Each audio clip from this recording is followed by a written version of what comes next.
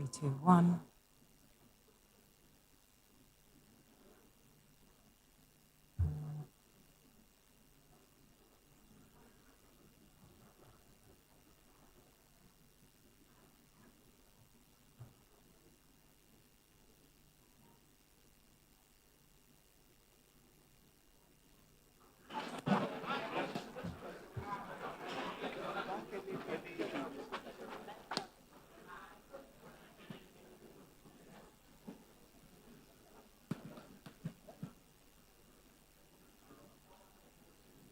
Two, three. Ladies and gentlemen, one more time, we have a few announcements. Mesdames et messieurs, nous avons traduction en français et en anglais. Pour français, c'est la chaîne 2. For English, for French, it is channel 2. For English, it is channel 1. Mesdames et messieurs, pour anglais, c'est la chaîne 1 et pour français, c'est la chaîne 2. Ladies and gentlemen, for English, it is channel 1, and for French, it is channel 2. In a few minutes, we will be joined by the ministers, and that will start off our first plenary session. Thank you very much for your attention.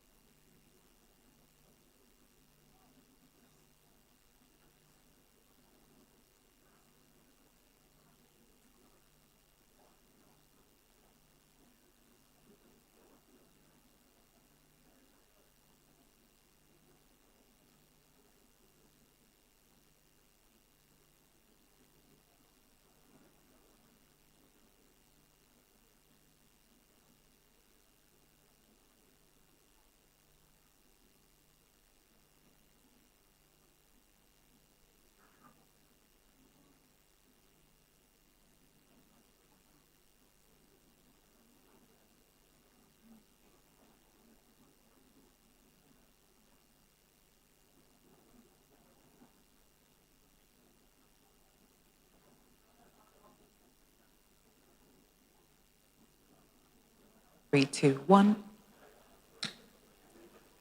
Mesdames et messieurs, s'il vous plaît, veuillez vous asseoir. Nous commencerons dans 10 minutes, s'il vous plaît. Mesdames et messieurs, s'il vous plaît, veuillez vous asseoir. Nous commencerons en 10 minutes, s'il vous plaît. Ladies and gentlemen, please take your seats. We will begin in 10 minutes. Please kindly, ladies and gentlemen, take your seats. We will begin in 10 minutes. Thank you.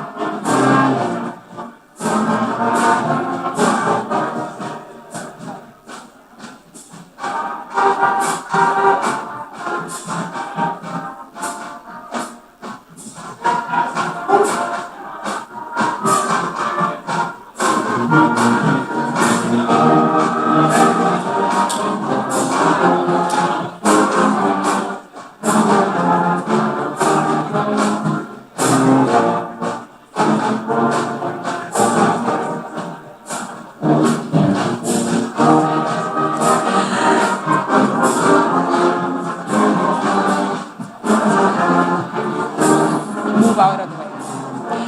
Ladies and gentlemen, we are now joined by our honorable ministers.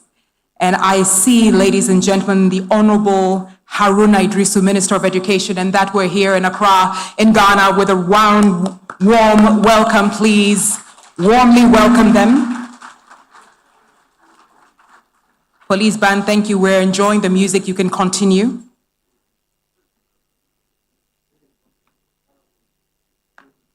As our honorable ministers settle, may I kindly, humbly ask everyone to please take your seats. As our honorable ministers settle, please take your seats. Thank you, police band.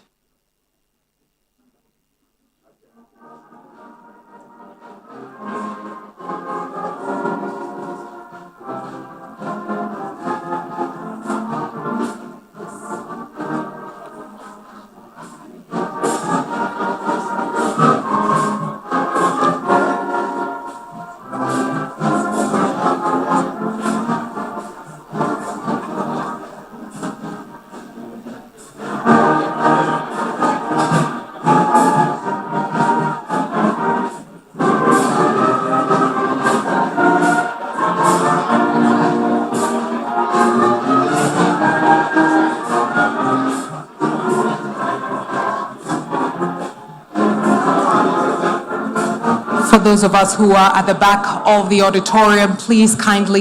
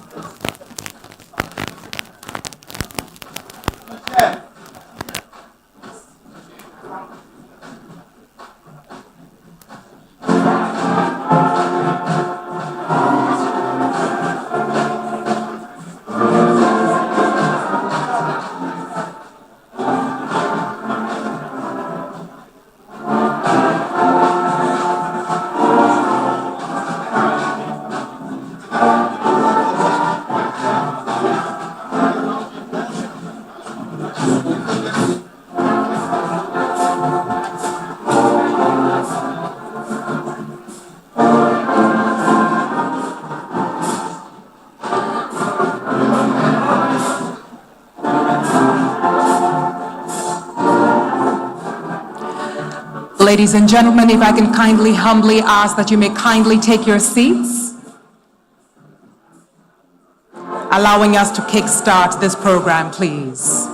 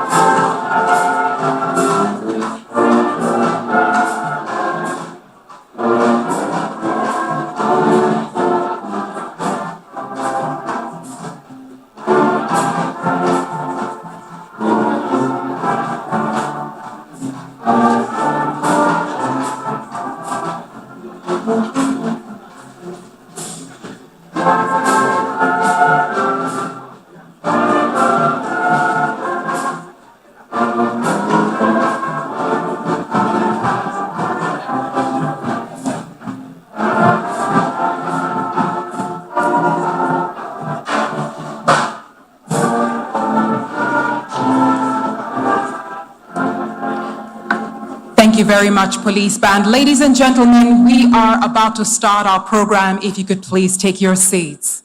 We are now about to start our program, our first plenary. Kindly, humbly, I ask that you please take your seats.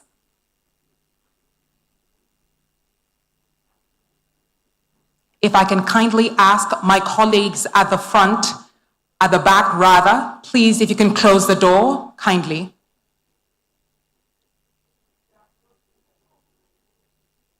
Kindly close the door as we proceed with our program. To my colleagues from the media, please ensure you don't obstruct anyone's view. Thank you. Excellencies, honorable ministers, distinguished guests, esteemed partners, ladies and gentlemen, my name is Anita Erskine.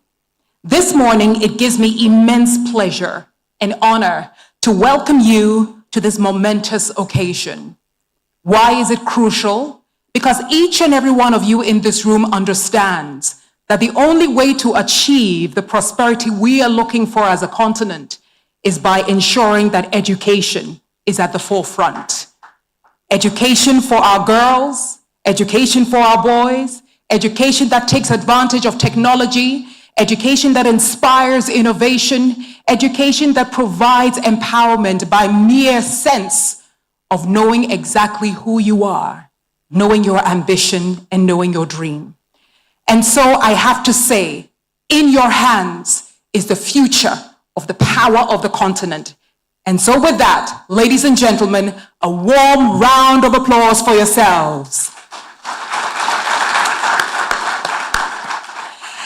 As As we celebrate a decade of transformational impact, of course, through the Africa Higher Education Centers of Excellence here in the beautiful city of Accra, in the wonderful Republic of Ghana, so must we take stock of what the 10 years has taught us. But more importantly, before we leave this country, we have to have a plan for what the 10 years will inspire for the next, perhaps, decade or two. And so with that, ladies and gentlemen, I warmly welcome you to what we like to call ACE at 10. To start off this program, I will be yielding the podium to give you the official welcome remarks to the Secretary General of the Association of African Universities, AAU. Please warmly welcome Professor Olusola B. Oyewole.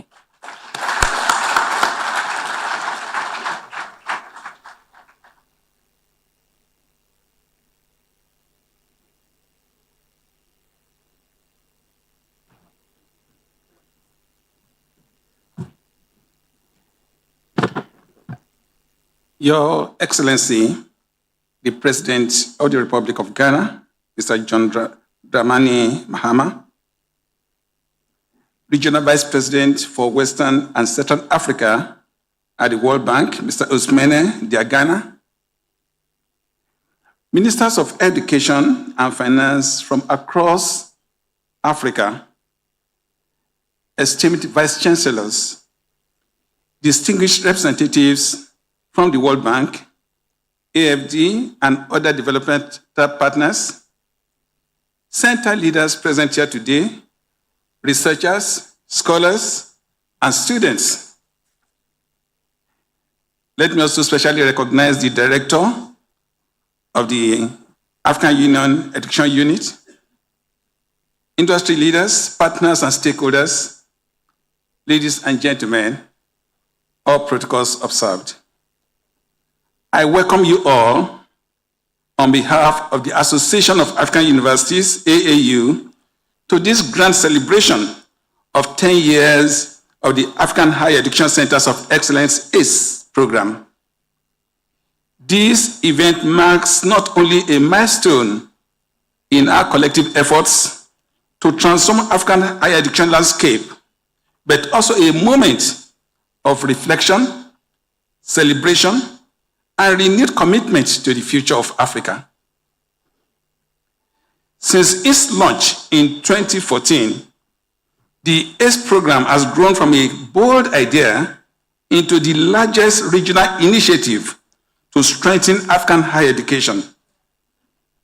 Spearheaded by the World Bank and implemented in partnership with the government of 20 African countries, the French Development Agency, and with facilitator support from the Association of African Universities and the Inter-University Council of East Africa, IUCA, the ACE program was born out of the recognition that for Africa to truly develop, our universities must be equipped to produce highly skilled graduates to generate research relevant to Africa's needs and drive innovation that addresses Africa's challenges, thus training Africans in Africa for Africa.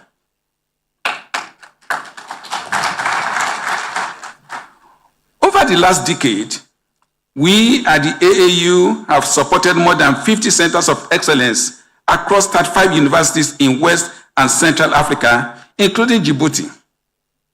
These centers have been trailblazers, producing over 10,000 graduate students, including more than 3,500 PhDs.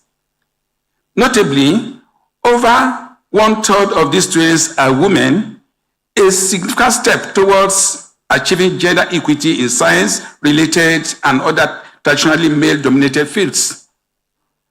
Our ACEs have generated more than 300 industry partnerships, secured millions of dollars in externally funded research grants, and have contributed cutting-edge solutions to present societal challenges, from tracking infectious diseases and building resilient agricultural systems to powering digital economics and strengthening our climate change adaptation. I think they've done greatly within these past 10 years.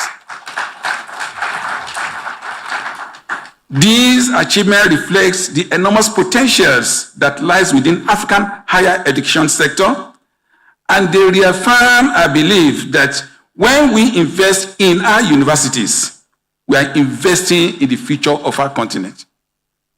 Ladies and gentlemen, the ACE program has become a shining example of regional collaboration and ownership.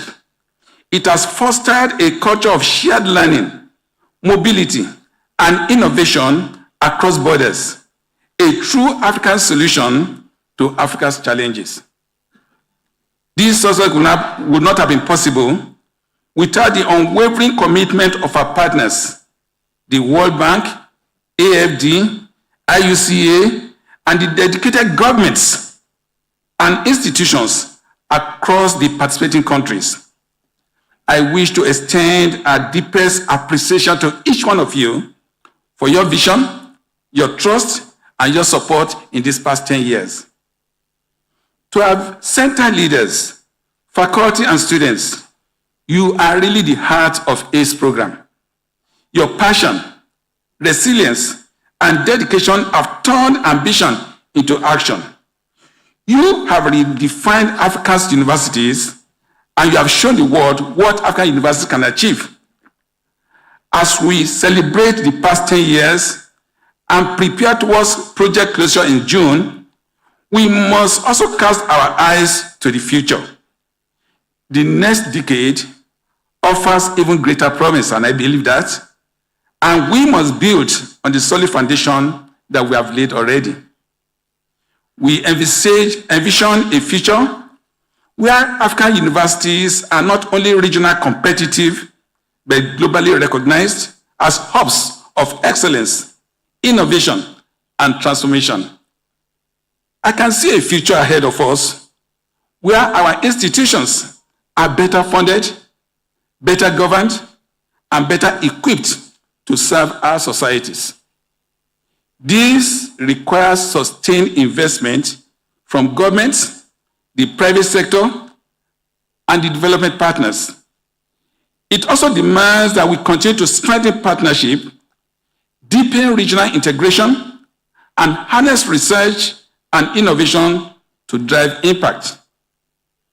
The ACE program has shown us what is possible when we work together with a shared vision and purpose. As we commemorate ACE at 10, let us reaffirm our commitment to placing higher education at the centers of Africa's development. Let us continue to empower our youths with the skills, knowledge, and opportunities they need to lead and innovate. To all our media partners present here today, we invite you to join us in amplifying this story that is going to be told across Africa. Stories of success, and to help us spread the word of how African higher education is rising to meeting the challenges of Africa. As a regional facilitating unit, the AAU is committed to providing continuous support, coordination, and capacity building to ensure the successful completion of the ACE program. Ladies and gentlemen, I would like to take this opportunity to extend a warm invitation to you all to participate in the 16th General Conference of the Association of African Universities, which will be held in Rabat, Morocco, from July 21 to July 25th, 2025. This year's conference will be held under the timely and compelling theme of shaping the future of higher education for innovation and sustainable development of Africa. The General Conference is the AAU's flagship gathering and one of the most influential higher education platforms on the continent today. It brings together university leaders, policymakers, researchers, students, development partners, and private sector to engage in high-level dialogue on the transformative role of higher education in driving Africa's development agenda. For more information, please kindly visit the AAU website and the AAU booth in this particular conference. I want to thank you all for your presence with us in Ghana, Accra, Ghana today, and for your partnership, and on your unwavering support for this game-changing ACE initiative. Congratulations to all our ACEs, and congratulations to all of us. Thank you for listening.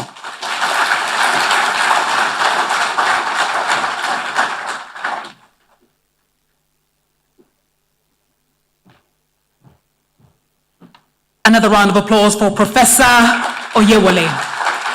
And now, ladies and gentlemen, sharing some welcome remarks, please warmly welcome Professor Gaspard Banya-Kimbona, Executive Secretary, Inter-University Council for East Africa, otherwise known as IUCEA. Please welcome the professor.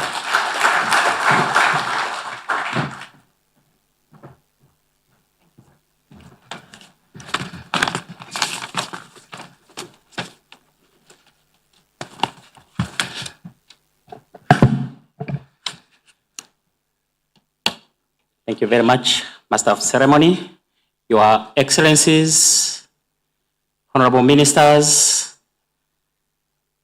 distinguished Secretary General, Permanent Secretary,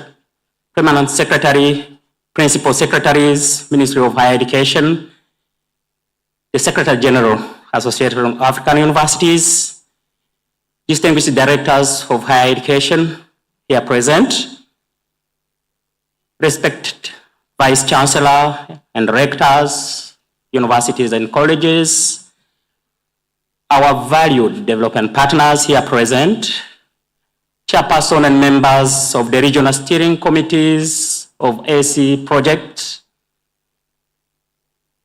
colleagues from the World Bank here present, dedicated center leaders, staff of IUCA and Association of African Universities, distinguished delegate, ladies and gentlemen, all protocol observed, a very good morning to you.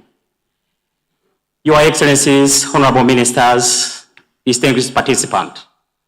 It's a great honor to stand before you today to speak about the African Centers of Excellence Initiative and its positive impact on higher education across our continent. My name is Gaspard Banya-Kimbona. As the moderator said, I'm the Executive Secretary, Inter-University Council for East Africa. This important initiative has not only raised the standard in education and research in Africa, but has been a key driver of Africa's progress by improving teaching facilities, generating new knowledge, encouraging innovation, and fostering collaboration and partnerships. Through our focus on improving access and equity, the African Centers of Excellence, at least from the Eastern and Southern Africa, where I'm more informed, has been a great success. Over the last 10 years, the African Centers of Excellence have enrolled over 28,000 students, including nearly 1,000 of graduate programs. There has also been an impressive 82% increase in female students joining postgraduate programs, with more than 10,000 being women participating in total. Additionally, student movement between countries has grown, and we have a country which plays a role model, that is Kenya, with 28% increase in inward mobility. Yes, thank you very much. Thank you very much. The Center of Excellence have supported over 3,600 exchanges for faculty and PhD students, promoting important research and teaching partnerships, both regionally and internationally. In terms of quality and employability, The African Centers of Excellence has made significant strides. We have secured national accreditation for 310 programs and 37 internationally accredited innovative programs. We have also developed 8 joint academic programs with global universities. And as of today, a tracer study shows that 80.8% of graduates believe their studies have helped them in their current jobs.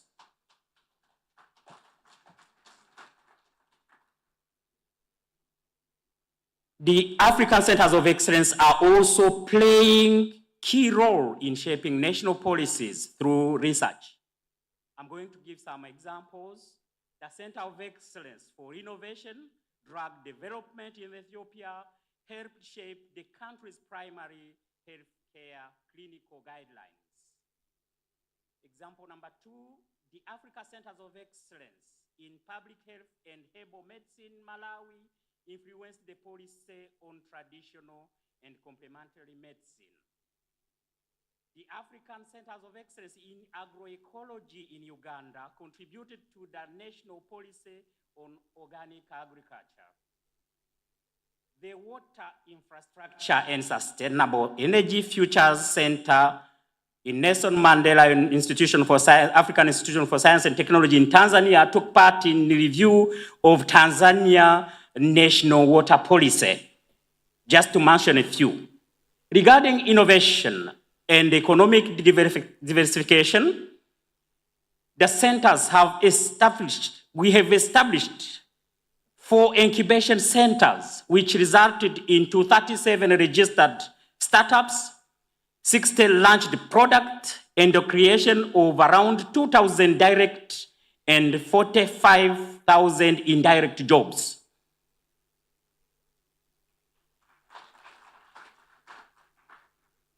In terms of regional capacity building and public health security, the Centers of Excellence have played a key role.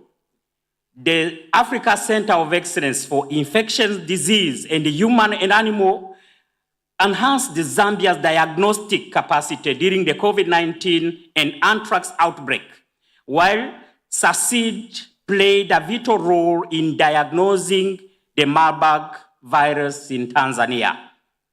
Our efforts have also led to significant community empowerment and social impact. The Center of Excellence for Innovation, Drug Development, and Therapeutic Trials for Africa's research improved outcome for over 2,500 lymphedema patients, and the Center of Excellence for Innovative Rodent Pest Management and Biosensor Technology Development, developing trap technology, which benefited over 3,100 rice farmers in Tanzania. Furthermore, the African Centers of Excellence are addressing critical agriculture advancement and food security challenges, as evidenced in Kenya by the Center of Excellence in Sustainable Agriculture and Agribusiness Management, Aflatoxin Laboratory, and the African Center of Excellence in Sustainable Use of Insects as Food and Feeds Promotion of Insect-Based Food.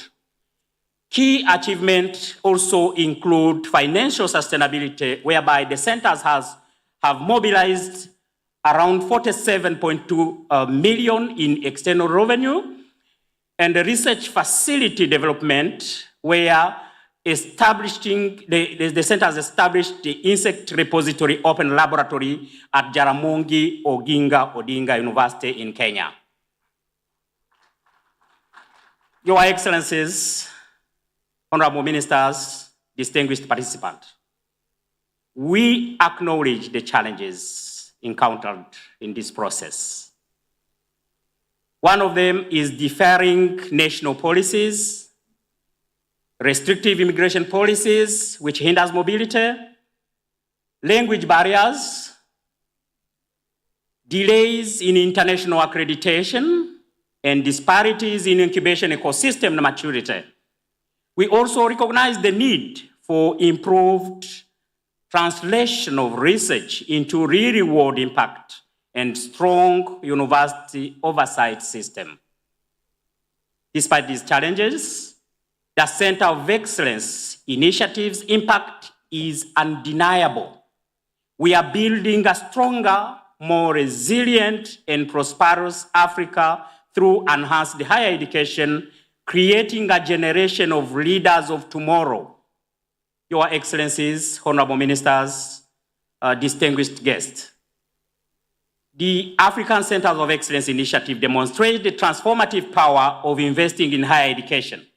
As we look forward, we are appealing to you today to sustain and expand your commitment to the African Centers of Excellence initiative, to champion policies that facilitate regional integration in higher education, to prioritize investment in research, innovation, infrastructure development in higher education and research, and to foster strong partnerships between universities, government, the private sector, and the development partners. As I conclude, the Center of Excellence, the African Center of Excellence program marks the beginning of a long journey towards Africa's self-reliance. Let us ensure that our higher education institutions are globally and remain globally competitive.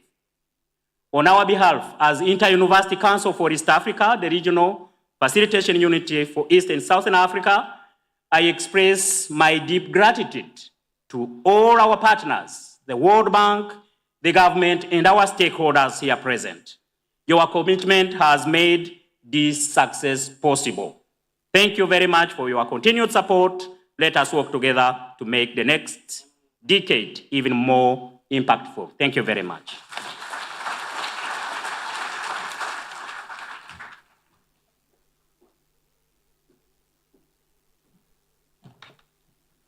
Thank you very much, Professor Gaspard Banyan Kimbona. Ladies and gentlemen, as we can see, the continent is evolving, and so we will witness and feel many firsts. Here at home, I would like you to give a round of applause to our very first female vice president here in Ghana. It has to be a little louder than that, because if this happens in our lifetime, then we are sure many great things will happen in the lifetime of our children. So in that very same spirit, I would like to invite our keynote address, which will be given to us by the very first female vice chancellor of the University of Ghana. And Prof, let me introduce you nicely. Prof will be talking about the vision for higher education for Africa and the journey so far, 10 years of ACE. And I ask that I introduce her properly because many young girls in many schools from the north to the south, the east to the west of this very country have said the reason they believe now education is also for girls is because of Professor Nana Aba Apia Amfo. So, with a resounding round of applause, please welcome her to the podium.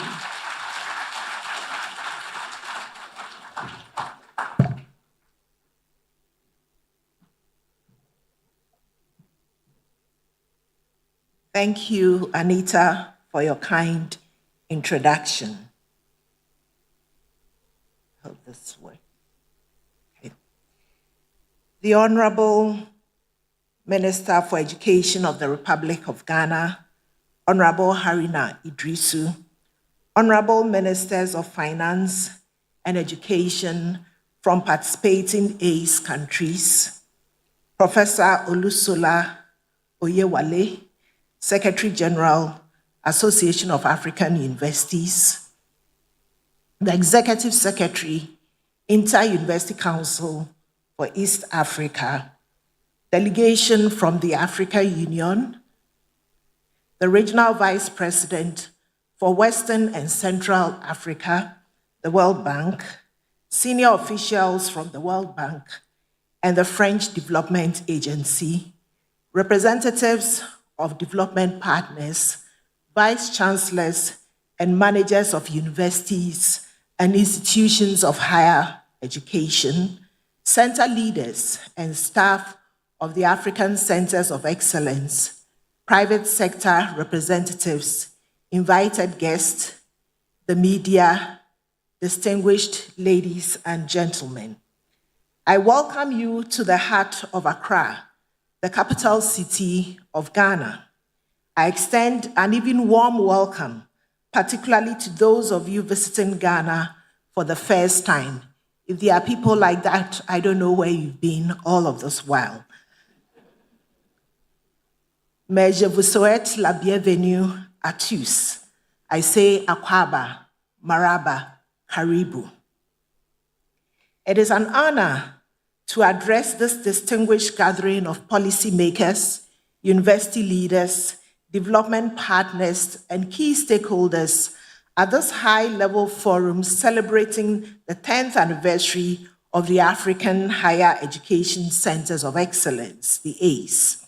Your presence here affirms your conviction of the power of research for global transformation and a commitment to higher education and innovation in Africa.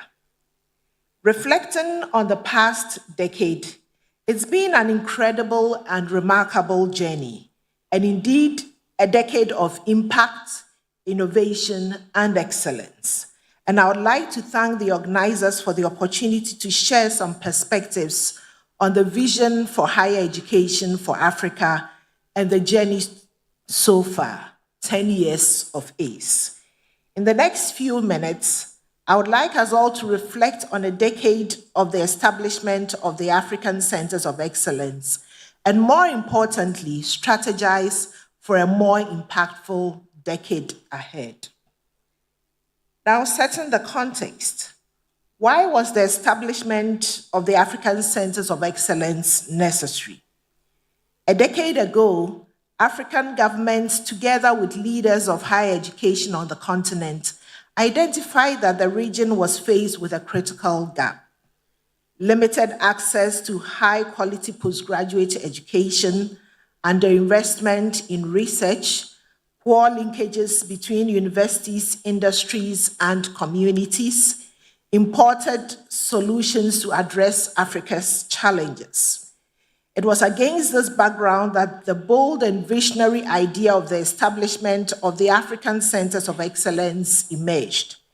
The focus was on nurturing centers of excellence in specialized fields that could transform African countries' ability to address local challenges and contribute to global scientific and technological advancement. The idea appeared simple, yet profound. The intention was to create institutions that will serve as beacons of innovation, collaboration, and knowledge transfer, harnessing the immense potential of Africa's intellectual capital. To develop African-grown solutions by African scientists to address Africa's development challenges, and support advanced studies in science, technology, and mathematics-related disciplines as a critical aspect of Africa's economic transformation. Launched in 2014, the ACE initiative is a collaborative effort by African governments, supported by the World Bank and other funding institutions, with a conviction that Africa can and must drive global development. Distinguished ladies and gentlemen, today it is evident that the ACE project is a working model which is achieving strong results on the ground and supporting Africa's jobs and economic transformation agenda. Now, where are we now?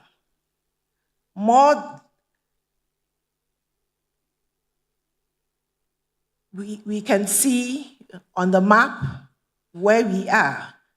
We have more than 80 Africa Centers of Excellence in over 50 participating universities with a presence in 20 countries. Now, what have we achieved and what impact have we made over the past decade? We can talk about postgraduate expansion in critical fields. The ACE has enrolled over 90,000 students across Africa, including close to 8,000 PhDs and over 30,000 masters. We've heard about the increase in female researchers and scientists. So currently about a third, that's 32% of all students enrolled at ACES are female, as a result of a deliberate attempt to increase female enrollment. And we've been benchmarking globally. 130 programs have obtained international accreditation, including programs in poultry science, crop seed science and technology, molecular cell biology of infectious diseases, and water supply and treatment technology. We can also talk about improved linkages with industries and communities. There exist stronger collaborations among the centers, industries, and communities. The teaching and learning environment has improved. Infrastructural facilities, including laboratories and teaching and learning equipment and technologies in host institutions, have been upgraded to world-class standards. And we can also mention cross-border collaboration. A key aspect of the ACES is partnership and collaboration within the region and globally, fostering greater impact. And I think that it is significant that this program has allowed for more collaboration among African institutions. We can also talk about the development impacts. So beyond statistics, the ACES have directly improved people's lives, developing solutions and innovations that are tailored to Africa's and global challenges. So mentioning a few of these, in Ghana and Nigeria, genomics researchers played a key role in sequencing the COVID-19 and Ebola genomes, contributing to global efforts to combat these pandemics. In Ghana and Kenya, agricultural biotechnology breakthroughs have led to the development of improved seeds, enhancing food security and the resilience of agricultural systems to environmental challenges. In Senegal, cutting-edge medical training programs now enable complex surgeries, reducing reliance on overseas treatments and improving access to specialized care. In Nigeria, Senegal, and Rwanda, the integration of artificial intelligence is preparing a new generation of professionals for the jobs of the future. In Tanzania, they've developed a digital surveillance tool that allows health workers and others to serve as disease detectives. And in Kenya, the incubation center at Moi University has successfully commercialized economic ways to generate energy and produce building materials from waste products. Honorable ministers, distinguished ladies and gentlemen, Ghana hosts the second highest number of African centers of excellence, as we saw on the map. So kindly permit me to highlight these flagship research centers and their contributions to the country, the region, and the world at large. I'll talk about the Africa Center of Excellence for Coastal Resilience at the University of Cape Coast, with a mandate to train young African scientists and professionals capable of developing integrated solutions to address coastal degradation in coastal countries on the continent. We can also mention the West African Center for Water, Irrigation, and Sustainable Agriculture at the University of Development Studies. And this center undertakes cutting-edge research and training in irrigation, drainage, water resources management, sustainable agriculture, climate change, environmental sustainability, and food and nutrition security. I'd also like to mention the Regional Center for Energy and Environmental Sustainability at the University of Energy and Natural Resources. And this center provides quality research and postgraduate training in energy and environmental sustainability. At the Kwame Nkrumah University of Science and Technology, there are two centers. The Regional Transport Training and Research Center, TREC, and that's a leading hub for advancing applied research knowledge, developing and adopting innovative technologies, and technology transfer in transport, mobility, and integrated logistics.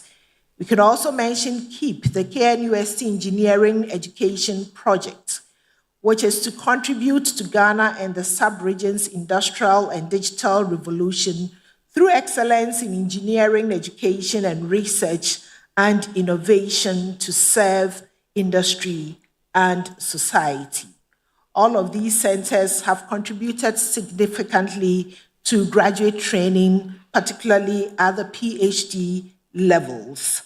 And they have engaged the communities and industries, created internship opportunities, and also significantly raised additional funding for the work of these centers. There are 3 African Centers of Excellence at the University of Ghana, and I would like to focus a bit on these.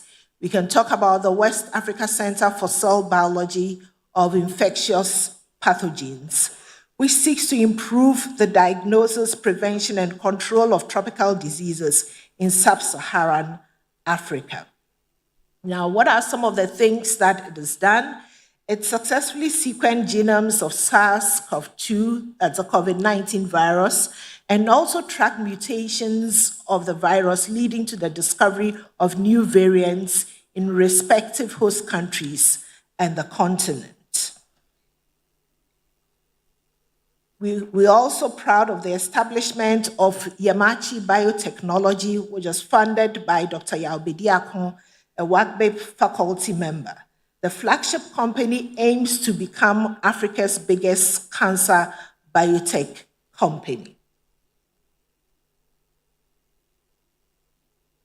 And also to mention that WACBIP has enrolled 422 students, including 114 females and 93 students from the region. Their publications are out there for all to see, and they have raised over 78 million in additional revenue for the work of the center. Finally, the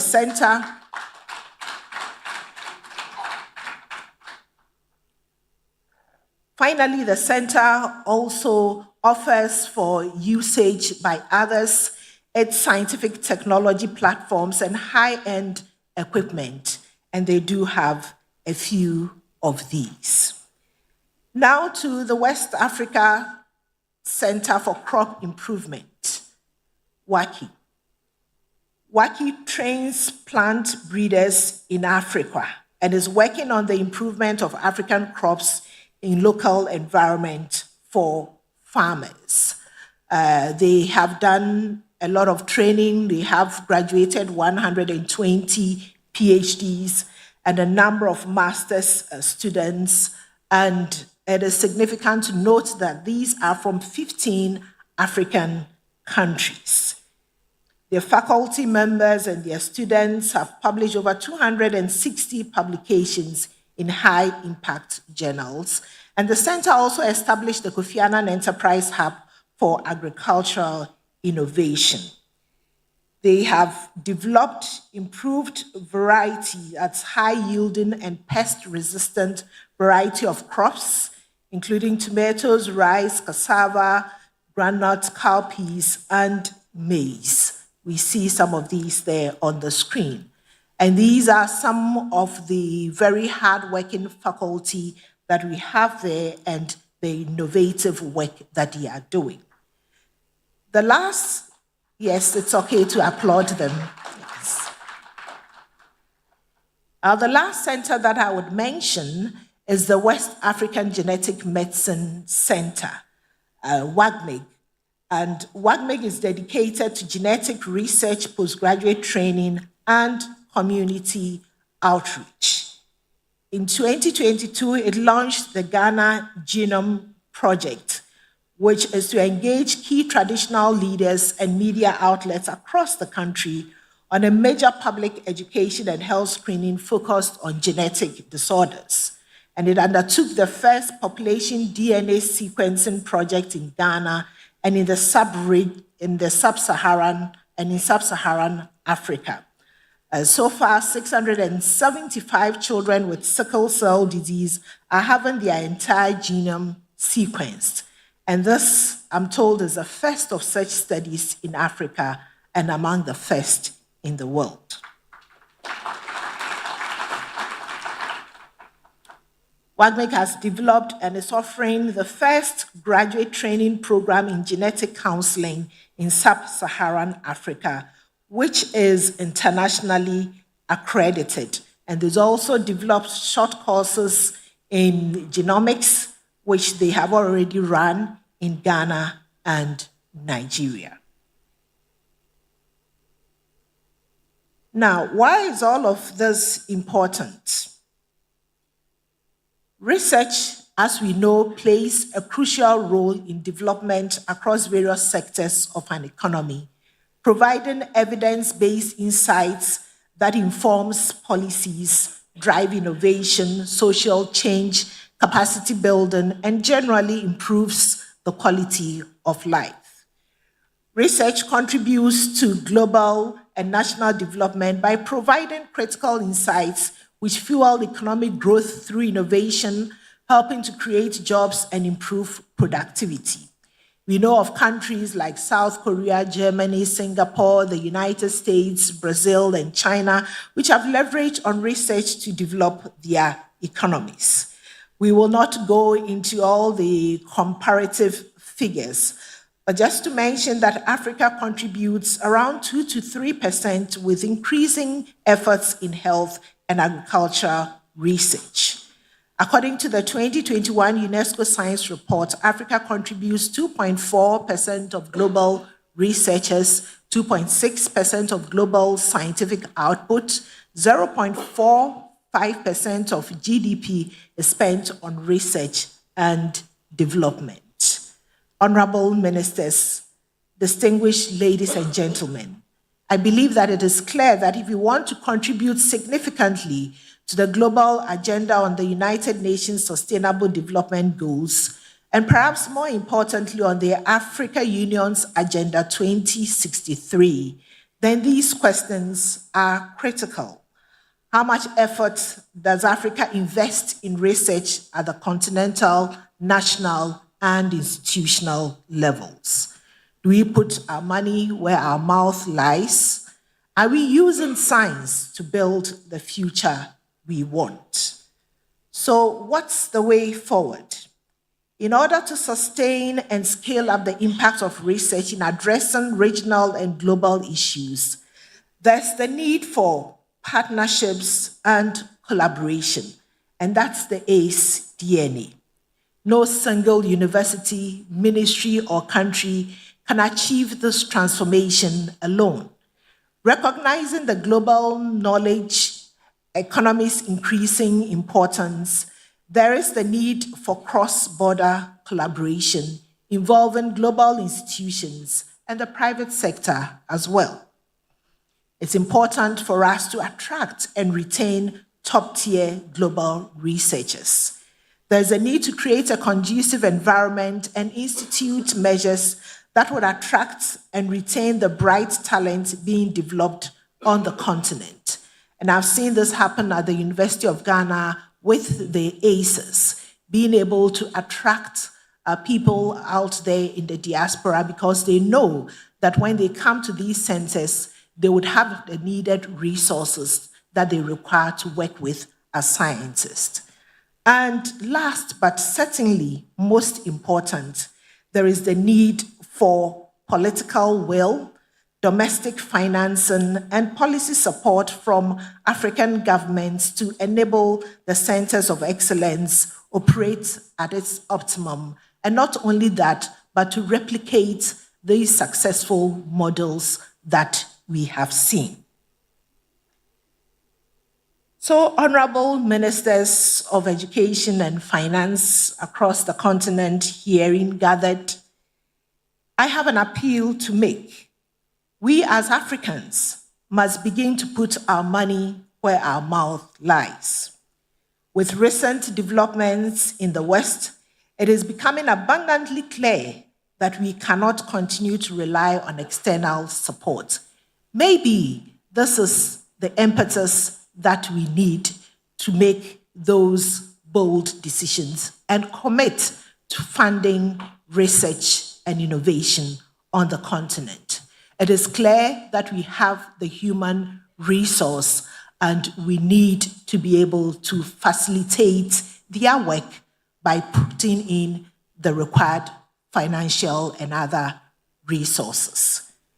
We must, as a matter of urgency, plan and make sufficient budgetary allocations. 0.45% of GDP towards research is certainly wholly inadequate.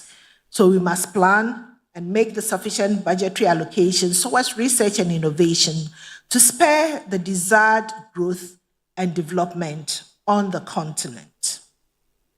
As I conclude, I would like to reiterate the need to leverage on the research outcomes of the ACES to address global and continental challenges in areas such as energy, health systems, agriculture, digital development, and other priority sectors.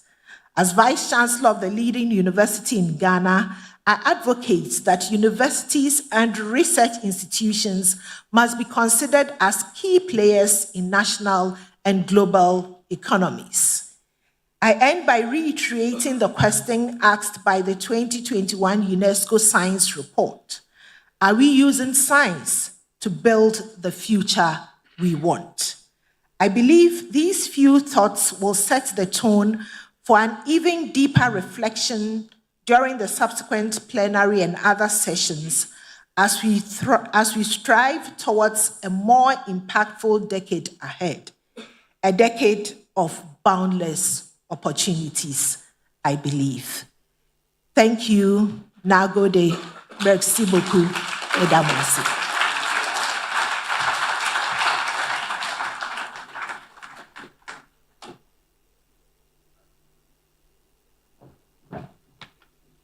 Thank you very much, Prof. And now, ladies and gentlemen, we move into our plenary session 2, where the topic Sustaining and Scaling the Impact of the ACE Program, the Next Decade of Transformation, will be led by moderator Frans Dries-Gross, Acting Regional Practice Director for Africa Regional Integration, World Bank. Please warmly welcome Frans to the stage. And as Frans takes center stage, allow me to please welcome the panelists who will kindly join us upon hearing your name. Honorable Dr. Jesse Kabwira, Minister for Higher Education, Malawi. Honorable Murana Suma, Minister of Economy and Finance, Guinea. Professor Celestin Obua, Chairman of Uganda Examination Board and former Vice Chancellor in Mbarara University of Science and Technology. Professor Eric Dankwa, Center Leader, WACCI, Ghana. Mrs. Sophia Indemutela Ashipala, who is the Head of Education, African Union. And last, definitely not the least, the Higher Education Lead for Agence Française de Développement, Gabriel Leroux. Ladies and gentlemen, our 45 minutes begin now.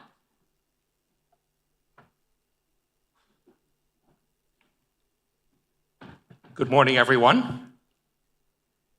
Madam Vice President, Madam Vice Chancellor of the University of Ghana, esteemed colleagues, distinguished guests, ministers, vice chancellors, development partners, and friends. I wish you all Akwaba, welcome, and bienvenue. It's an honor, a true honor, to welcome you all to the ACE at 10 celebration and to open the first plenary session of this day and indeed of this entire milestone event. Today marks not just a celebration of achievements, but a call to action for the future. Our hosts, the Association of African Universities, the IUCEA, along with our keynote speaker, have powerfully set the stage, reminding us of the tremendous progress made since the inception of the African Centers of Excellence program 10 years ago. The ACEs represent a continent-wide network of institutions that has not only been delivering high-quality postgraduate education and applied research, but doing that with relevance, with resilience, and with impact. As the acting regional director for regional integration at the World Bank, I'm especially pleased to witness the fruits of that collective action. How governments, universities, the private sector, and development partners have come together across borders to drive a bold regional agenda. The ACE initiative is a model of what's possible when we combine vision, political will, and technical excellence. But today, our job is to gaze forward. The future is bright and the potential even greater.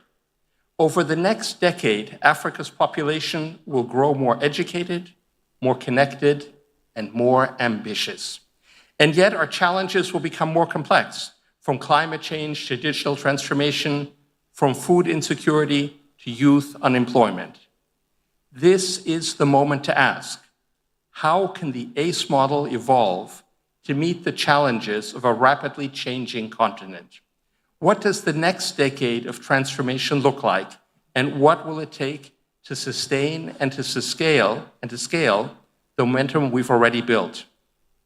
This session we're about to hear is designed to spark that conversation. We're going to hear from a very distinguished panel of leaders, ministers of education and finance, vice chancellors and policy champions, who will offer their insights not only on what's worked, but what must be done to unlock the next phase of impact. We invite them to reflect, yes, but more importantly, to project forward, to challenge conventional thinking, and to help shape a bold vision for higher education and research excellence across Africa. With that, I want to warmly welcome and introduce our panelists. We've introduced them, we'll go straight to the questions. Please, another warm round of applause for our panelists.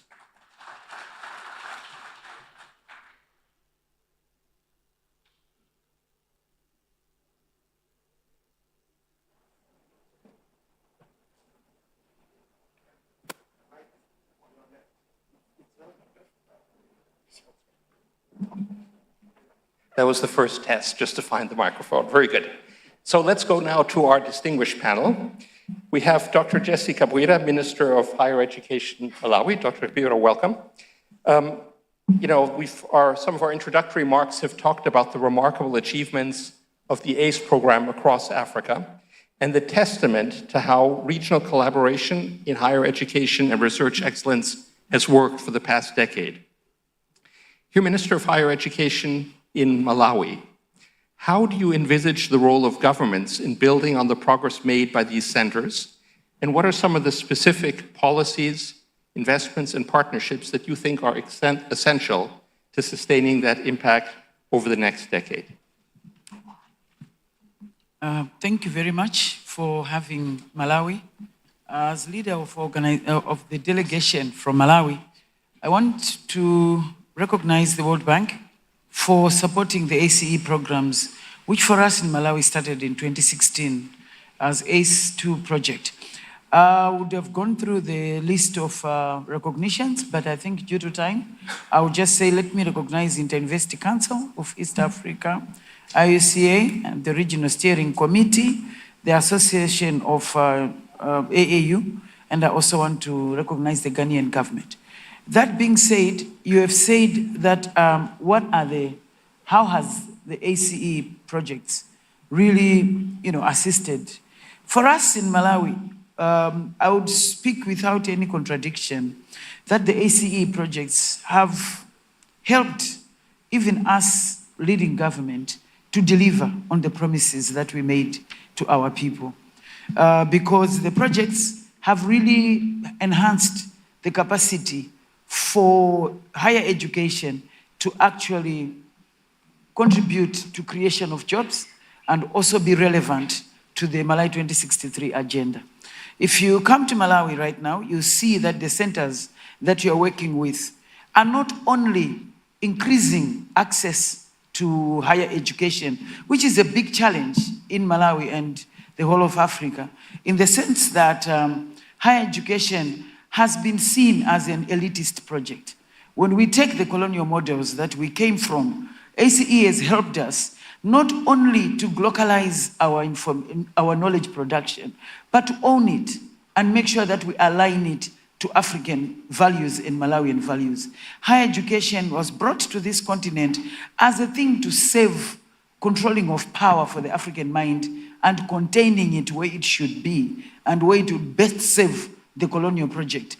But what the ACE project has done, the ACE innovation, has actually defined Malawi as the center of excellence, center of knowledge production, and much more important, center of equitable development. Because what Africa has not had is education that's accessible to all the classes, especially those at the bottom. Since we had this initiative, more so-called poor people, because this word is very problematic in this continent, it tends to put you at the bottom of everything. But let me say, those who are in the lower class, we've seen a narrowing of education, higher education, from the village to the lecture rooms. That has been shortened, and especially towards sciences. The other thing that we've seen is a good linkage with an agrarian economy, which is what Africa is based on. In Malawi, we have seen fisheries really going up and incubation centers being held, and the number of enrollment has really gone up.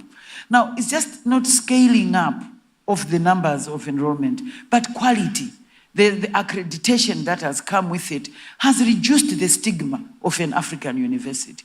Because most of the time, we've had people talk and they say, this one is a professor, and then they say an African professor, as if there's a white and European professor and then there's an African professor. But when you look at our institution like Luana, you look at the project they're doing, it has been accredited internationally. That's more like mainstreaming African education, so that there is nothing like an African degree or research is research, you know? And this means quite a lot to someone like me, who has fought a lot for women's rights. You know, every time people talk to you, they say mankind instead of just saying a human being, you know? So even as Africans, I don't see why we should be having an African degree or an African professor. And what this ACE project has done is to mainstream knowledge and show that the West is not the preserve of knowledge. It has shown that in Africa, we are able to incubate knowledge, we are able to produce knowledge. In fact, through this project, Africa has taken its rightful place as the cradle of humankind. It is now the cradle of knowledge production. So if you look at me as a politician and as an academic of established reputes, we've published papers. But what ACE has given us is African pride. I come from a country where the president is passionately fighting Afro-pessimism. You know, this picture that, oh, we are poor, we can't do anything. People think they should lead and we should follow. What the ACE project has done has shown that we have potential. And we know where we are going. And we are going to charter our own destiny. Yeah, so I think, I must say, maybe those who do not know the background of Malawi, the Minister of Higher Education is only 3 months old.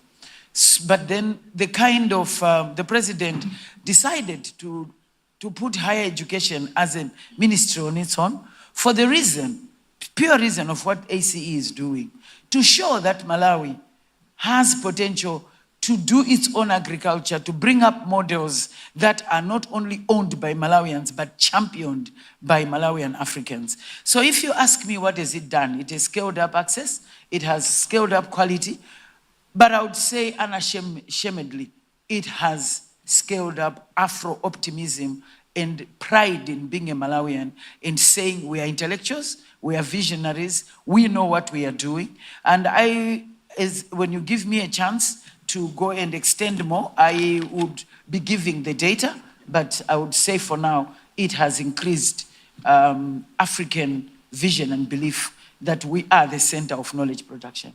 Thank you. Madam Minister, what a great way to start a panel like this. A call to African creation of knowledge, a call to access to higher education for people from lower tiers of society. Very stirring. Thank you, Minister. While you were speaking, I was handed a note saying we have to finish by 11:15 because the president is coming. So I'm going to ask all the subsequent speakers, please, if we can keep it to 4 or 5 minutes. I know you've got much more to say, but just in the interest of giving everybody a chance, let's go to 4 or 5 minutes. Let me go to our second speaker, the Honorable Murana Suma. Bienvenue, the Minister of Economy and Finance of Guinea. Let me just say, we're all aware that Guinea has set out a very ambitious program of reforms called Simandu 2040, where education is identified as one of 5 priority areas of development. That includes in higher education to support public programs. The government already has 2 ACE centers and says we're going to create another 4 in agri-food, in energy, environmental technologies, and other areas. And Guinea, I think, is one of the countries, I think, relatively unusual on the continent that is committing to significantly increase funding for higher education. So, Minister, with all of that, and you're the finance minister, you're the guy who's supposed to be stingy with the purse strings. Okay. What makes you so convinced that this is a good investment? Over to you.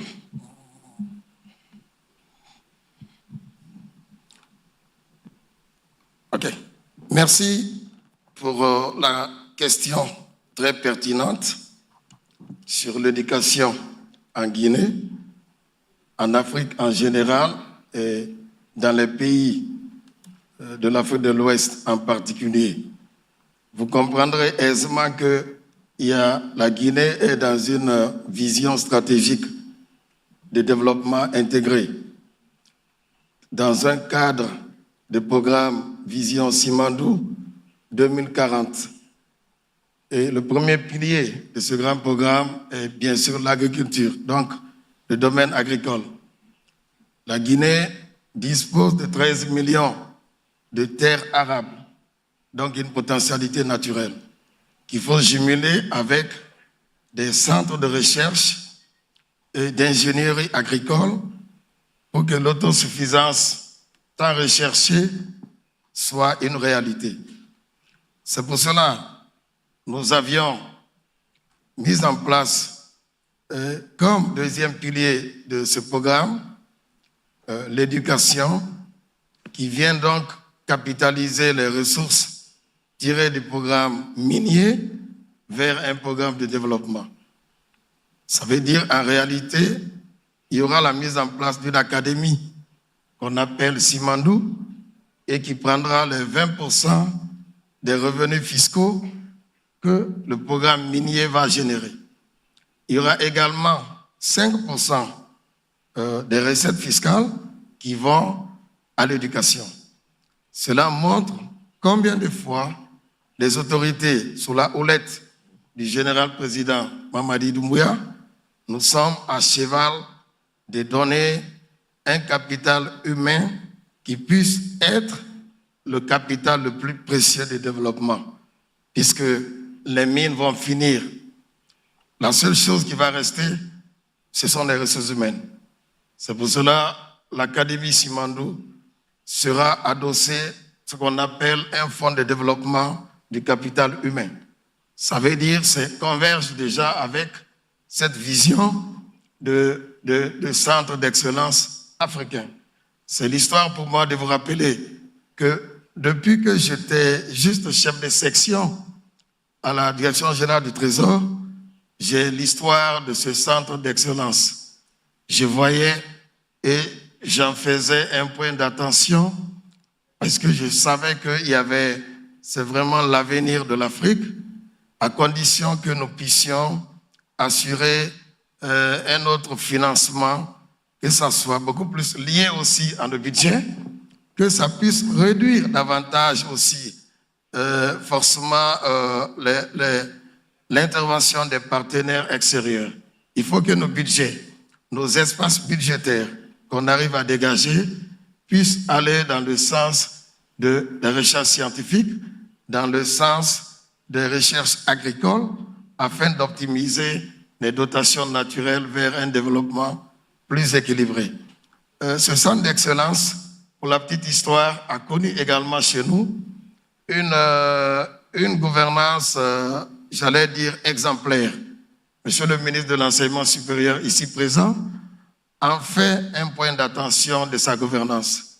C'est pour cela que tous les indicateurs irrélatifs ont été au rendez-vous au regard de notre mode de gestion par le biais d'une gouvernance axée sur la revue des portefeuilles, sur l'évaluation des portefeuilles, et qui nous a permis d'avoir en fin d'année, à peu près, pas en fin d'année, après la dernière évaluation, nous sommes sur des taux d'exécution très élevés, en taux d'écaissement, en taux d'exécution physique et d'autres indicateurs de gouvernance. Tout cela est le mérite d'une gouvernance axée sur les résultats, pour donner quand même de l'espoir et donner un vivier d'ingénieurs qualifiés, un vivier de personnes qui peuvent nous aider à booster les compétences, à booster notre croissance économique. Il y a une corrélation très forte entre le capital humain d'un pays et son développement. Donc l'Afrique doit être, doit avoir ça comme un des piliers majeurs. Sinon, nous risquerons de ne pas bénéficier de toutes nos potentialités naturelles. Et donc, c'est une vision partagée des plus hautes autorités de la Guinée, dans la mesure où le budget et autres éléments de gestion vont en synergie avec forcément les centres d'excellence. C'est pour cela que nous demandons d'ailleurs de quitter de 2 centres d'excellence à 4. On a vu pour le Ghana ici, le Ghana est en 9. Donc nous souhaitons également avoir un pan de progression à l'effet de donner un plus grand poids à la formation, j'allais dire universitaire, à la formation professionnelle. Le ministre ici présent connaît suffisamment la structuration de ces centres parce qu'il vient de l'enseignement technique. Et donc, ça va être une consolidation de sa présence au niveau de l'enseignement supérieur. C'est pour cela que tous les appels d'intervention auprès des centres d'excellence sont répondus à la minute, puisque c'est là la vision du président, le général Mamadi Doumbouya. Je vous remercie.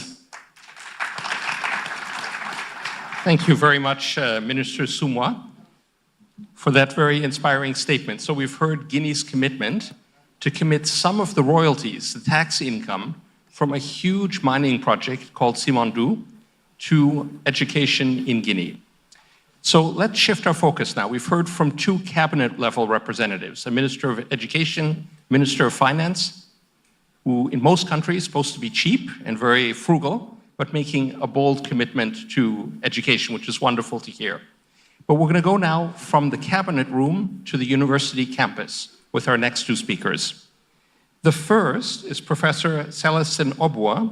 He's chairman of the Uganda Examination Board and former vice chancellor of Mbarara University of Science and Technology. Vice Chancellor, you've had a front row seat in these developments of the ACE centers over the last decade, a unique vantage point. And you've seen some of the things that have enabled the ACEs to succeed. Can you take us a step back and distill some of the lessons from that experience at your own university that you've been able to see? What's been key to this journey of excellence?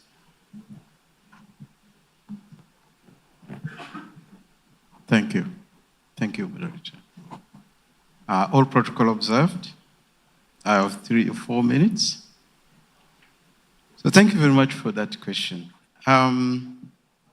To answer that question, I need us to take a few steps back to understand where we as universities came from. How did we get involved in the implementation of the program that was the African Centers of Excellence? The keynote speaker gave in one of the slides the comment to African heads of states to increase funding to sustain the Centers of Excellence. But I want to state that I think we need to appreciate the governments of the 20 countries that have participated in this decade of African Center of Excellence. you need to note that the World Bank gave a loan to our governments, and the governments gave grants to the universities to develop and implement their innovations, which we are celebrating today. So I think our governments need a round of applause. Now, that said, I am not downplaying the role that the World Bank has done, and I'm not downplaying other partners that have participated. As one of the universities that were part of the African Center of Excellence, our university was in the health sector, developing farm biotechnology in trying to ensure that traditional medicines and products is part and parcel of innovation and technology development to date. So we have the farm biotech from Bara University of Science and Technology. We were working towards ensuring that our traditional medicines and herbal medicine practice takes center front or center stage in health systems in Uganda and in the African region as a whole. And how was that possible? I would want anybody who has never used any traditional medicine, including eating herbal plants in Africa, to raise their hand to say they have never eaten any food made from greens. Our local greens, some of them are bitter, some are sweet, and so on. All these are medicines. So our center looked at the practice of these traditional healers. How can we enhance development? 2, how can we make it academic so that the tradition of downplaying the role that herbal medicine plays in our health is completely put aside, so that we begin to believe that there is science in traditional medicine practice. Developing academic programs to which we had over 32 PhDs graduate in traditional medicine practices, some of whom are from countries from West Africa. For the first time, we had students from Benin, from Guinea, from Cameroon, and so on, which traditionally would never have stepped in Uganda to study anything. So we even overcame the issue of language barrier, because indeed we had students who were rather deficient in English, but they came to get skills in what they were studying. So as a university, we have been able to develop a very robust ecosystem of traditional medicine practice, learning, and skills development.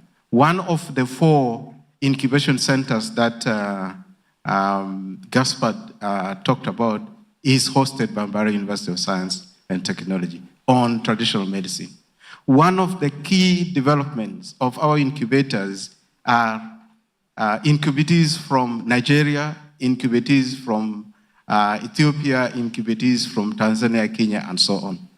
And this alone speaks volumes, because 1, when we talk about the COVID-19 that ravaged the whole world, in Uganda locally, one of the scientists in our Farm Biotech Center of Excellence developed a treatment, which later on became a regional treatment, which went by the name Covidex. So I don't know whether you can go and Google Covidex. It has been a household name within the East African region. And this is using knowledge that herbal medicines may not necessarily kill the virus, but they can influence the way the body handles the infection. In other words, improving your immune system to make it possible to overcome the devastation that the virus would have caused in our system. And so, 2, the incubation centers, it was not only incubating academicians, but incubating traditional healers to come and practice skills on how they can improve on the packaging, the harvesting, the conservation of the plants that they use for sustainability of these plants. Because 1, some of the methods in which these traditional medicines are harvested would kill the whole plant. Because if you remove the roots, then the plant dies. But how can you sustainably harvest the same to ensure that it continues to survive, thrive, so that tomorrow you can come back and harvest the same plan for more medicines development. 3, we have been able to bring on board local industry that are interested in the development of medicines. And this has been key because working with the local industry, some of whom are already fairly established within the region, that is what made the production of Covidex marketable, not only within Uganda, but outside Uganda. And we want to believe that in the conceptualization of the ACE, the sustainability component was inbuilt. And to me, I want to believe that going forward into the next decade, there was the issue of funding that was given. But you see, that's like planting a tree. It has germinated, but we need to continue to water it. And to ensure that this is done, yes, our governments have challenges, but we want to believe that our partners, development partners, have seen all these reports that have been presented this morning. Is already indication that it was money well spent within these institutions. And I want to believe that just like I would want Bara University to get more money to make this Center of Excellence continue to do what it is doing, I want to believe that additional water needs to be added to this tree to make it blossom and continue to grow. One of the living systems that live beyond, and maybe many years beyond human beings, are the plants. And I think you can have plants that are over 2,000 years old. I've not yet found a human being more than 200 years old, maybe in some cycles. So we want to believe that, yes, while we implore our countries, our governments to give us a little more money, I would want to say that the partners that have made it possible for the centers to come on board should not throw out the baby with the bathwater. Thank you. Thank you, Professor Obwa. I think you bring out a really important point about part of the reason for success in Uganda and elsewhere is that connection with industry, right? To make sure that the industry is actually in tune with the research done at the university and the link is there. I remember reading one statistic just in the 10-year celebration that over 10 years, there's been 18,000 industrial internships created under the ACE initiative, which shows how relevant some of the research is for industries. So let's go to the next speaker who's deeply involved in relevance and on-the-ground application, Professor Eric Dankwa of the West African Center for Crop Improvement. One thing I was very impressed with, Professor Dankwa, is you've introduced something your center has, something like 200 crop varieties, improved crop varieties, into the market just in the last couple of years. So that's a huge achievement. And I know overall the Waki Center at the University of Ghana is quite renowned for setting very high standards of research and excellence. So let me ask you, as sort of the ACE initiative enters its final phase, what concrete measures are you taking to ensure that all this what you've achieved can sort of be sustained, but also scaled up further? Thank you. Thank you. I would like to first acknowledge the World Bank for the audacity to launch the African Centers of Excellence project. I believe it was a stitch in time. I would also like to acknowledge my Honorable Minister of Education and his deputy. I believe I would like to speak to governments of Africa as I close, and it's important that I acknowledge the Honorable Minister.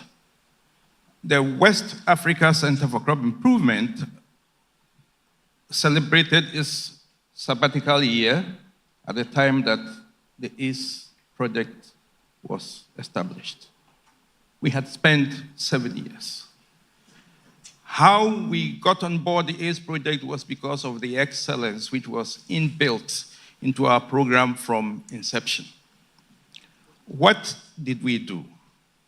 We partnered with Cornell University and about 10 partners from the sub-region that was West and Central Africa, and enrolled some of the brightest people in Africa onto our program in 2008, February.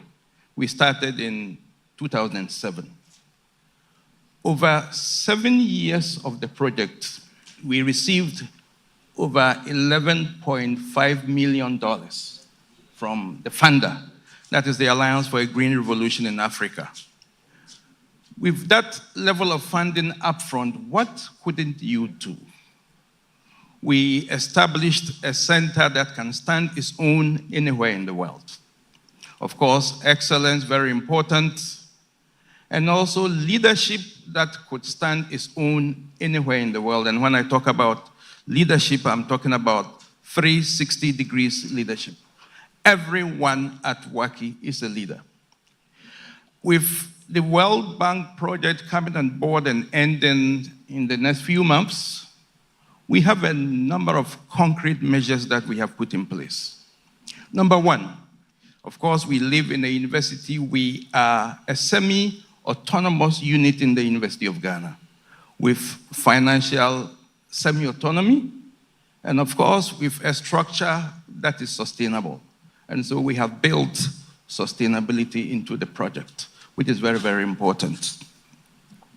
The second thing that we have done is the next generation of leaders, how we have developed them. We have, our succession plan has been solid, and we have ensured that we have developed leaders who can stand their own anywhere in the world, who will be taking over from us quite soon, so they can take the project forward. I think that is very, very important. What we also did, which is exceptional, is that we aligned with the University of Ghana's strategic priorities. And so when the Vice Chancellor is going, he carries the center along because he knows precisely what the center is doing. Recently, what we did was to launch the WACI 3.0 project. What we went to Silver Spring in the US to announce to the world what we had done over the last 17 years. Training 120 PhDs for 15 countries in Africa, releasing 260 varieties plus, and also training game changers who can stand their own anywhere in the 15 countries, who are leaders and have constituted a community of practice working with us so that we can take our project forward. So together with them, we are submitting grants and we are winning funding to take our work forward. What we have also done is to build financial resilience. That has to do with an endowment which will take us forward. Of course, we launched an endowment of $50 million. We believe that we haven't reached that level yet, but we are beginning to mobilize funding from diverse streams. And we believe that the funding that we need to take our project forward, we can have. So financial sustainability has been very important. Also, the community of practice of scientists from all over the world. What we did was to lead the establishment of the African Plant Breeders Association, which is a biannual meeting that we hold in Africa. So we constitute research consortia to drive the research agenda on the continent. So basically what we have done is to build the next generation of leaders, mobilize funding to take our project forward, and also develop varieties that we are beginning to commercialize. And commercialization of our varieties, quite recently, we talked about creating a commercial, if you like, enterprise in the center. We believe creation of the commercial enterprise is what is going to take us forward. And so we are working with government. We have spoken to the present government, the Directorate for Agribusiness and Agriculture in the present government. We are talking to also the 24-hour economy. We believe that governments in Africa have to come on board conversations like this. Very good. And we hope that we can take the work forward. Thank you, Professor Dankwa. And clearly there are lots to tell. And what I liked about Professor Dankwa's intervention is very concrete measures to assure the sustainability of these great achievements at the WACI Center. Now let's zoom out. Let's leave the campus and go to the higher continental level and turn to the African Union. We have Ms. Sophie Ashipala. She's the head of education at the African Union. And I know as part of the Agenda 2063, the AU has also developed a science, technology, and innovation strategy for Africa. So, Ms. Ashipala, can you tell us a little bit about how can the ACE initiative, all these centers, we heard about it, 80 centers attached to 50 universities across 20 countries, how can they support the achievement of the AU's strategy? And does the AU have any incentive schemes for these ACEs or other centers to continue working across borders? Thank you very much, moderator, for the question. First of all, we commend the organizers for extending the invitation to the African Union. We are really happy to be here.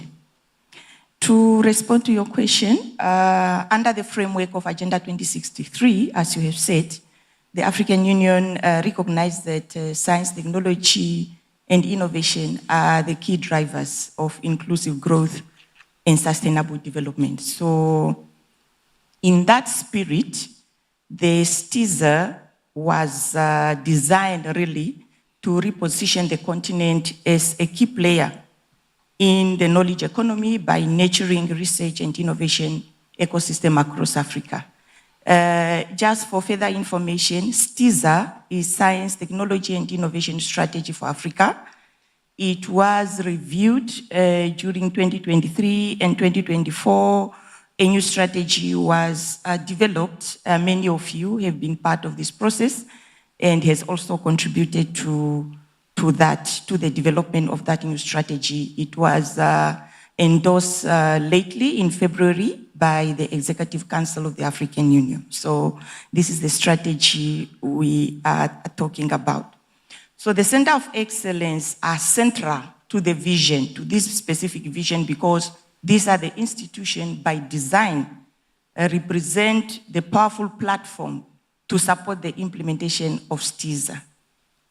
And just to mention in which way that they can support the implementation of STIZA, knowledge generation and research excellence, because the Center of Excellence, they are producing cutting-edge research. We cannot repeat that. The VC speech has spoken boldly on these ones, on the priority like health, climate, science, agriculture, ICTs, and these are directly aligned with STIZA thematic priorities. So we believe that this, the Centers of Excellence can really help in the implementation of STIZA because of the work that they are doing. Also through innovation and technology transfer, by fostering partnership, collaboration with industries, and also promoting entrepreneurship.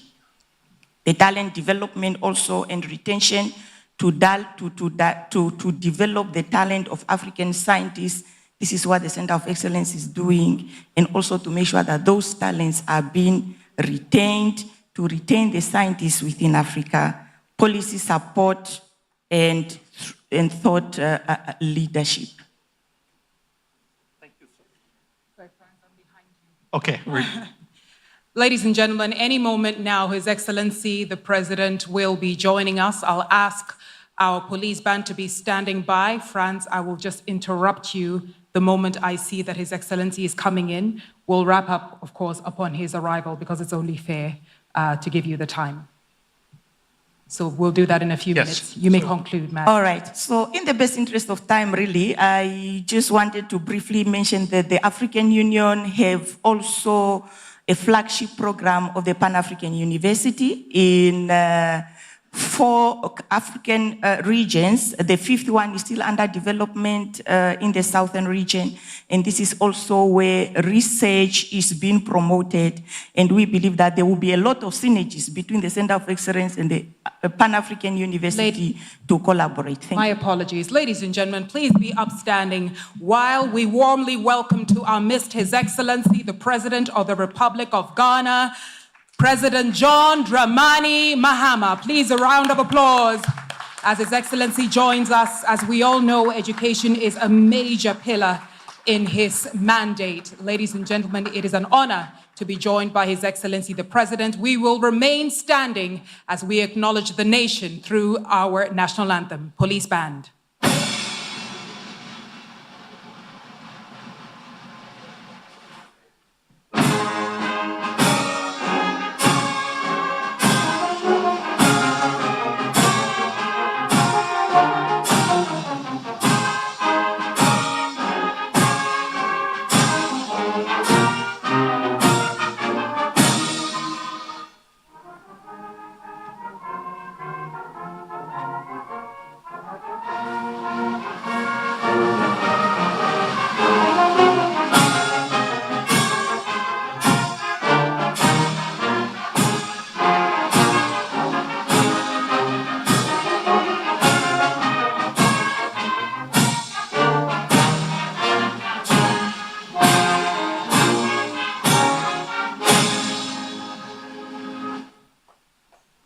be seated.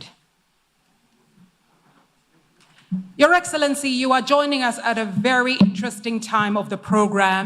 We have on our stage, and allow me, Franz, just to reintroduce our distinguished panelists to give the context to His Excellency as he's joined us.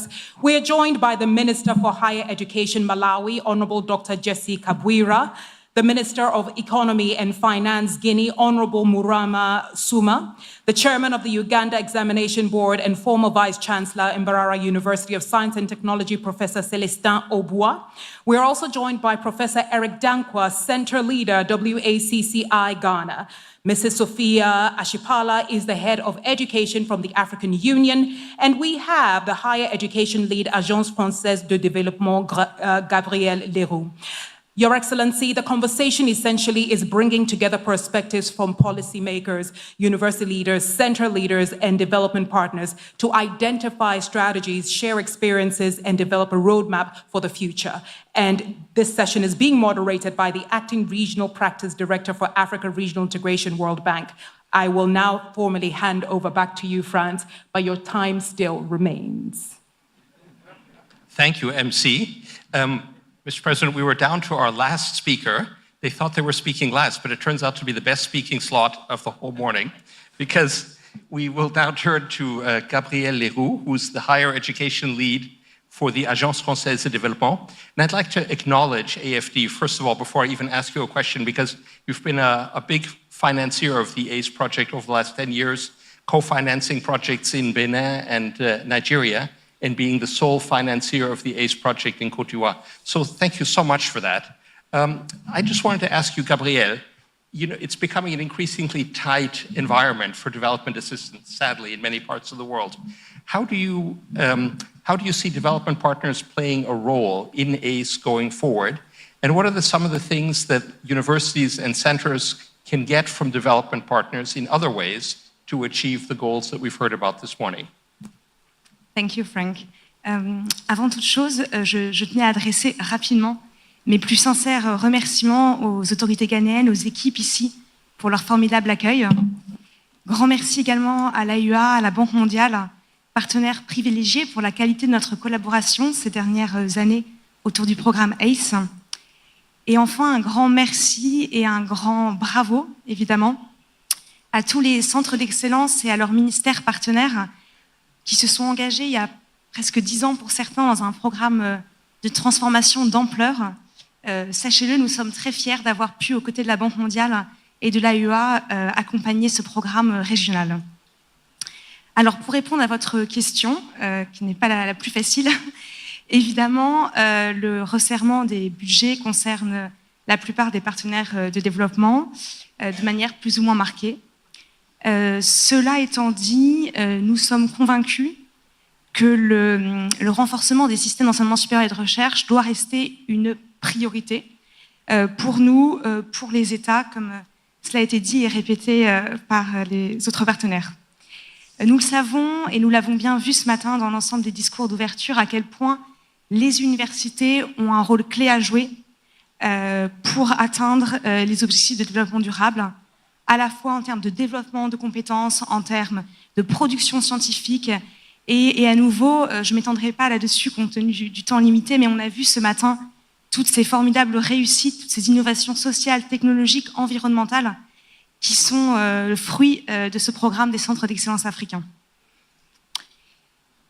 Donc je disais, le soutien à l'enseignement supérieur, à la recherche doit rester une priorité, à la fois pour les États et pour les partenaires de développement. Très rapidement, à l'AFD, nous soutenons aujourd'hui plus de 110 établissements d'enseignement supérieur africains pour près de 400 millions d'euros actuellement en cours de déploiement. Et nous répondons et nous continuerons, je le redis, dans la minute qui me reste, à répondre à la demande de nos partenaires avec une triple ambition. La première, c'est développer des formations qui soient pertinentes, qui répondent aux besoins des partenaires économiques localement. C'est un point majeur pour nous. La seconde, l'amélioration de la qualité des formations, de la recherche et, ce qui est particulièrement important, une recherche qui soit alignée avec les agendas de développement nationaux et qui rayonne également à l'international. Et puis, une attention particulière sur l'accès, la réussite de tous dans ces filières d'enseignement supérieur et notamment des jeunes femmes. Et c'est aussi pour cette raison qu'on accompagne non seulement les universités, mais aussi nos partenaires dans le développement, par exemple, de logements étudiants. Je sais que plusieurs de nos partenaires rwandais, nigérians et ivoiriens qu'on a pu accompagner sur ce volet sont ici. Donc pour conclure, évidemment, le resserrement des budgets va aller de pair avec des exigences de redevabilité plus fortes, mais collectivement, je pense qu'on saura faire ce travail de plaidoyer pour renforcer les investissements en faveur de l'enseignement supérieur et de la recherche. Je vous remercie. Thank you so much, Gabrielle. And maybe I'll ask you once more for a big round of applause for all of our panelists from government, universities, the African Union, and AFD. Thank you so much. I think we'll exit the stage on the left.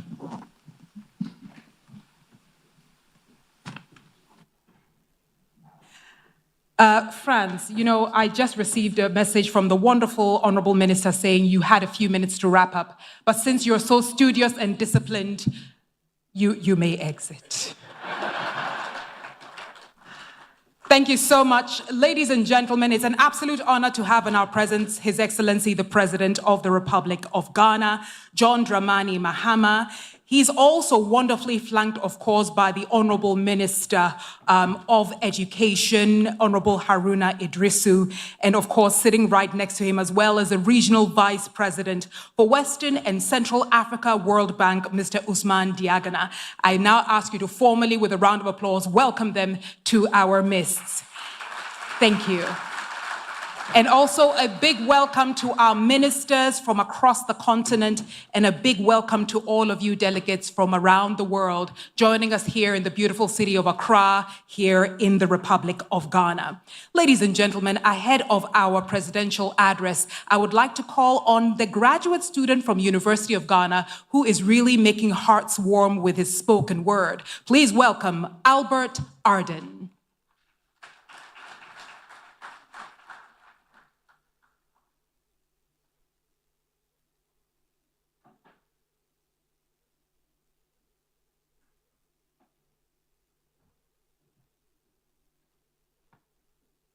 Is Albert coming from backstage?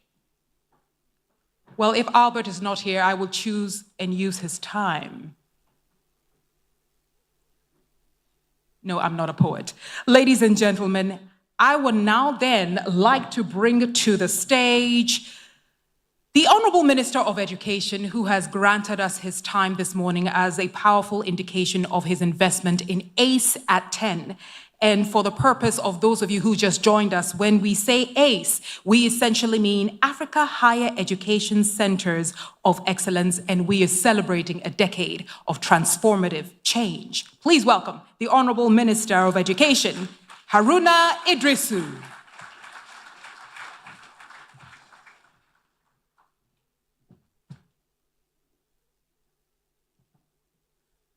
Excellency President John Dramani Mahama, President of the Republic of Ghana,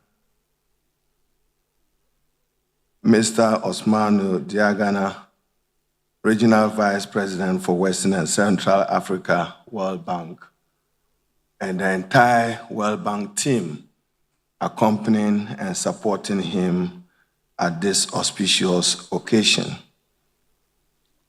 I wish that I could address every other minister by name, but very distinguished ministers of finance, ministers of education gathered here, and representatives of ministers,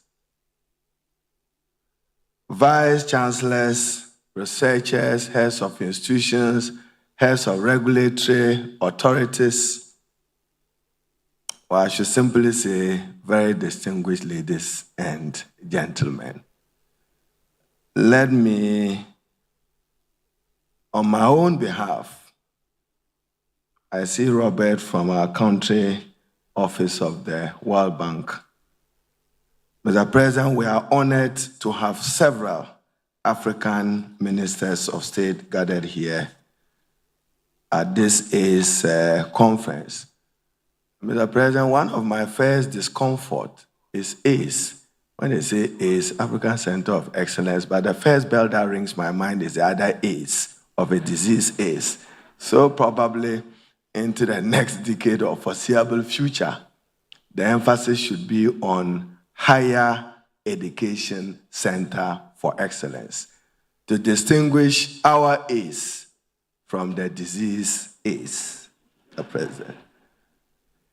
Your Excellency, the President of the Republic, you have missed a very important segment, understandably, because of your tight role this morning to see the change of flag at the office of the President. But our keynote speaker was one of our own proud Vice Chancellor of the University of Ghana, who made us proud to share Ghana's exploits and Ghana's benefits. She also shared some of the challenges, more financing from government and political will. The man who holds the political will of our republic is the President of the Republic. So I'm conveying to you politely, Professor Nana Bamfom, that the President is all ears. He's already given you the assurance and the assurance of many heads of our institutions that he has no intention to interfere with the academic freedom of our universities and will work to enhance the academic freedom of our universities. And to Mr. Ousmane Diagana, so Mr. President, it's my honor and privilege to welcome you to the 10th anniversary of the ACE celebration. We are proudly honored with your presence. We know with some passion and determination, you are striving to reset Ghana and reset its education space. And to Mr. Ousmane Diagana of the World Bank, a warm welcome and akwaba to you, karibu to you to Accra. Enjoy the Ghanaian hospitality of Accra. If you do have time with some of our distinguished delegates, it will be worth visiting Kwame Nkrumah Museum so that you would appreciate our culture, our cuisines, and others better. To our Honorable Minister from Malawi, even though the President didn't have the full benefit of your presentation, he had instructed me that you should be given 1 minute each to wrap up so that he could pick some guide. But Anita, thank you for being a firm master of ceremony. You have assured us of the Afro-optimism as one of the benefits of ACE. So, Mr. President, my task today is a very simple one, is to welcome you and other distinguished delegation to the African Center for Excellence 10 years anniversary. 10 years of monumental contribution to higher education and to research. And Mr. President, having listened to the panelists, my charge on your behalf to Ghanaian universities and researchers is that in the next 4 years to a decade, President Mahama will want to see Ghanaian University do something with traditional medicine as your contribution to the development of health and medicine in Ghana and taking advantage of what we heard from the example in Uganda of what they've done with traditional medicine with support.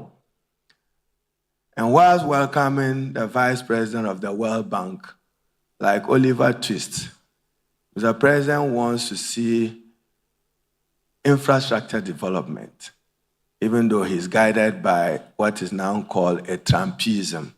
He knows that he has to look within Ghana to rule and govern in good governance, to make our country self-dependable and self-sufficient.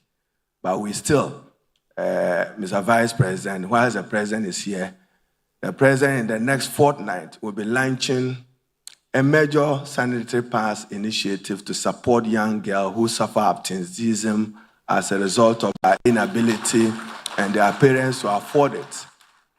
Some support from your fund to support this initiative will be worth acknowledging. So as I said, is to say a warm welcome to you all and to encourage that we narrow ourselves probably, whilst I say welcome, that probably we should look at a new center of excellence that focuses on foundational learning in Africa. So the next ACE intervention can look at the remit of foundational learning.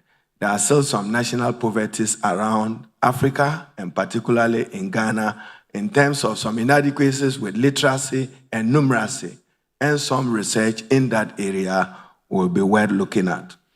And one of the major things dear to the heart of our President Mahama is youth empowerment and youth development.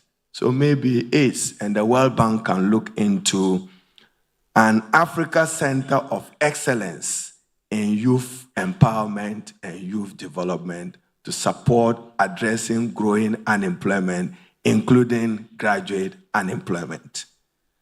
On the note of welcoming you, let me assure you of President Mahama's committed to higher education and research.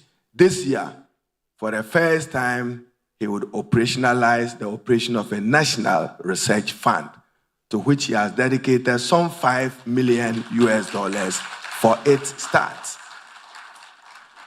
And then I also heard about domestic scholarships.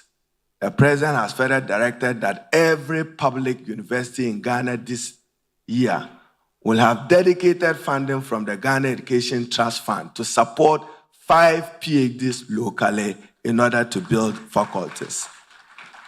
On that note, Mr. President, I say a warm welcome, and to Osmano and our distinguished delegation, our respected ministers for finance and education from the ACE benefiting countries, Akwaba and Marhaba to Accra. I thank you.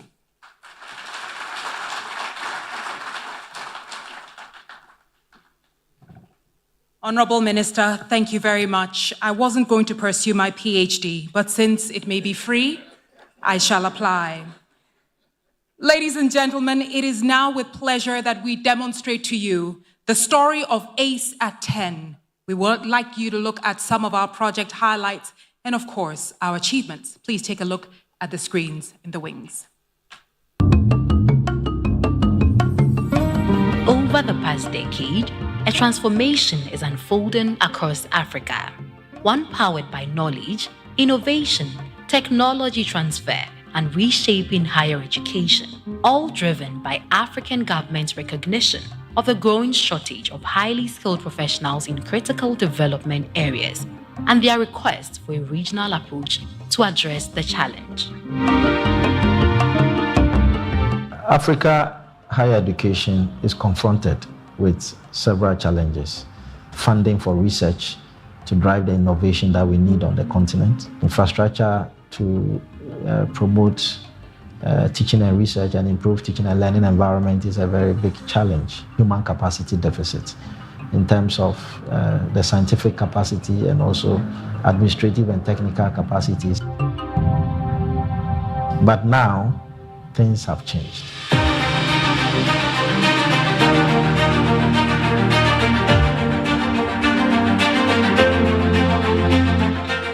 The transformation began in 2014 with the launch of the Africa Higher Education Centers of Excellence Program, or ACE, fueled with a bold ambition to shaping the next generation of scientists, engineers, and problem solvers, empowering them to transform knowledge into real-world solutions for Africa's economic growth. With support from the World Bank and the French Development Agency, the initiative has grown to 80 centers in more than 50 universities across 20 countries.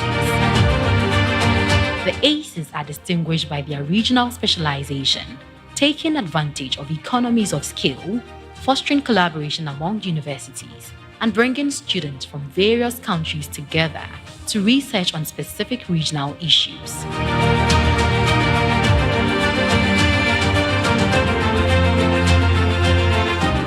Because of the high incidence of malaria in Africa and in sub-Saharan African countries, there's a need to actually address the problem of insecticide resistance in malaria vector.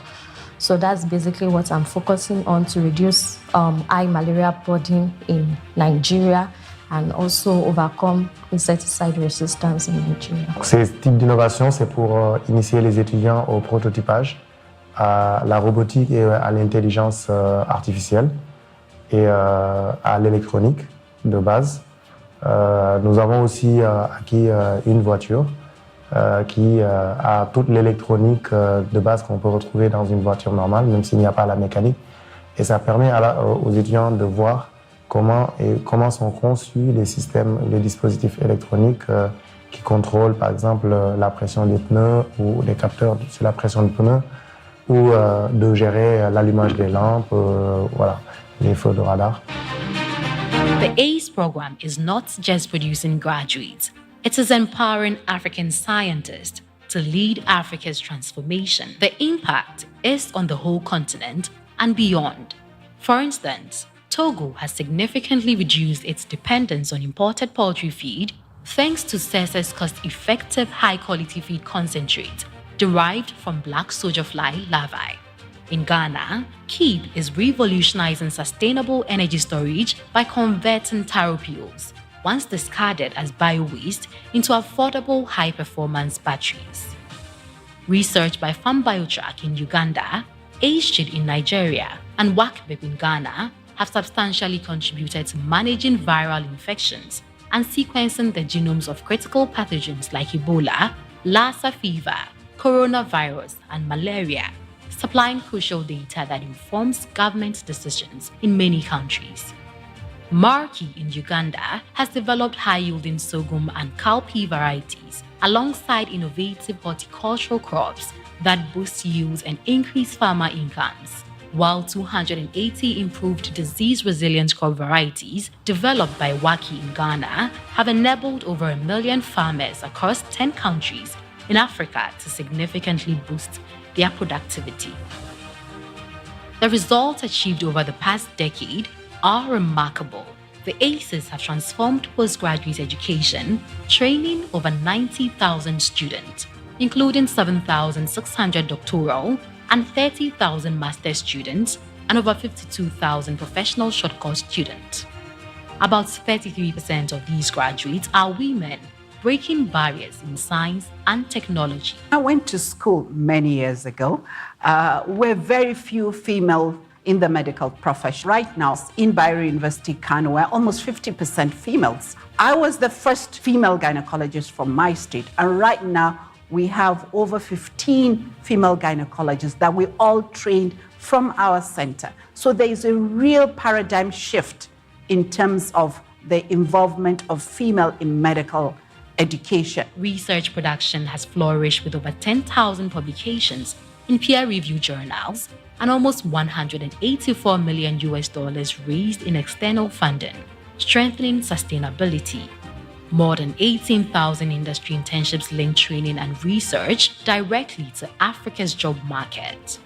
About 620 programs were nationally accredited, while 133 others were internationally accredited, raising academic standards. An important feature of the ACE program is the collaboration and exchange among the countries across the region. But the journey is far from over. Africa's growth and competitiveness will depend on its ability to produce world-class scientists, innovators, and entrepreneurs. The ACE program has set a strong foundation.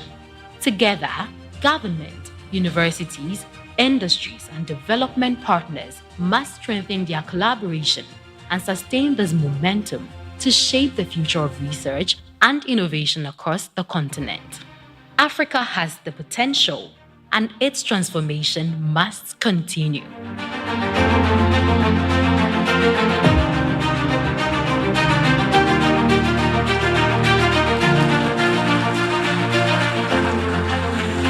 And ladies and gentlemen, here to translate everything you've seen into a real-life experience, please allow me to invite to the podium an undergraduate in biochemistry and nutrition from the University of Ghana. Please warmly welcome Albert Arden.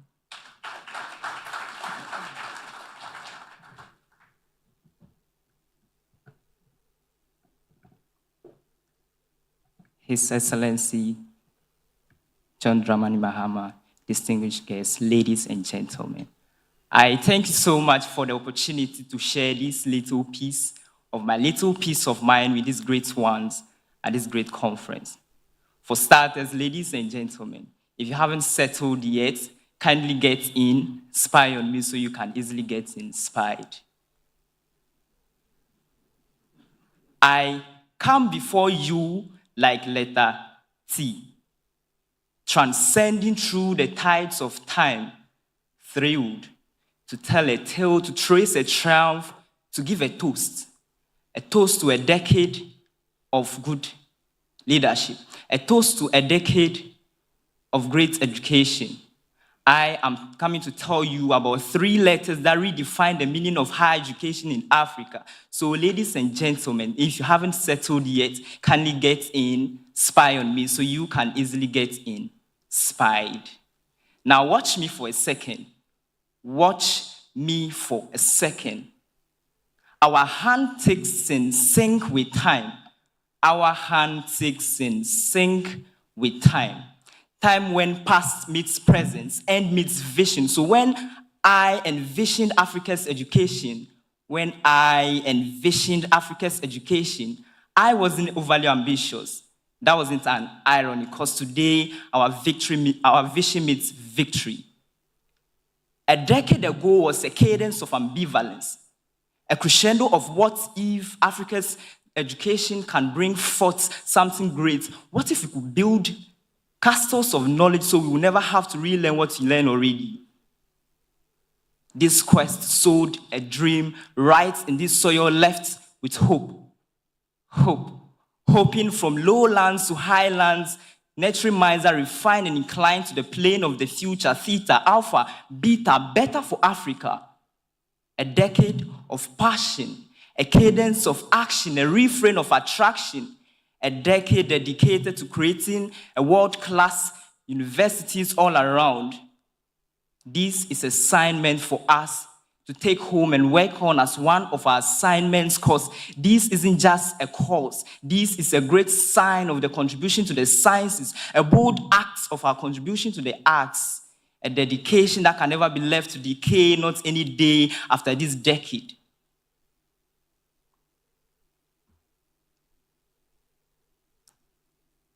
African Higher Education Centers of Excellence, you aced it. From 22 centers that dare to leave to over 80 today, I can't even believe it. The camaraderie of scholars, right from the core, you broke records, broke boundaries, became groundbreakers, breaking ceilings, breaking barriers. Come on, these are tons of breakthroughs. Yet, you had difficulties.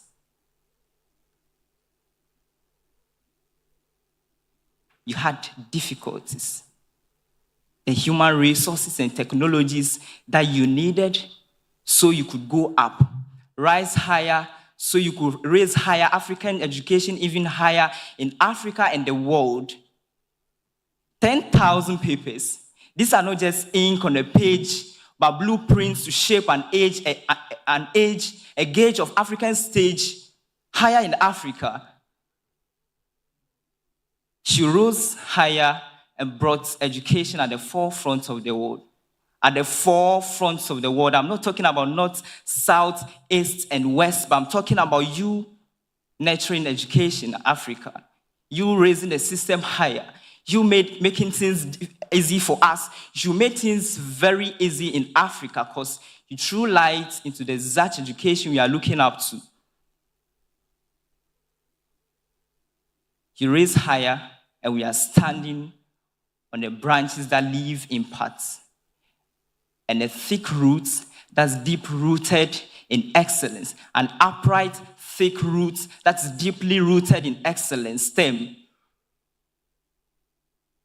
science, technology, engineering, mathematics, STEM, deeply rooted in excellence. And today we are very proud of you. We are proud of the mind refined and inclined to the plane of the future. We are proud of you. I mean, when I see Africa's education today, I see the sight and excitement. When I see Africa's education today, I see the sight with excitement. And now in our imaginations, we are not just going to imagine nations with great education, because we see it, we see excellent education, we see transformation, and we say congratulations ACE for acing it. Congratulations.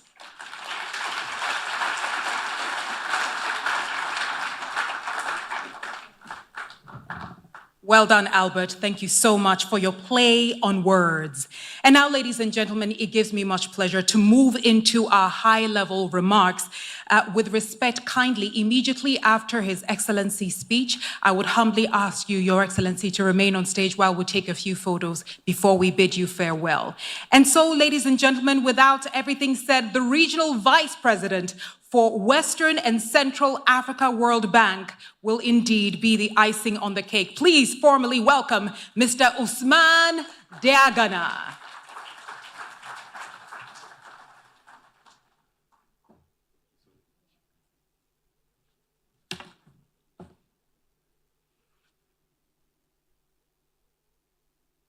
I have been impressed by our brother, the young student who shared with us a formidable journey of ACE since its inception about a decade ago.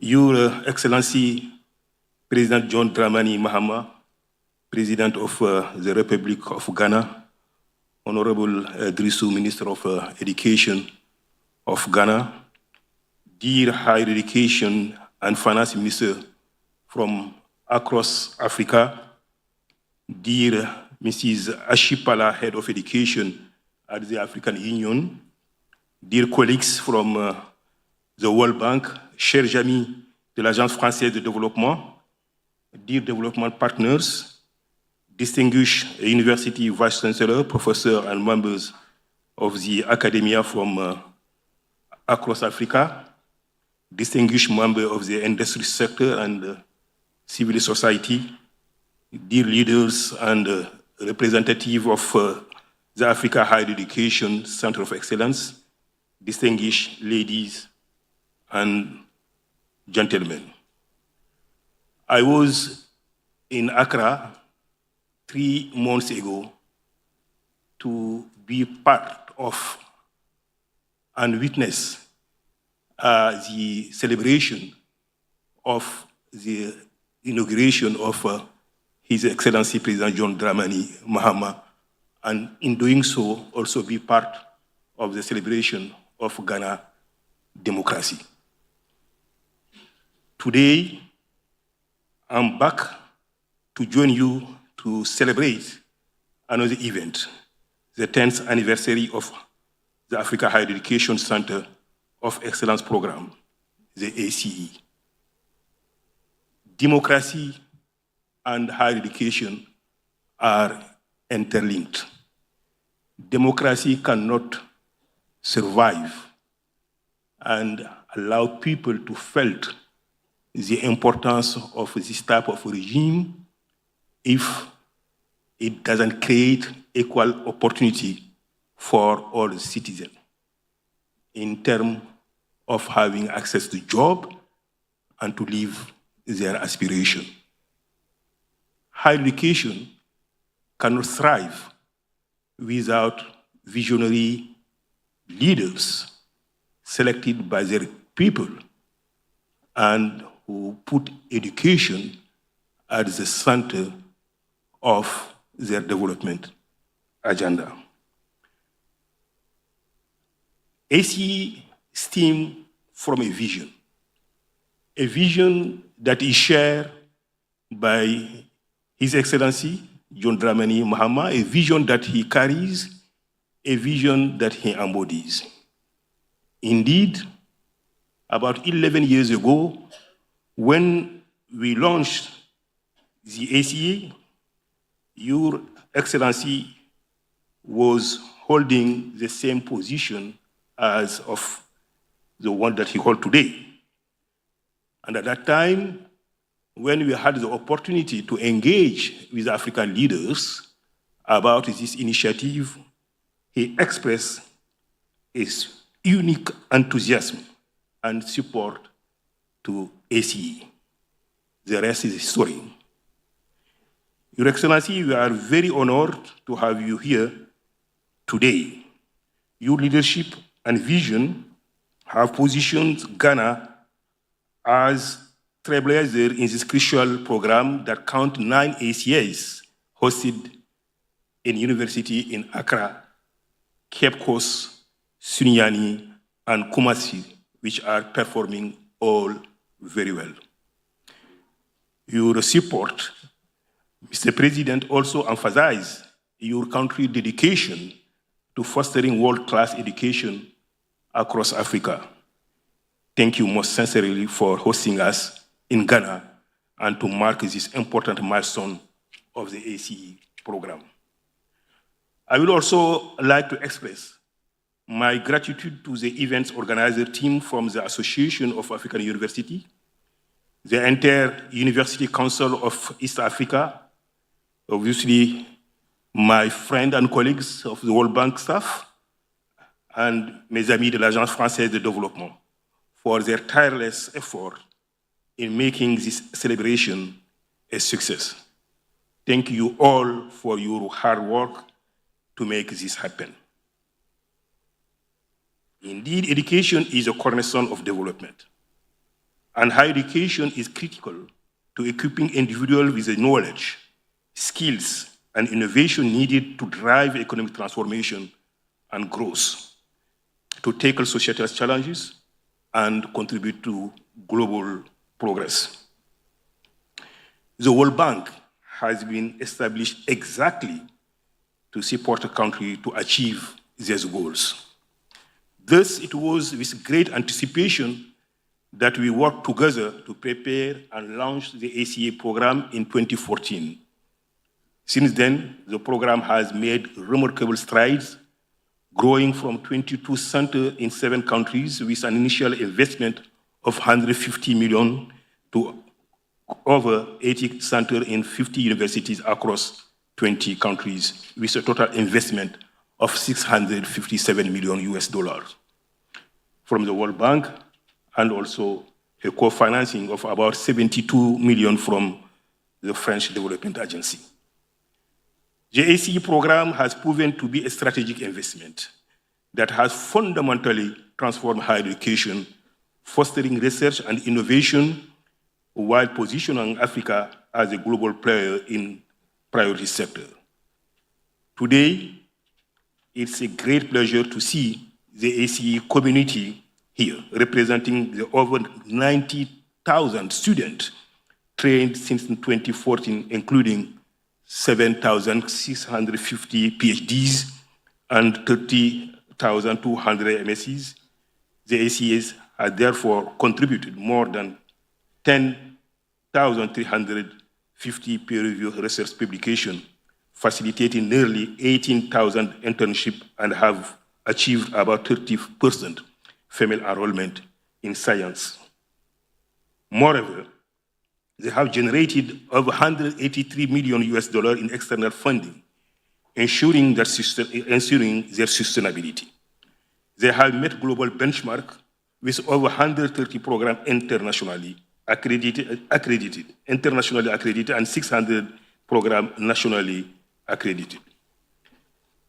Investment in state-of-the-art facilities and cutting-edge laboratories have enabled high-quality training in crucial fields such as health, agriculture, engineering, and digital technology, all critical for job creation and sustainable growth, reducing the need for young Africans to study abroad, and therefore also contribute to limit the drained brain that has indeed been a challenge for Africa for many, many, many years. The ACEs have leveraged regional approaches, providing cross-border academic opportunities, economies of scale, and industry partnerships that are essential for developing Africa workforce and advancing pioneering research. Their impact is already being felt in critical sectors. For instance, in Nigeria, Redeemers University has led high-quality genomics research, playing a key role in sequencing the Ebola and COVID-19 genomes. In Ghana and Kenya, agricultural biotechnology advancement have resulted in the development of Monsieur Murama Souma, ministre de l'économie et des finances. John Dramani Mahama. And welcome everybody. Please resume your seats.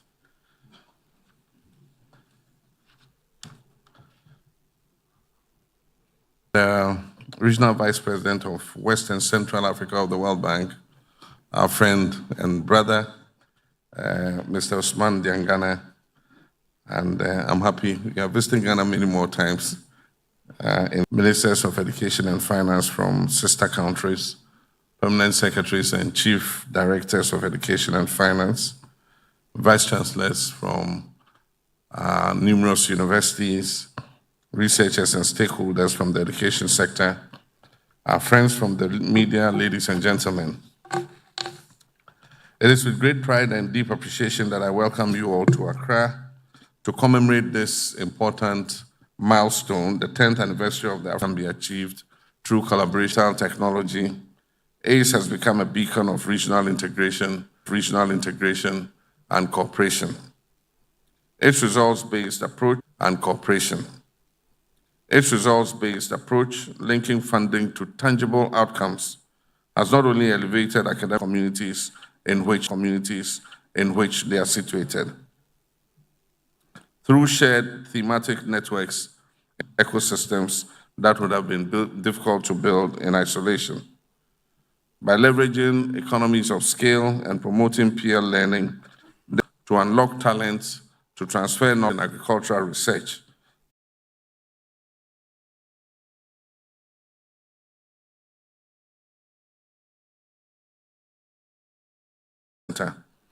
which stands out as a pioneer in MC, has made remarkable progress in tackling genetic health issues, such as sickle cell disease, through innovative diagnostic methods and personalized care. Its efforts in promoting genetic testing and awareness has been transformative, particularly in Ghana, where genetic health challenges are of major concern. Continued donor support remains a vital part of this journey. We also recognize that we must accelerate efforts to complement such funding with increased national investments. We must put in more money ourselves into these centers of excellence. Institutional resource mobilization and stronger linkages with industry. Indeed, our innovation in these ACE centers must be aimed at having tangible impact on the communities we serve.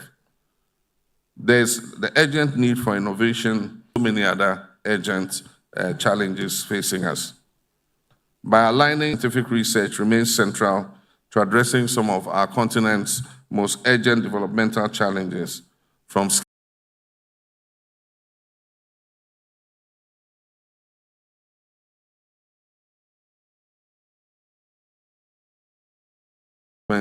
to genetic medicine and renewable energy and impact.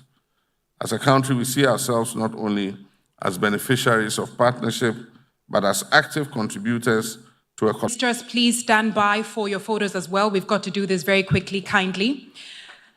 Our photographers, are you in place? Thank you very much. I now ask the ministers to join us on stage for the photo. Please be ready for me, the World Bank Management, AAU Secretary General, IUCEA Executive Secretary, Professor Nanaba Apia Amfon, please be ready. Ministers, please kindly join us.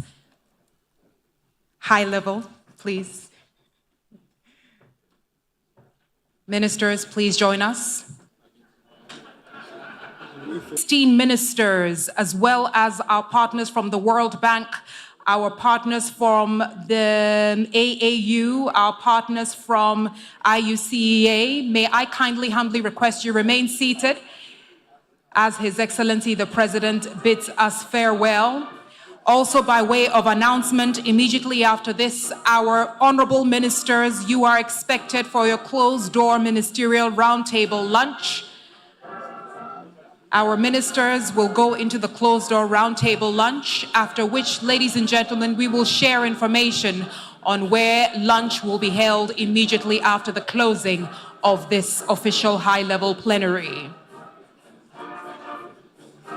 Thank you. Ladies and gentlemen, we bid Thank you very much, Mr. Photographers, Madam Photographers, thank you very much. We must allow His Excellency to now exit the building. By way of announcement, ladies and gentlemen, the Honorable Ministers, your closed ministerial roundtable lunch will now happen, and we will usher you into the venue for that. Yes, sir. Take care. Thank you very much, sir. I look you well. Thank you, sir. Thank you. Ladies and gentlemen, please remain seated as His Excellency the President exits the building. Did you get your photo moment? All right. Okay. Ministers will now also exit the building. Ministers, you may now also exit the building, and you will be ushered to the closed-door roundtable ministerial session with Mr. Ousmane Diagana. Ladies and gentlemen, with humility, please continue to be patient and remain seated kindly. Amasa, come and help me. The translation thing.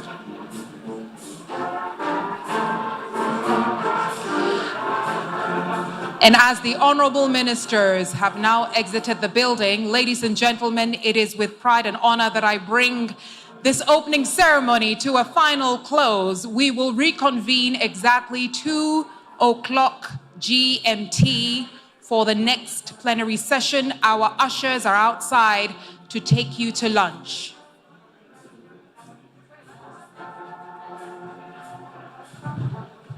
Ladies and gentlemen, lunch will happen outside, right behind this building in the garden. So if you could kindly just proceed outside to the garden. Thank you so much. And now we may proceed for lunch. Please kindly leave all translation gadgets on your seats.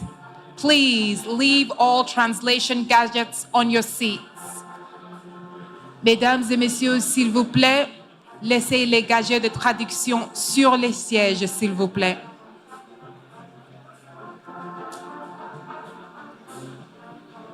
Mesdames et messieurs, s'il vous plaît, laissez les boîtes de traduction, le truc de traduction sur la siège avant de partir, s'il vous plaît.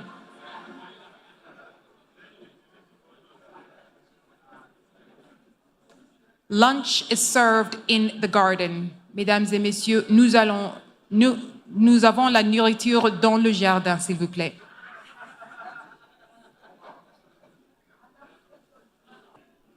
And we shall reconvene, ladies and gentlemen, at 2 p.m.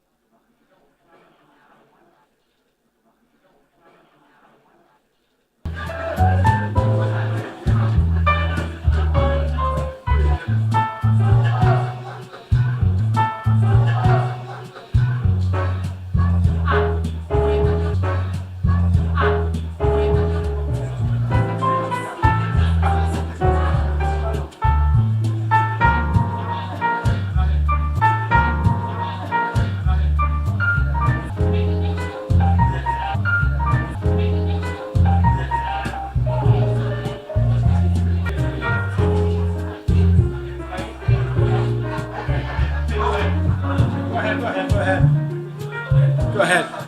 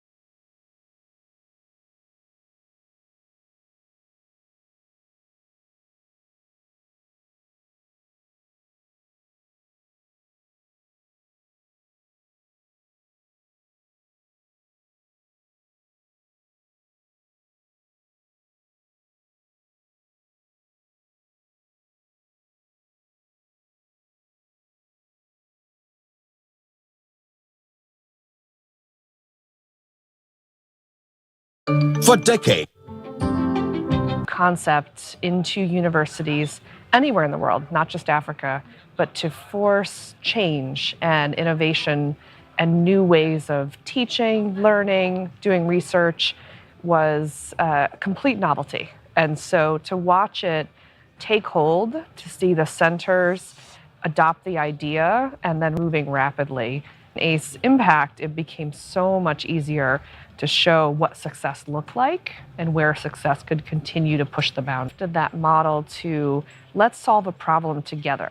And researchers came together, education professionals came together, and really built towards a common goal. I think real people, everything from day one to 10 years later is a new innovation, new ways to communicate with each other, new ways to educate, new ways to do research, work in teams, collaborate across the sub-region, new ways to do research, work in teams, collaborate across the sub-region, breaking down barriers in languages. It's just been one breaking down barriers in languages. It's just been one stand for. Diseases such as malaria of young children. Out of the 53 Africa Higher Education Centers of Excellence, 13 and the West African Center for Cell Biology of Infectious Pathogens, WACBIP, have over the years contributed significantly to disease control, prevention, and health-focused research in Africa. Prevention, and health-focused research in Africa. Within 4 months of the Ebola outbreak, we did something that has never been done in the history of science before. We were able to develop a 10-minute rapid diagnosis. Within 10 minutes, that somebody was infected or not was a major turning point. Because the research that we do, the ability to sequence viruses and identify variants did not exist. To sequence viruses and identify variants did not exist 10 years ago. We are now able to do this.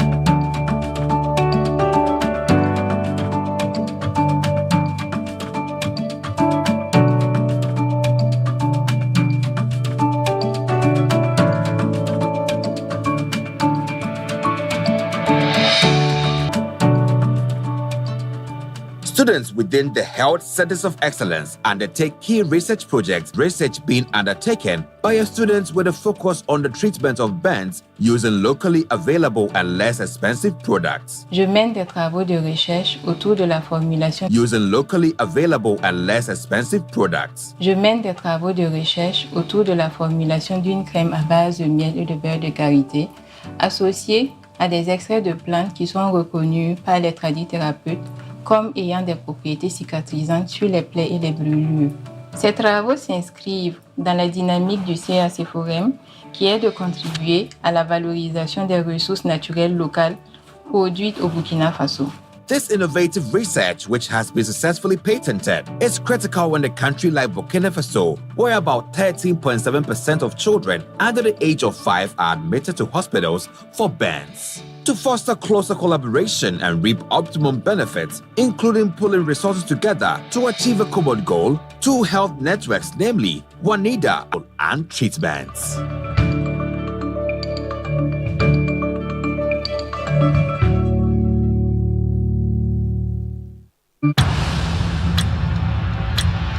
The most anticipated higher education event is here. Join us as we celebrate a decade of transformative impact on Africa. Entrepreneurs and innovators. During the celebration, you will experience inspiring success stories, research models, policy frameworks, and institutional reforms to sustain ACE achievement. Network with influential leaders from government, academia, and the private sector to build transformative partnerships. The ACE community is encouraged to register now via the link on your screen.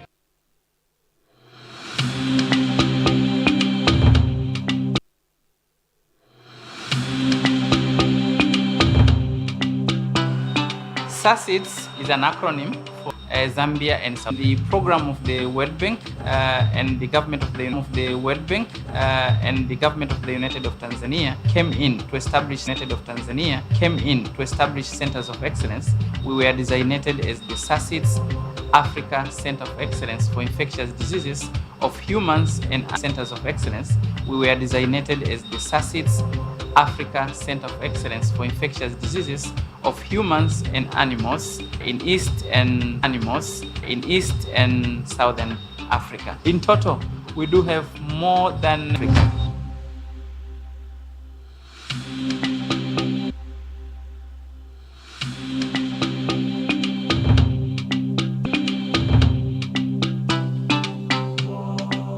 Application and the web base.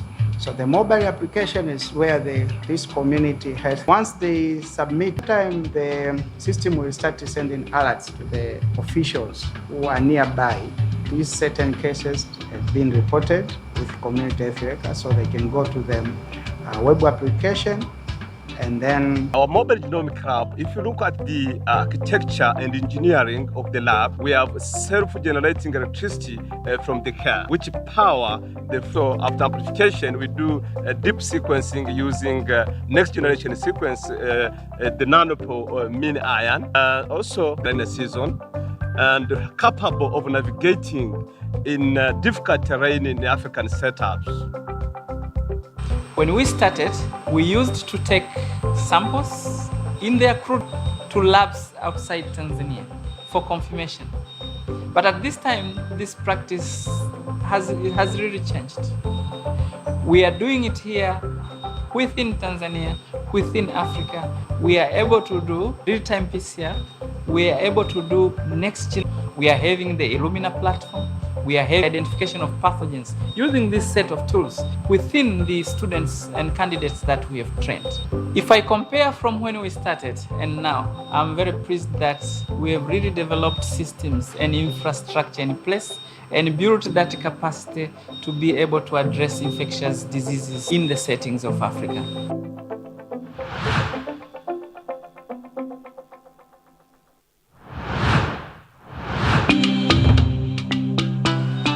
SACIDS is an acronym for the Southern African Center for Infectious Diseases that brought together institutions that deal with research and universities in Tanzania, Democratic Republic of the Congo, Mozambique, Zambia, and South Africa, with the intention of building capacity to address the burden of infectious diseases in the Eastern and Southern African. And when the program of the World Bank and the government of the United of Tanzania came in to establish centers of excellence, we were designated as the SACID's Africa Center of Excellence for Infectious Diseases of Humans and Animals in East and Southern Africa. In total, we do have more than 165 students that we have trained at our center. We recruited them from different nationalities within Africa.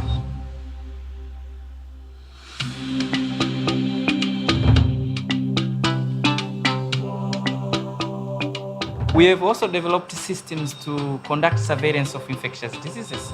We have a tool that we have developed, it's called Afya Data. So we have two sides of Afya Data, mobile application and the web base.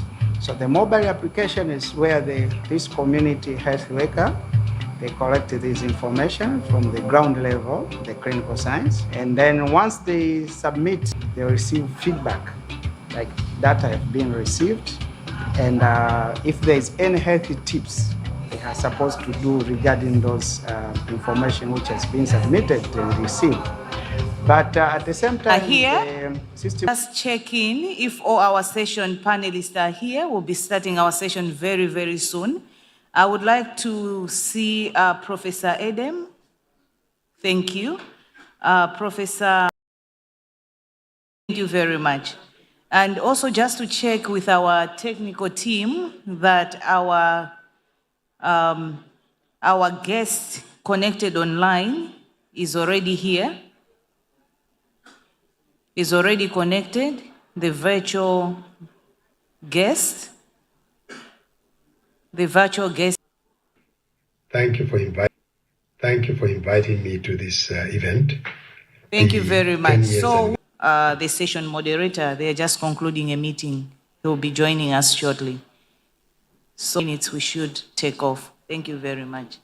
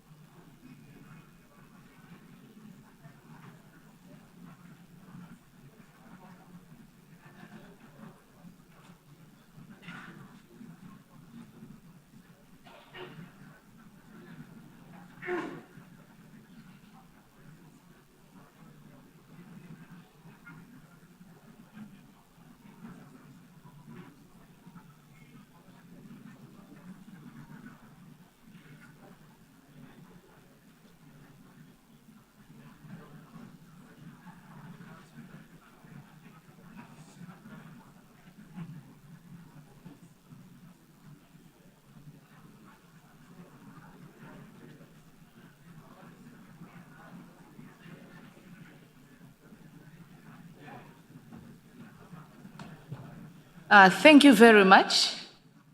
I think we are set now.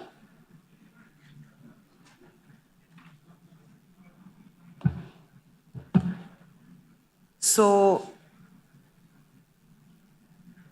all distinguished guests, ladies and gentlemen, I would like to, then we start our, and share, connect, and also start reflecting on how we move forward with the future. On behalf of, warmly welcome our next session chair, who is Dr. Wally Wane, Education Practice Manager for Western and Central Africa from the World Bank. Kindly join me in welcoming Dr. Wally Wane to the stage.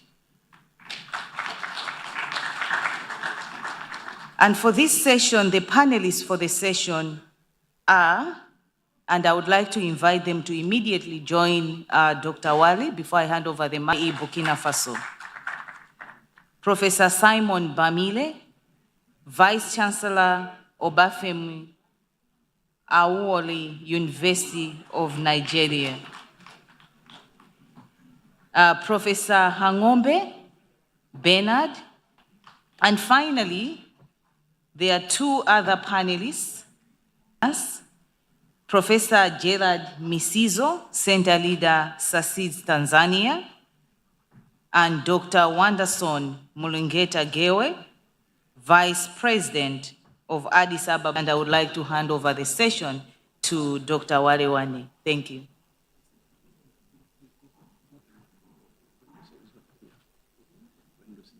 So make sure that you give him the question because he didn't get that. And he's not on my list.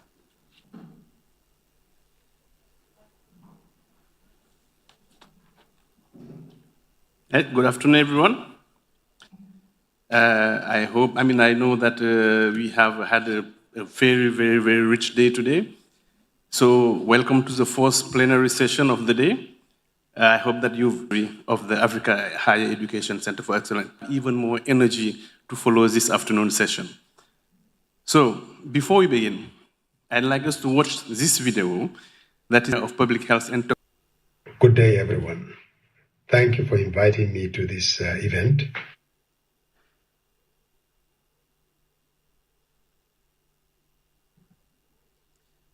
Video, we have no technology issue.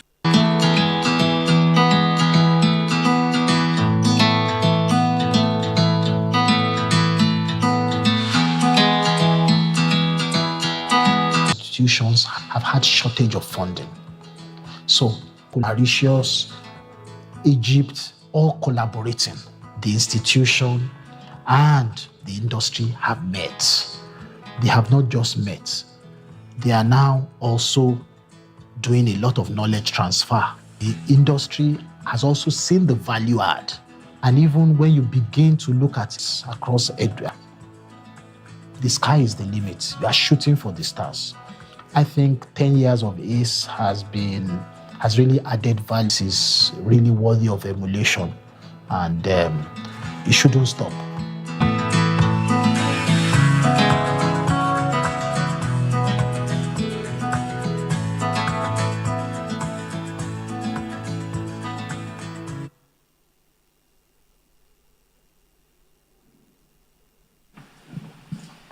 Thank you very much. So we just watched these very powerful videos that touch on one of the central pillars of the ACE program, success. So partnerships, this is critical. So the next session, this session, which is titled The Power of Partnerships, Cross-Sectoral, Cross-Regional, Cross-Border Collaboration, so collaboration all over the place, invites us to go to dig deeper on this. So we will explore quickly how partnerships across institutions, industries, border, across countries, and even across regions, have served as a catalyst for innovation and have helped bring the impact of the ACE program to scale. That's the objective. So academia and regional networks, however great it is, can meet today's development challenge alone. Collaboration is absolutely critical. And it is only through strategic and inclusive collaboration that we can strengthen education systems, scale research, and respond effectively to regional and global priorities that we are faced today, and that are actually deeper as we talk. Leaders who are sitting here, who have built, nurtured, where they see opportunity for even greater synergy. That's the issues topics we want to tackle with them today.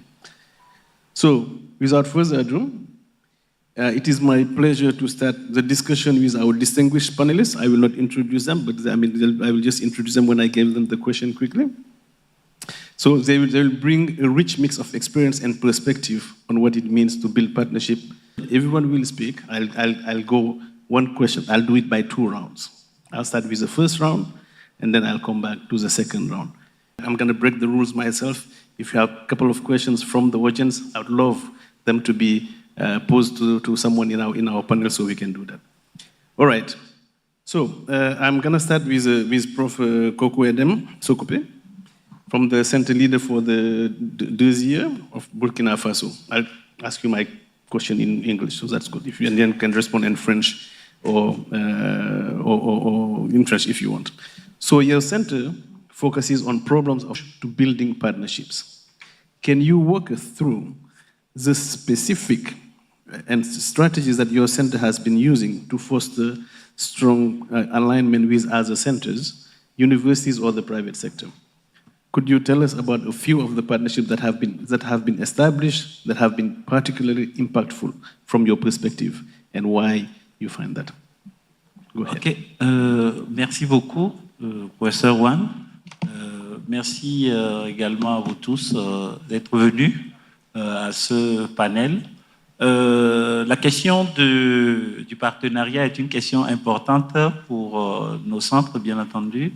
Et au niveau du collège d'ingénierie 2IE, et plus généralement donc de l'Institut hôte, qui est l'Institut 2IE, nous avons plusieurs approches pour cette question de partenariat. Nous avons notamment 3 piliers principaux. Je dois mentionner d'abord une gouvernance partagée avec les partenaires, une implication des partenaires, notamment des entreprises, dans l'élaboration de la formation, et également une dimension importante qui est un réseau actif des alliés. Il faut dire que dans le conseil d'administration ou des organes décisionnels de 2IE, notamment le conseil d'administration et l'assemblée, c'est généralement les directeurs des ressources humaines des entreprises qui emploient nos étudiants dans les différents pays. Et à ce niveau-là, on peut ajuster ensemble avec eux les contenus même des formations que nous proposons. Ça se fait chaque année, en fait, 1 ou 2 fois dans l'année. Et nous avons donc aussi une dimension des vacataires professionnels qui interviennent, qui sont importants surtout au niveau master, où on peut aller dans les filières jusqu'à peu près, parmi les vacataires, dans le groupe des vacataires, il y a au moins 70% de professionnels dans le groupe des vacataires, ce qui est important. Et donc, on a un lien avec eux. Dans un sens, ils viennent, mais aussi nos enseignants, nous les envoyons en stage en entreprise. Donc, on a eu ces expériences dans le cadre du projet S aussi. Donc, ils vont faire le stage en entreprise, les enseignants. Et donc, grâce à ça, on a une bonne collaboration, une bonne connaissance, en fait, du milieu. Et donc, il y a un bon lien avec ce secteur. Et le dernier point, le dernier pilier, c'est peut-être celui des réseaux actifs des alumni de 2IE. Il y a toute une plateforme qui a été conçue, qui a été mise en place, sur laquelle tous les étudiants, tous les alumni qui sont sortis s'inscrivent, et donc ils peuvent venir là-bas déposer leurs offres de formation, ils peuvent faire des demandes de mentorat, et donc ils sont mentorés par d'autres. Ils peuvent également, sur cette plateforme-là, échanger avec ceux qui sont là. Et donc souvent, nous, on reste à un lien, on a un lien fort avec eux, puisque chaque année, nous avons également participé et soutenons les activités qu'ils organisent dans les différents pays. Parce que nos étudiants, pour 70% d'entre eux, viennent de pays hors, ils ne sont pas des nationaux.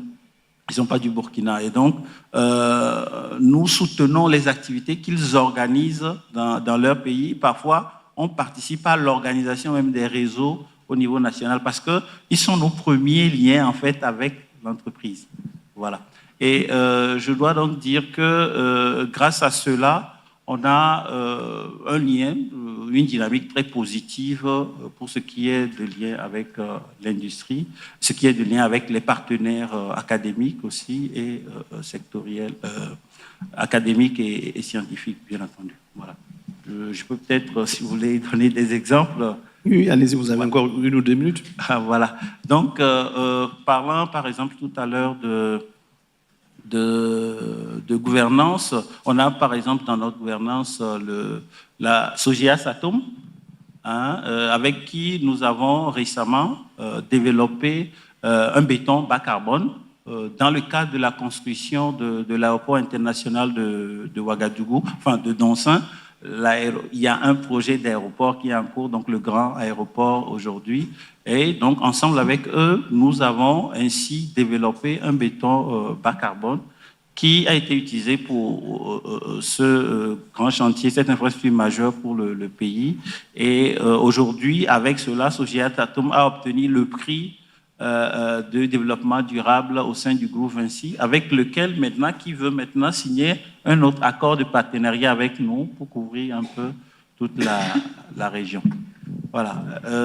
Pour toujours, là, il y a quelques mois, j'étais au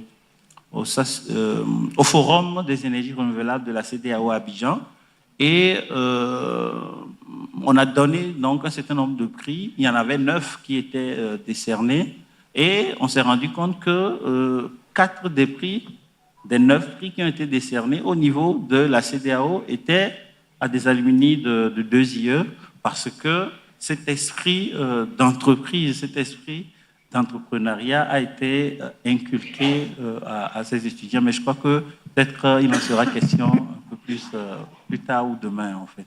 Excellent, excellent. Oui, ça, on aura un peu plus demain sur cette question, mais je vais vous poser la deuxième question quand je reviendrai vers vous sur ça. Mais ça montre déjà véritablement une stratégie très très forte de travailler avec le secteur privé et que ça a quand même beaucoup réussi. Si vous avez réussi à avoir tous ces prix-là, c'est excellent. I'm going to turn now to you, Professor Simon. You are the Vice Chancellor for Obafemi Awolowo University in Nigeria. So, as a Vice Chancellor, you are often the driving force behind setting the strategic direction for partnerships. How do you approach identifying and securing partners, whether they're academic, industry, government? This was for him. Government. And what criteria guide your decisions to ensure alignment with your university's long-term vision? Thank you very much. Let me use the opportunity, at least before I answer the question, to really appreciate the World Bank, AAU, AFG, our governments, and also our own NUC, that's the regulatory body in Nigeria for universities, for keying to this very laudable initiative. That's actually helped a lot. I know the project is almost winding up, but I still want to believe that the World Bank should not just do without watching over those high-performing centers of excellence. Particularly, one of them is the OAU, Oak Park Center of Excellence. And I think this will help a lot to further boost the objectives of the program. Now, to go into the question, securing the right partners. Yes, we have to do this systematically and strategically too. There are partners and there are partners, but choosing the right partners requires that you focus on your institutional vision and goals. Once one is able to establish that, then the next thing is Who are these partners? Are they researchers? Are they institutions? Are they government organizations? Are they non-governmental organizations? Or international organizations? And that is when you begin to start the process of engagement. And in that engagement, everything has to be spelled out. That is, there must be a clear expectations of the two parties concerned. And once that is done and it's understood, the next thing is to begin to work out a memorandum of understanding, sort of agreement between the two parties. But in most of these collaborations, it's always expected that it should be a win-win thing. It should not be one-sided. And so I want to propose here too that some of the collaborations that we go into appear to be one-sided, especially with when we have international organizations, with institutions. They have the opportunity of coming into our universities. We have the opportunity of going there. But you see more of our movements outside there. And that's why when we have exchange programs involving students and staff, you have most of our staff going away. You have most of our students going up there. So I think it will be imperative for AAU to begin to look into this, working with governments, our governments, to see how best to ensure that as our students go over there, we also have the opportunity of receiving students into our various universities, so that we'll be able to balance a lot of things, because it's not the collaboration is not for the sake of it. At times, what you get out of collaboration is beyond your expectations, even beyond what you signed in as a sort of agreement. So many other things will crop up, and which are always beneficial to both parties. Then there's need for us to begin to look at ensuring continuous communication, between and among parties, the various partners involved, and that will ensure that we keep up with the relationship, and it will also ensure sustainability and continuity of whatever program we are into.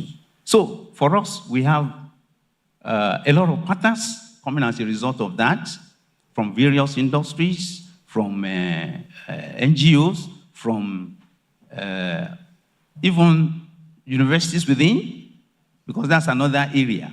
Universities within don't collaborate as such, as expected. We always look on to universities outside the shores of our nation, but within the universities, within the country, we're also supposed to be collaborating. And that's what we are trying to do now, to ensure that we carry ourselves along and ensure that we are able to move together as a family. Thank you very much.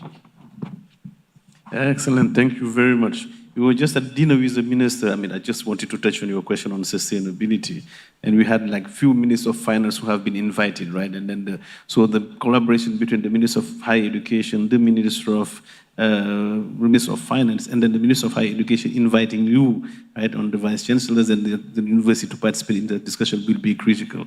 And then collaboration and then the revenue generation from your end is also critical for sustainability. And partnership plays a big role into that. Thank you very much. So I'm going to move to Professor Hagombe Bernard, who's the former center leader of the ACE IDA, DVC Copper Belt. We've heard from a center leader and a vice chancellor already. You bring a unique perspective as both a former ACE center leader and now a deputy vice chancellor.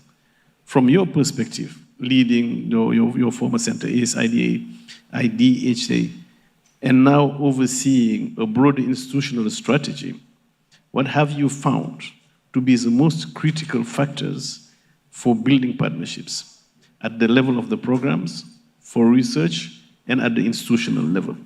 So how are you applying those lessons at Copperbelt University today? Thank you very much. I think that is quite interesting because I was center leader, and at that particular center, we actually graduated over 80 PhD students. And someone would wonder, actually, a lot of people would ask to say, how did you manage to actually graduate such a large number? How did you supervise them? I think it all comes under collaboration and the serious partnerships. So what actually came into being was that prior to the World Bank coming on board in these education centers, collaboration was actually virtually new. But I think the way the project was modeled, it was modeled to actually encourage collaboration and partnerships because it was part of the indicators that would trigger funds. And therefore, it was mandatory that we went all out, but in the initial stage, we did not know why it was like that. But as the numbers of students actually increased, we actually realized that the collaboration and partnerships were actually very, very important.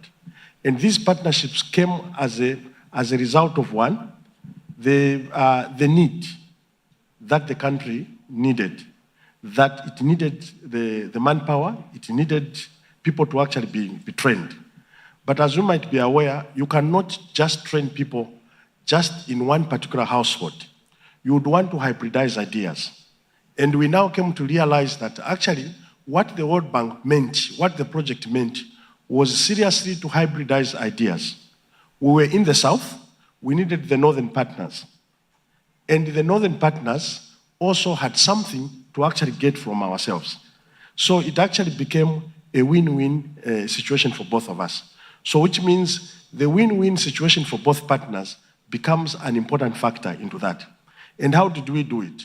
We had a number of partners. For example, we had our Norwegian counterparts who would want to actually bring students to the southern angle. So when they would bring their students, we entered into an arrangement where our students would actually go to the north.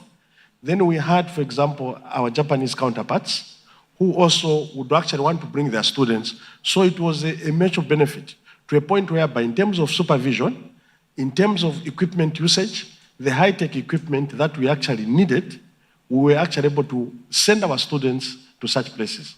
So one is the need, then the second one is the win-win situation. Then the other aspect was actually strong trust and communication between ourselves and our partners. And this applies, for example, the Copperbelt University now, where I'm the Deputy Vice Chancellor for Research and Innovation, where to sustain that particular center currently at Copperbelt University, it has become very, very important to actually have strong communication and trust with the industrial partners. We are fortunate that Copperbelt University is placed into an industrial base of the country. And therefore, we have a number of mining companies. And these mining companies have seen the need that we actually have to actually collaborate with them. So in terms of sustainability and in terms of having our students to have first-hand training, you can actually clearly see that they actually go there to actually get the necessary knowledge that they need. The other aspects, I think, when you look at partnerships, the strength of the partnerships that you are actually going to actually have. And this partnership strength comes in again from what are you bringing on the table and what are the partners getting on the table. So if you look in the mines themselves, they realize that the university has a lot of expertise. And that expertise can actually allow them to actually maximize on whatever they want to do. And as a university, we're actually grading on that. And what I mean by grading on that, we're actually riding on that. The World Bank, through the World Bank, we have actually put up some laboratories. And those laboratories, currently, we do not have equipment in those laboratories. But what has actually happened is that the mines have come forward to say, we can actually provide you with equipment for as long as even the mines will actually be using that equipment. So you can actually see that now, that partnership strength, we have accommodation, we have the expertise, but we may not have the resources to acquire that particular equipment. But somebody who wants to actually benefit from our expertise and from our knowledge will actually provide us with that equipment. So that clearly we have actually seen it work. Now, when I go to my previous center, the center that I used to manage, it's a center that was responsible for health. And it's like when we started developing programs at program level, a lot of people were wondering the sorts of programs we were actually developing. We were developing what we are calling now, it's a new basic science that has come on board, which is One Health. So we had a lot of programs that we actually developed on particular, on One Health, diagnostic One Health. So which means you are actually developing a cadre of people who are able to interface with human medicine, animal medicine, and environmental medicine. That's what we actually started training. It's basically a new science. So after we trained that cadre, we started training those people in 2018. And we did not know what was supposed to come. 2017, 2018, we started training those people. From nowhere came an epidemic, COVID. And everyone now realized our focus where we were actually driving ourselves to. And the center now became a center of focus now in actually doing diagnostics for the whole country. And the center now had to play a very big role now in moving all over the country, trying to build capacity. So it is something like someone asks, did you know about that? But I think that is the ingenuity, which I think clearly you can actually see that the center came up with, and the bank provided that resource with our partners, north, south, east, west partners, who actually assisted us in actually spreading that capacity. Excellent. So we see how when you have two roles, how it helps you broaden the perspective and then be in the shoes of everyone and how it enriches the experience. Thank you very much, Professor Bernard. I'll go now to Professor Misinzo, who is a center leader for the SACHITS in Tanzania. So from your perspective as a center leader, what have been the most persistent challenges in managing collaboration, cross-border or cross-sectoral? And how have you helped your institution navigate them?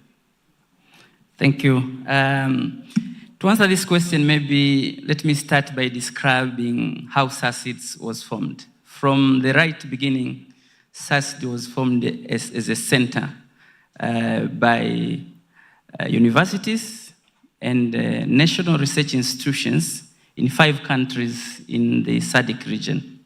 So DRC, Tanzania, Zambia, Mozambique, and South Africa. So you see, we have a Lusophone country, Mozambique, a Francophone country, DRC, and 3 countries that are Anglophone. So the first challenge that comes right from the beginning is the language.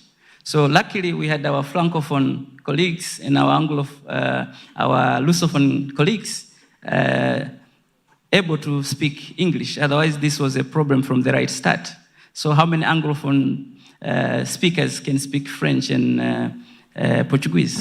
It's not easy. So we also received students from Russophone and Francophone countries, so Ivory Coast, DRC, Mozambique, Angola, etc.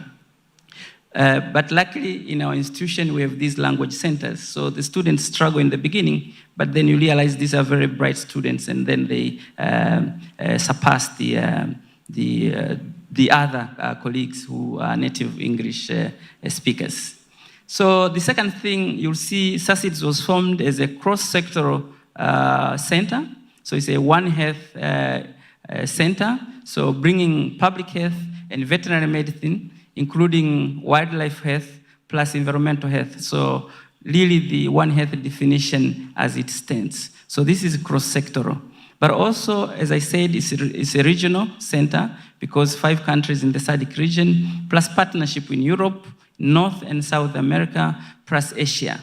So from 2008, when we were formed and when we became a center of excellence, the issue now, or the challenge, was how to make these partnerships institutionalized within the university. So this is very difficult. The vice chancellors are here. How many of you have been able to assimilate the Africa Centers of Excellence into the management structure of the university. This is very difficult because you always end up with a fight between the principal, the dean, plus the center leaders. But we were lucky to have a very good vice chancellor who was the chair of our governing board of SACITS, together with the center from Zambia, Seida. And after a lot of up and down, walking the stairs to the office of the Vice Chancellor, in 2020, we became an Institute of Infectious Diseases of the Sokoine University of Agriculture on behalf of the membership. So this is the biggest challenge, I think, for the most of the centers to be integrated within the university structure. The other challenge that we face is this silo mentality. I think it starts when we were born, that this is my share, this is my thing, you cannot take it from me. So the veterinarians think it's their profession, the medical doctors think it's their profession, the nanotechnologists think it's their profession. So how do you break that silo of the my syndrome?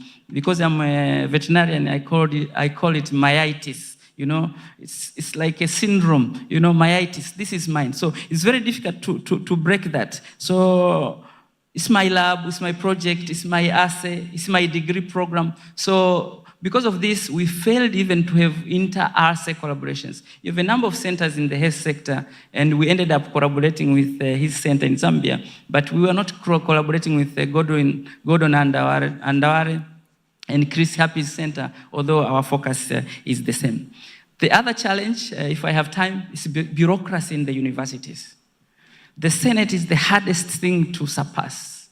We had to go there 8 times to convince them our center has to be an institute of the university. So it takes a lot of effort, a lot of lobbying. Actually, the buy-in from the vice chancellors is most crucial at this stage. So the bureaucracy in the universities has prevented us, for example, to have things like credit transfer. Can I take these modules in this university and get it transferred to somewhere? Or have a dual degree, graduating from 2 or 3 universities. It's not very easy. So in the end, we had to develop degree programs in universities that take care of students from the region. We developed one health-based degree program. We had the one based on molecular biology at Sokoine University. He took analytical epidemiology at the University of Zambia. But imagine if we had a degree, for example, in molecular biology that is cross-regional or throughout the continent of Africa, where I will be lecturing virology to all students in Africa. Gordon is lecturing pathogen biology to all students in Africa. We have enough pull here to create such degree programs and really leapfrog the continent of Africa. But because the Senate's very bureaucratic, it's very difficult to surpass that. And maybe the last, if you allow me, they spoke about many things that foster partnership, you know, ethics, communication, having same vision and goal. But those are the bricks. What is the motor to keep this partnership going? It's the money, funding. Once funding flies off, the partnership dies.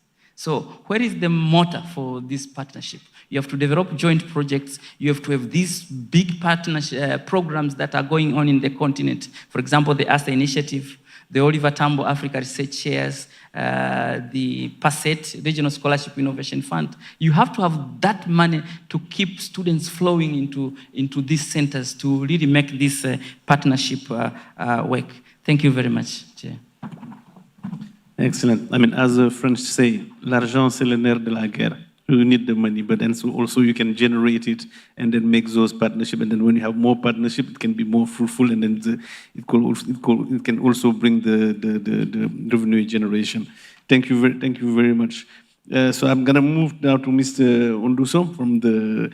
So your university, Addis Ababa, has 4 ACs: health, agriculture, water, and railway.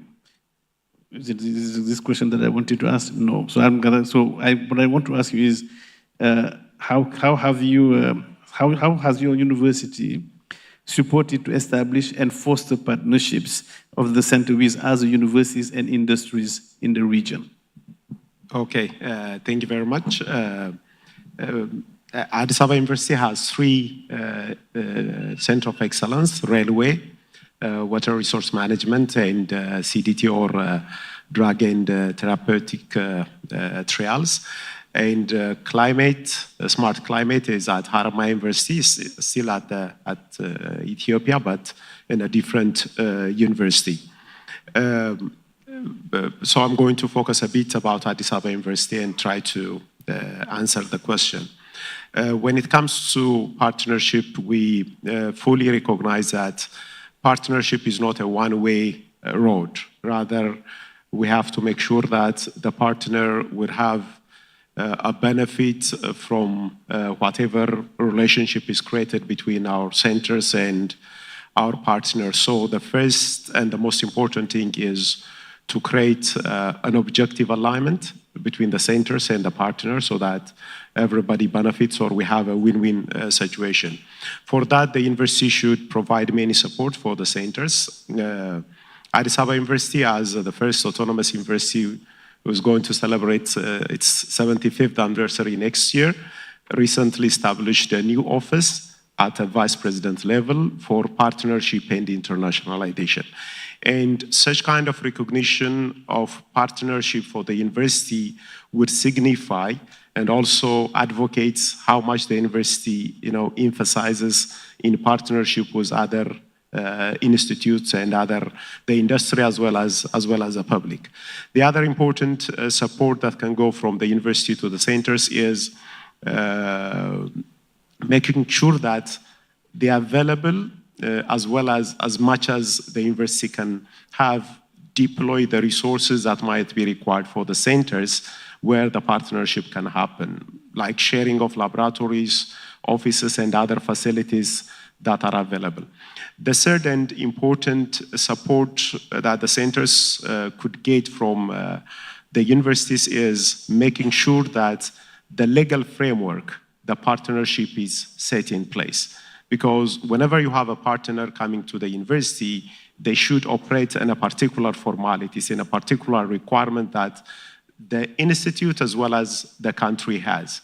So making sure that such kind of supports are available at a legal framework perspective or from compliance perspective is very important, because an industry might not directly come and operate in the university in whatever form, unless and otherwise the rules are well under respected. So the university making sure that such kind of compliance and legal requirements are put in place would be very important. So there are many wide support that the university can provide, but these, I believe, are the three critical points that we should pay attention to.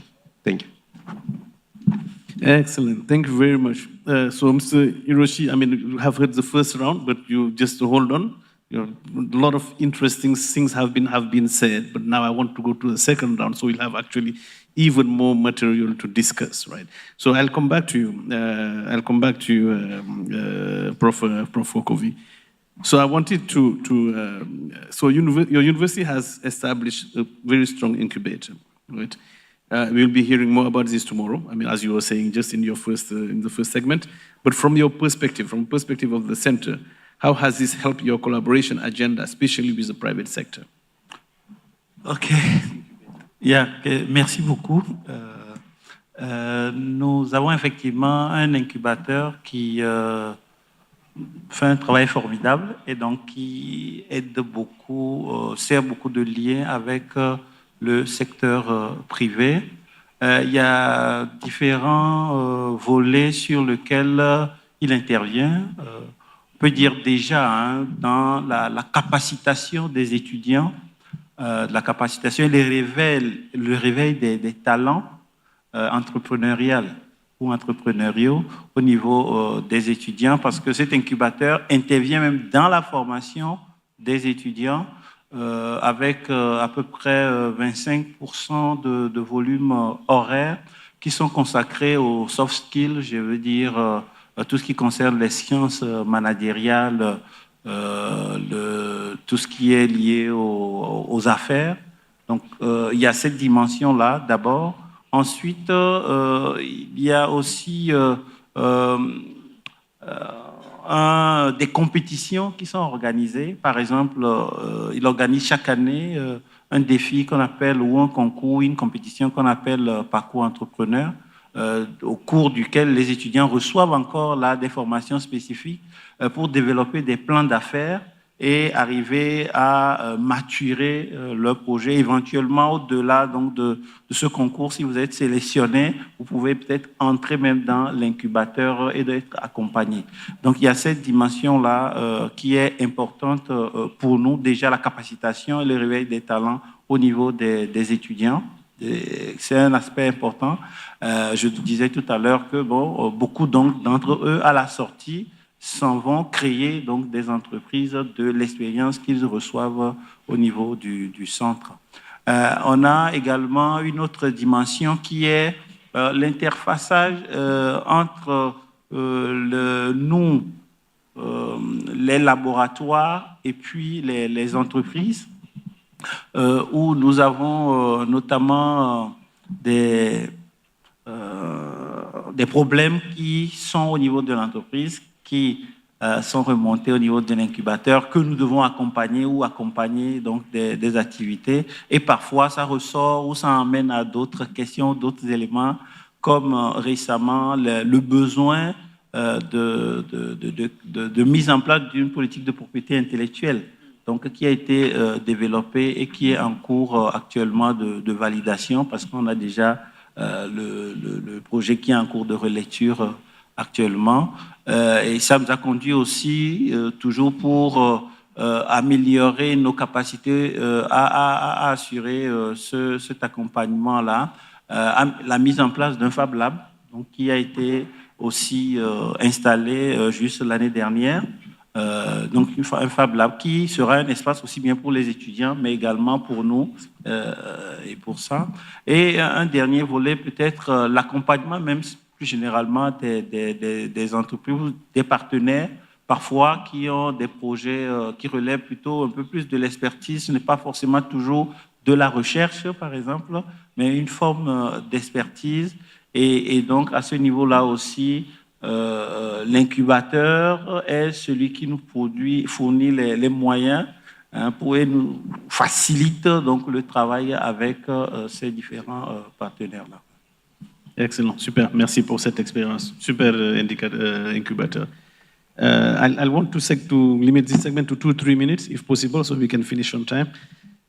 So I'll go to Prof. Simeon. So what institutional structures or policies have you found most effective in supporting and sustaining partnership over time? So especially as leadership or priorities shift, how do you ensure continuity and accountability in those collaborations? You can take only the first question if you want. You can leave the next one. Thank you very much again. Leadership framework is an essential component of what one has to look at, in ensuring that whatever is the objective of the ACE program is achieved. Foremost, the institutional mission and core values are really very important. So no matter the situation, every component of the program of the ACE, the Centers of Excellence, must align with the institutional mission and core values. The other thing has to do with the fact that strategic goals and objectives of the institution must align accordingly. But there's a driving force, and that driving force is the person who is actually heading or controlling or coordinating that center. He must really understand what the center, the center's objective and goals. The person must really be able to be transparent, be trustworthy, and also be able to carry others along. We found this in our own center leader, and that is why the university is really supporting everything that has to do with the ACE program and really committing resources to some of the areas of need as well.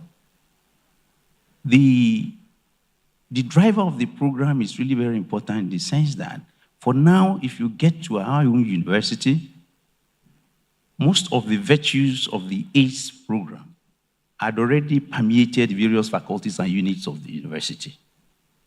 And so we are really enjoying the dividend that the ACE program is bringing on board. The other thing has to do with the fact that the stakeholders that are concerned are very, very important. And so, in leading this, in guiding decisions, you have to take into cognizance the stakeholders, the students, the staff, the alumni, the industrial partners, and every other person that is involved. And as a federal institution, for us, there is a factor which is somewhat extraneous in a way, by virtue of the fact that we are semi-autonomous in a way. The government has its own views and policies that just come up. And when they come up, it affects whatever you have in the institution. And so, on regular basis, there's need to review most of what is happening in the centers in order to be guided by what one will be doing at any point in time.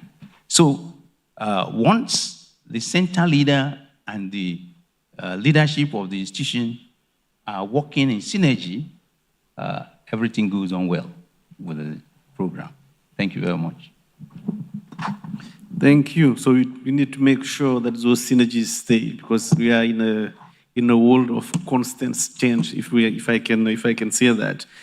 So that's important as an institution even. I'll go to Professor Bernard.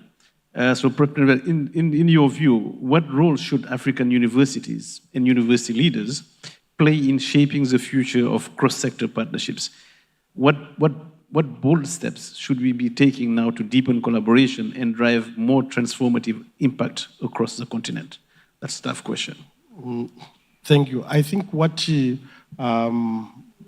universities and what university leaders should actually emphasize on, like ourselves, is to make sure that whatever is being done from the centers has to be transformed into an innovation. Why an innovation? An innovation directly, sorry about that. An innovation directly benefits society. And this is what we are trying to do at Copperbelt University. At Copperbelt University, we have formed a unipod, which is now becoming a hub of trying to transform what has been actually been put forward by those in academics to directly benefit the people. But what we have done further is we have realized that in communities, there are people who never went to school, but they have ideas. So it is to call them, to bring those ideas to the unipod so that they can actually be magnified to the benefit of the people. So that must be the way universities are actually supposed to operate, especially in our environment here. If you looked at when there was mentioned that there are over 30,000 postgraduate students that graduated, how many innovations came out of that? Maybe 5 or so. But of all those 30,000 postgraduate students, are we serious that in all of them, we cannot get an innovation from what they were doing? So I think that must be the focus of university leaders and universities. Thank you. Good. Thank you very much. Great idea. I'll go to Professor Sinzo. So SACITS has been a leader in cross-disciplinary and cross-border collaboration, particularly through the One Health approach. Can you share how your partnerships across countries, institutions, and sectors have strengthened regional capacity for infectious disease surveillance and response? What have been the key drivers of success, And how are you thinking about sustaining and expanding those partnerships moving forward? Thank you. Let me start with a bit of history. Before we started, I think you remember or you recall, whenever there was an infectious disease in Africa, samples used to be shipped outside African countries.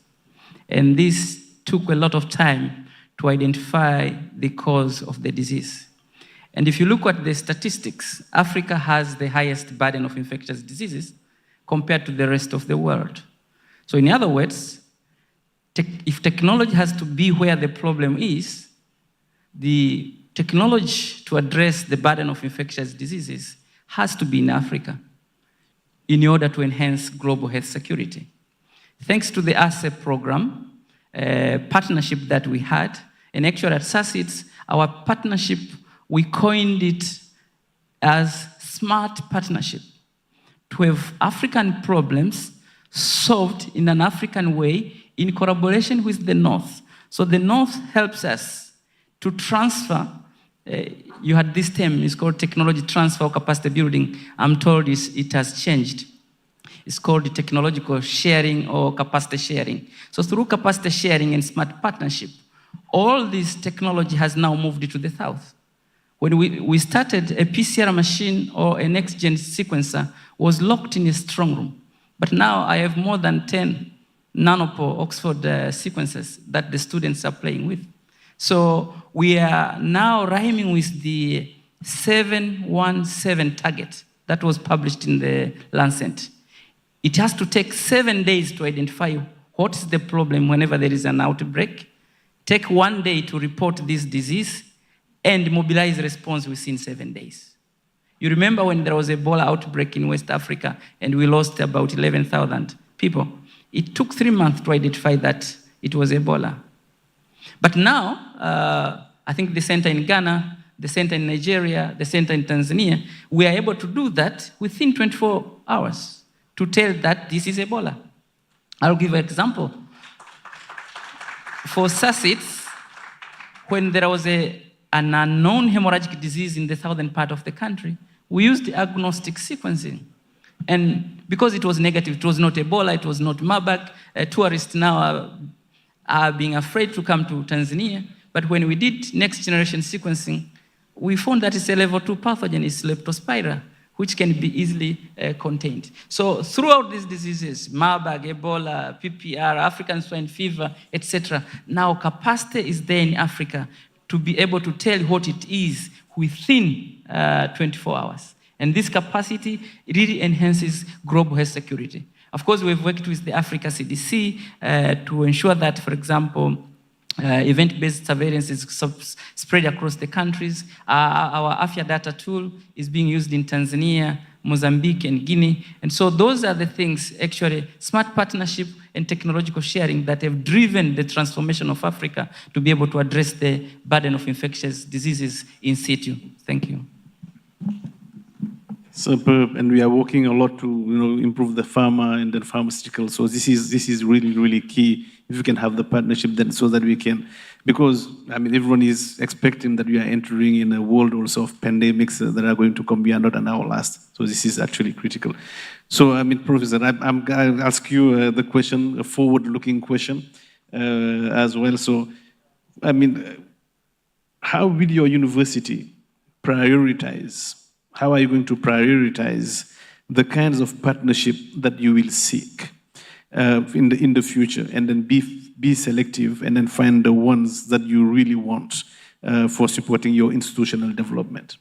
Okay. With the limited resource that we have in African universities and also in our university, whenever we embark on any partnership, we have to try to prioritize those that align with the priority of the university. I mean, the nation. Every nation has its own priority. If you look into Ethiopia, when it comes to health, when it comes to water management, when it comes to logistics and railway, when it comes to climate, these are the priority areas that are clearly identified by the nation, and focus is given by the leadership, the heads of state, and all the ministries. So whenever partnership comes to the university, the first thing that our centers as well as leaders are going through is to see how it is aligned with this priority. Because the moment it aligns with the priority of the nation, then a single partnership would attract more other partnership with other universities, the industry, as well as the ministry. So whenever we join hands together, we're not looking just a one-to-one partnership between universities, but whenever you have more partners in a single junction point, then the strength of that partnership is not only for its establishment, but to sustain it for a longer period. So we are looking for such kind of partnership. Now, looking into some of the partnership that we have, even between our Center of Excellence that we have at Addis Ababa University and other Center of Excellence like in Ghana, as well as in Tanzania with Wise Future, also with Uganda, Kenya. Those partnerships, the moment we have more universities, more industries coming to a single point of partnership, then it shows you that it's going to go longer.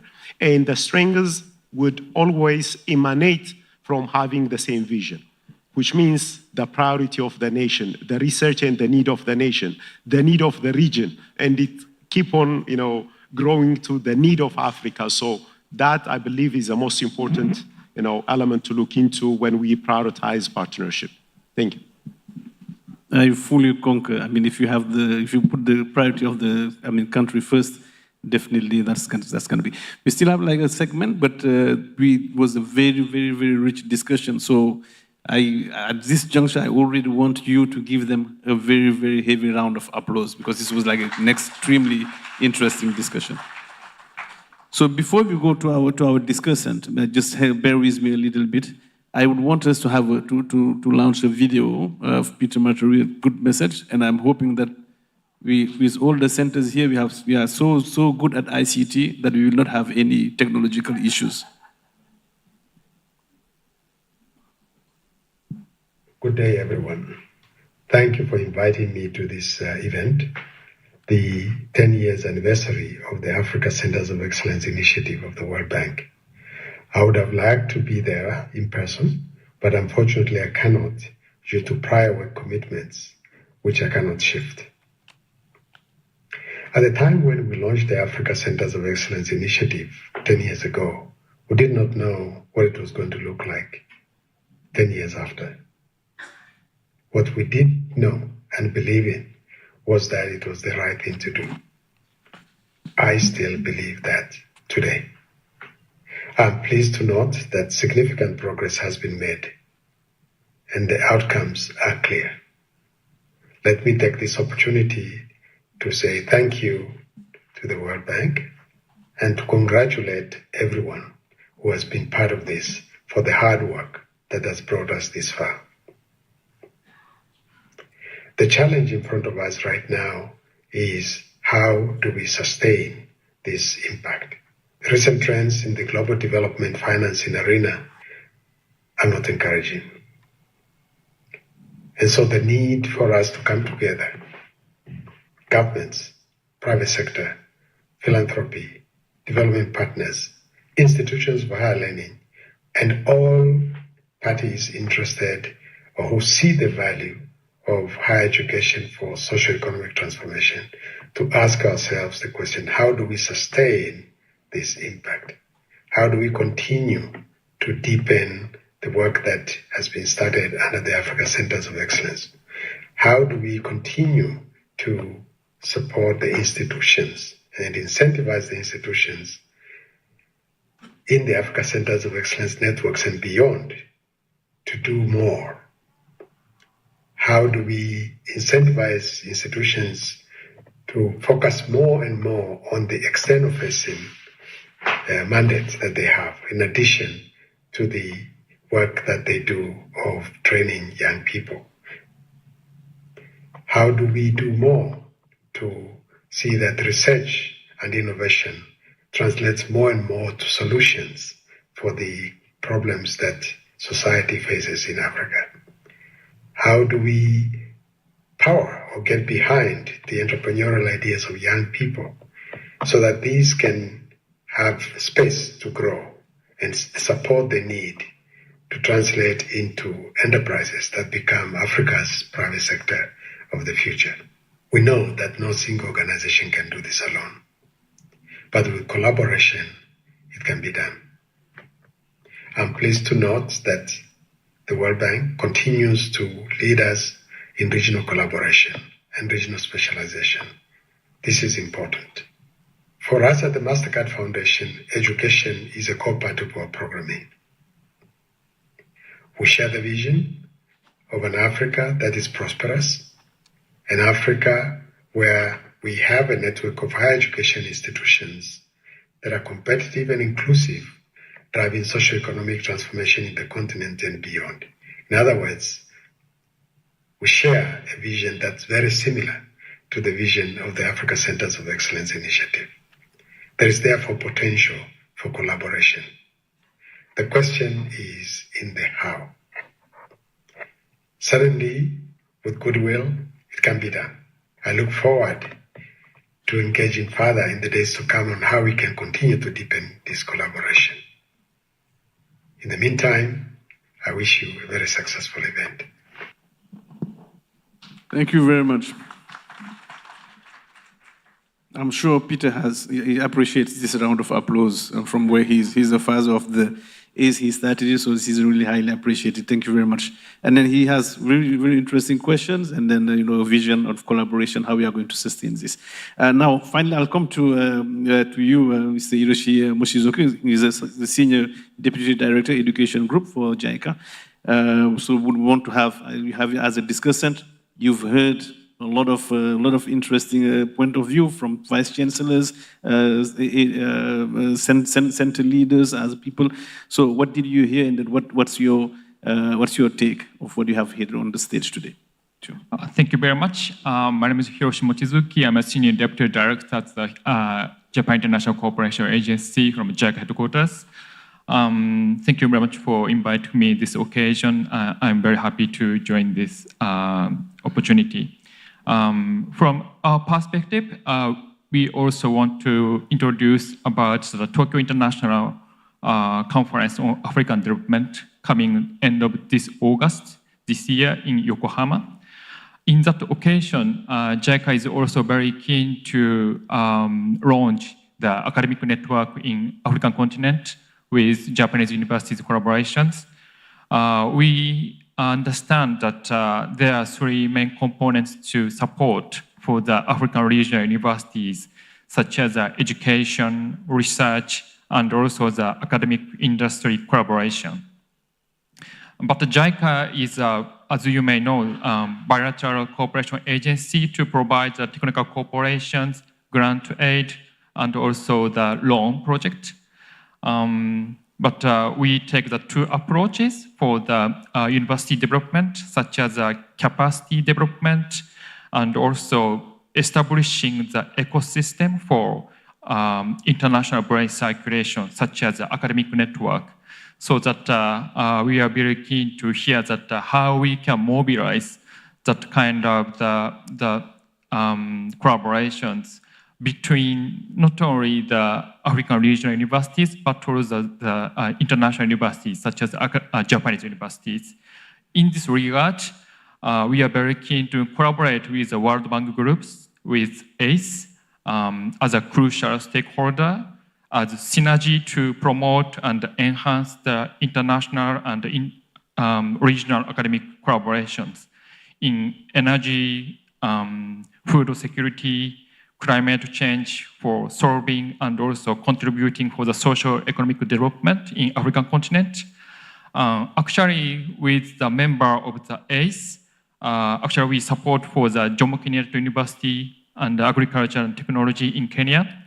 They actually collaborate with the Luana, Lilongwe University Agriculture and Natural Resources, for joint research, which is to strengthen the potato value chain. So that we are very keen to not only enhance the research and education itself, but also protecting the human security through addressing multi-sectoral issues in nature and also human beings.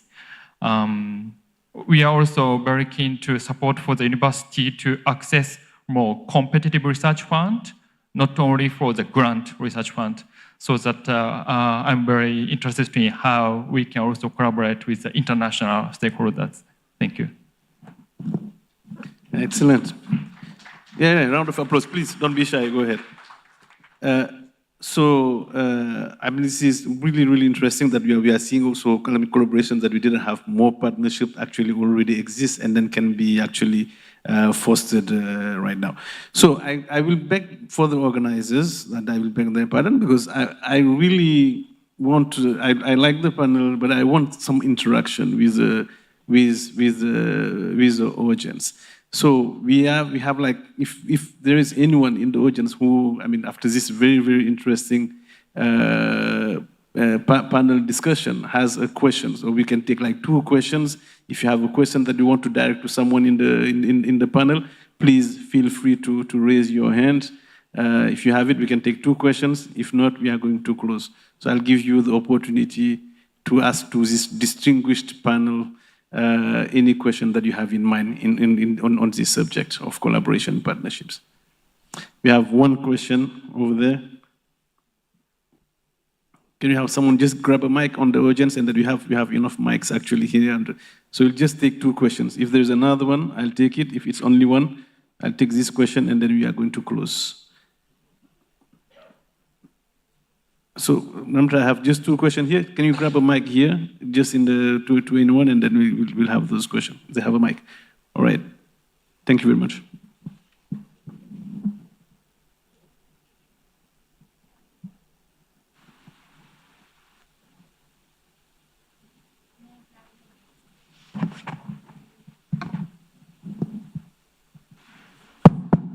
Okay, it's working now. Thank you very much. Distinguished colleagues, I'm Professor Honorable George Will, Vice Chancellor, University of Port Harcourt. My question goes to my colleague from, is it Burkina Faso? Yes, okay. You were talking about governance structure, and you are trying to tell us that you bring people on board that governance structure. What I was wondering is, will you bring all your collaborators on board the governance structure? Because that's how you were trying to. So I was wondering whether it's possible to bring all collaborators onto the governance structure. Thank you. So I'll just ask you to hold on your thoughts. So second question, we had second question over there, second and last question, and then we'll go back to the panel. Thank you very much. Ghulam Mohamed Bai from Mauritius, and I chair the Regional Steering Committee of the ACES in Eastern and Southern Africa. 2 questions. The first one is, very often countries in their collaboration are limited within Africa, or limited for excluding other countries for whatever reasons. Let me give you one specific example. In many projects, Northern Africa is excluded for whatever reason, and yet they have so much to contribute. Can you help in bridging this collaboration, take it out and make it sure that the whole continent of Africa collaborates? I think that's extremely important. I think the second point is related to that one. We keep thinking about sub-region, and we concentrate on collaboration in sub-region. Again, in so many centers of so wonderful work, can't we really think continentally? Can you really come out of this thinking of I'm Eastern, I'm Southern, I'm Central, or whatever it is, and think African and collaborate from an African point of view? Is that possible? Are there limitations? It'd be interesting to hear their perspectives. Thank you. Thank you. Before you drop your mic, who do you have in mind to ask your question? Anybody. Anybody Is, in the room? Or anybody in the panel? Anybody from the panel, yes. Okay, so yes, if anyone is interested in the panel to take up that question, that would be great. So all right, so let's take those questions. So we'll start with you, Professor, because you have a specific question. Ok, merci beaucoup, professeur, pour la question. Effectivement, on ne peut pas avoir tous nos partenaires dans les organes de décision de l'Institut de Zieux. Non, ce que je voulais dire, c'est que à ce niveau-là, dans les organes de décision, ce sont des partenaires stratégiques que nous avons là, et ça veut dire que ce sont des gens qui sont là généralement pour du long terme. Cela dépend aussi de leur envergure, si vous voulez. Nous avons, par exemple, pour celui du secteur privé, par exemple, on a généralement 4 membres dans ce collège-là. Et après peut-être un terme, un mandat et un deuxième mandat, ils vont être renouvelés. C'est comme ça que cela fonctionne. Et donc, ce n'est pas que tous les partenaires sont là à tout moment. C'est pareil pour le collège des partenaires techniques et financiers, et c'est pareil pour le collège des partenaires académiques et scientifiques. Ce qui fait que pendant cette période-là où ils sont là, et comme c'est quelque chose qui est relativement long, en tout cas, ça nous permet toujours de mieux nous connaître, mieux connaître la vision de l'institution et de s'épouser, d'avancer ensemble. C'est beaucoup plus ça, comme ça on le fait. Merci. Merci beaucoup, excellent. Is anyone on the panel wants to take the question on why we are in silos and regional silos and we are not collaborating further, or anyone wants to take it? Okay, go ahead.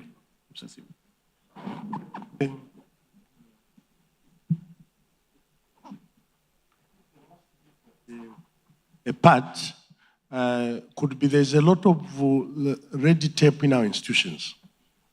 And that red tape emanates from the way we try to run certain processes. Like, for example, I'm at Copperbelt University, and then there's someone at Lubumbashi University, and we want to actually collaborate.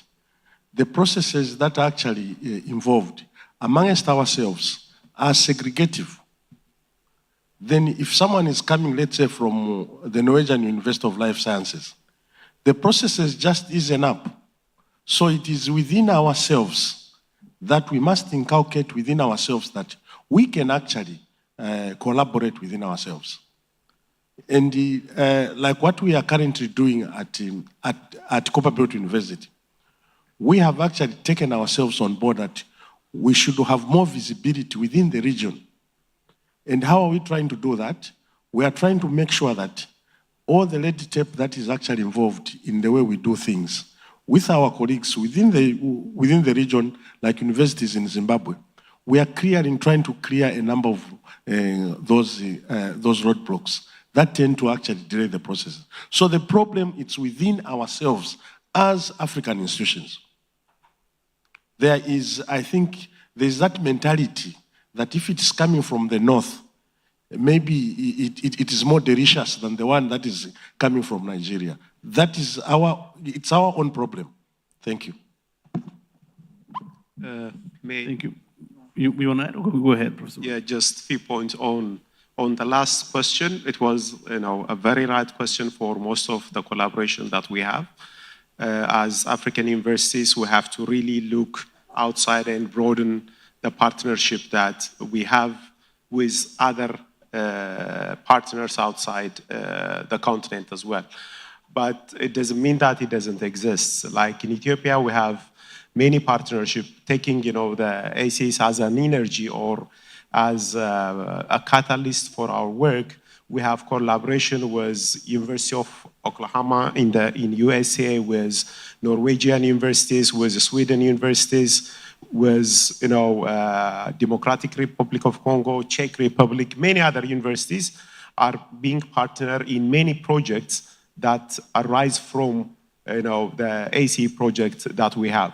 But rightfully expanding that to the world would make sure that our knowledge is shared all over the world, and we also learn from the lessons from other partners. We have to really work on that one. But there are few efforts here and there that we can take an example. Good. It looks like many people want to answer this question. So I'll go to Professor Simon, who had his hand up, and then I'll go to you. Just to chip in one or two things. I think ACE has taught us a lot of things, and one of the major things has to do with this component of teamwork, collaboration, partnership, and all those. So, but then within the framework, there's need for us to figure out things and ensure that they fall within the institutional goals and objectives. Because it's very difficult for you to just take up, it will be very difficult to just take up any partner wanting to do something that does not fall within your own vision. So I think it's possible for us to just see variants of this partnership in different areas. But the issue of exclusion, we've been given that opportunity, and we've been taught through our experiences with the ACE centers that there's need for us to collaborate, because it has a lot of benefits, even beyond what we may envisage at the onset. So that's just my own thought about this. Thank you. Thank you. Professor Msizo. I want to comment on the question from Professor Gulam on thinking African. I think this is a very good question, and I think it's an eye-opener. I work with another initiative of the World Bank called the Regional Scholarship and Innovation Fund of PASET. And luckily, there is a partnership with King Mohammed VI Polytechnic University in Morocco. And this is very important because previously we do concentrate mainly sub-Saharan Africa. But if you look at the global ranking of universities, I think the top ranking universities in Africa are either in the north or in the most southern tip of Africa. So I think this is a valid comment, and I think we should be looking at universities in North Africa. Give an example, University of Cairo, I think is top ranked. It competes with the University of Cape Town in terms of global ranking. I think we should really think from our own, not to be driven by the World Bank or something like that, but we really have to look towards partnership with countries in North Africa. Thank you. Excellent. All right, I think that we can come to a close on this. Thank you very much. So thank you to all of our panelists for such a rich and then thought-provoking discussion. So today's conversation has reminded us that partnerships are a central pillar of the ACE program. So we've heard inspiring examples of what becomes possible when institutions reach across borders, institutions, and sectors. I mean, of course, there is still work to do, right? I mean, as we just heard now, but a lot has been done already, and then commit to working together toward a shared vision. So these partnerships can and have created value far beyond individual institutions. But we've also heard that successful partnership requires intentionality. You guys need to want it, and alignment of goals, adaptability, and above all, leadership that you all provide, and then have shown that you have provided that. So as we celebrate 10 years of the ACE initiative, we hope that this session has served as a reminder that the future of higher education in Africa will depend on how well we continue to collaborate across disciplines, across geographies, across sectors, and beyond the continent. To all our partners, whether in academia, the private sector, or development agencies, thank you for walking this journey with us. And to those who are just joining or looking to deepen engagement, the door is definitely wide open because the potential is absolutely great. So let's continue to build together. Thank you once again, and then please join me in giving a final round of applause to our fantastic panel. A big, big, big round of applause. Thank you very much.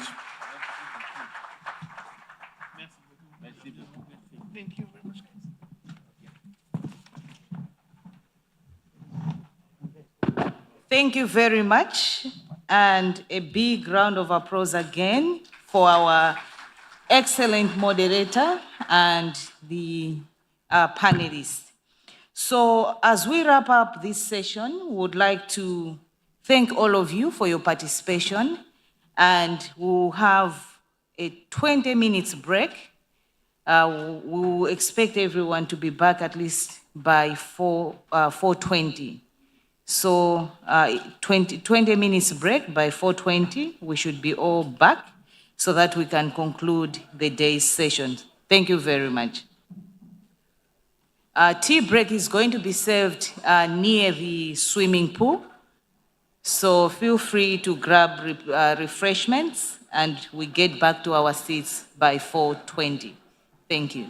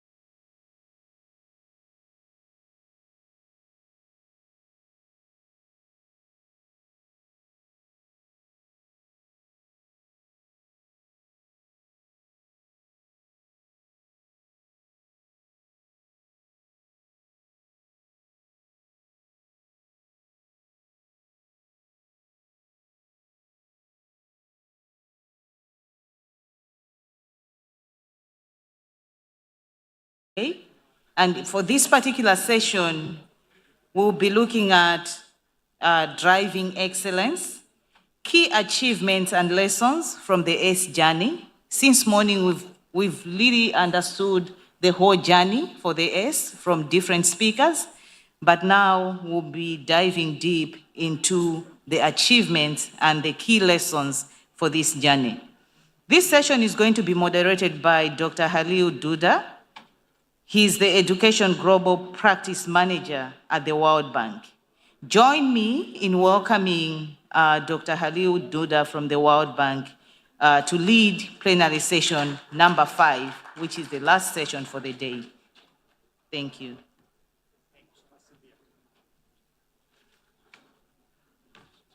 Good afternoon.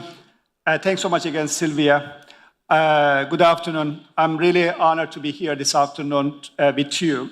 As Sylvia mentioned, my name is Halil Dundar. Currently, I am the Education Global Manager. I manage our global programs at the World Bank.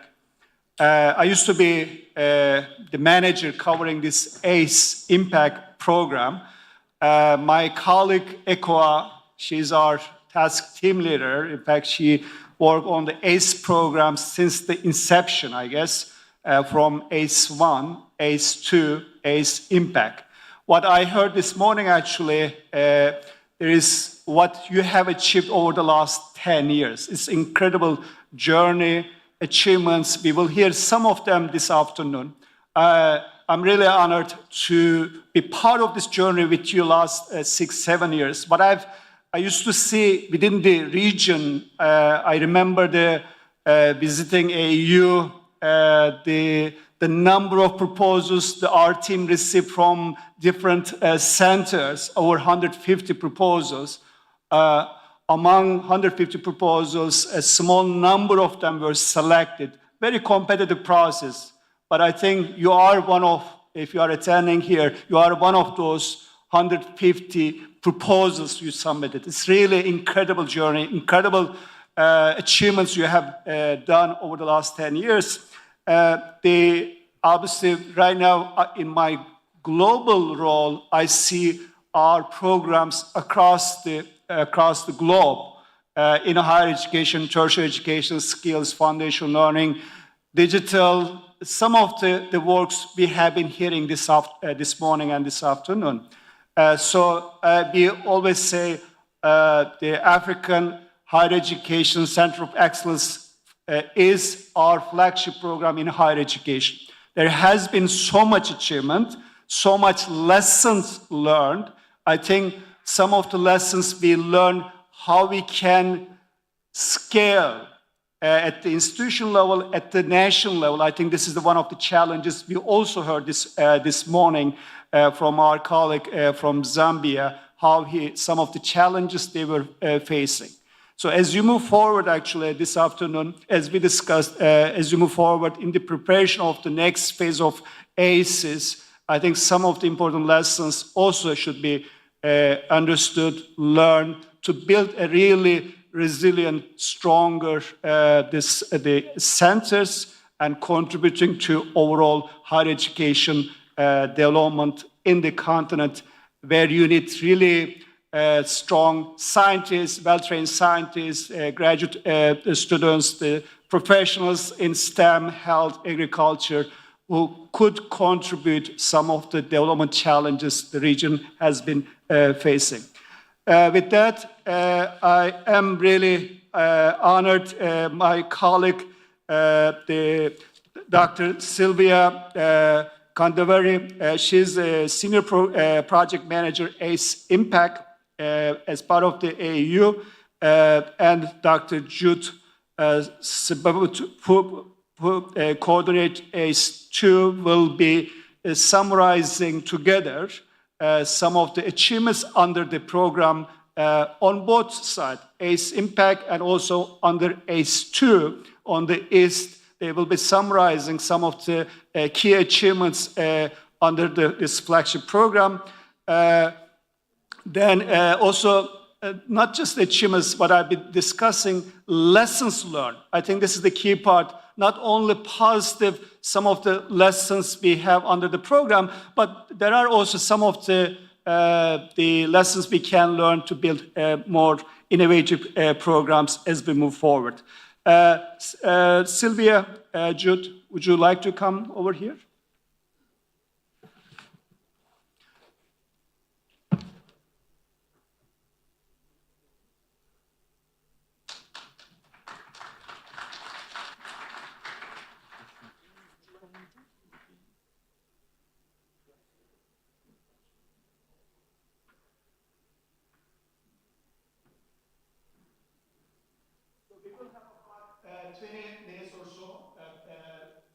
Presentation, and then we will have some question answers at the end.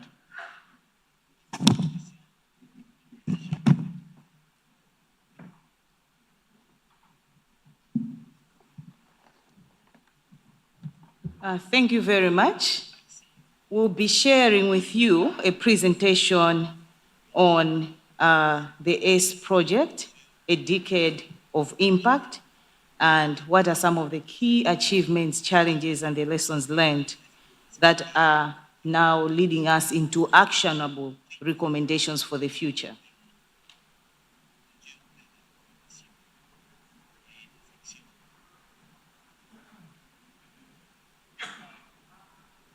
So the ACE project is an initiative by the World Bank and other partners, AFD and others, and the participating countries from 20 African countries.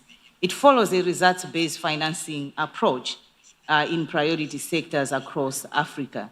So this morning, we already saw the footprints of ACE in various presentations and videos, but just to remind all of us, this is where the ACE project has been implemented as per the illustration in the map of Africa.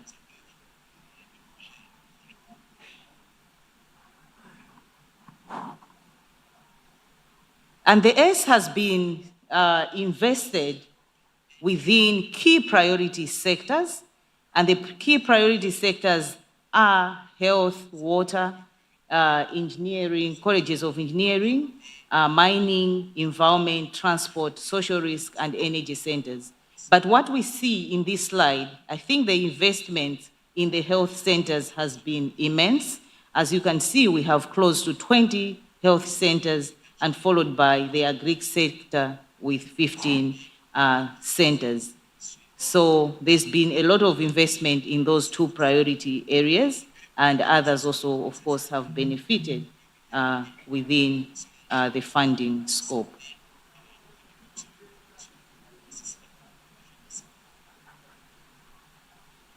This is just a timeline for the investments. We started in 2014. The World Bank funded ACE Phase 1, which was led by the Association of African Universities to a tune of 165 million.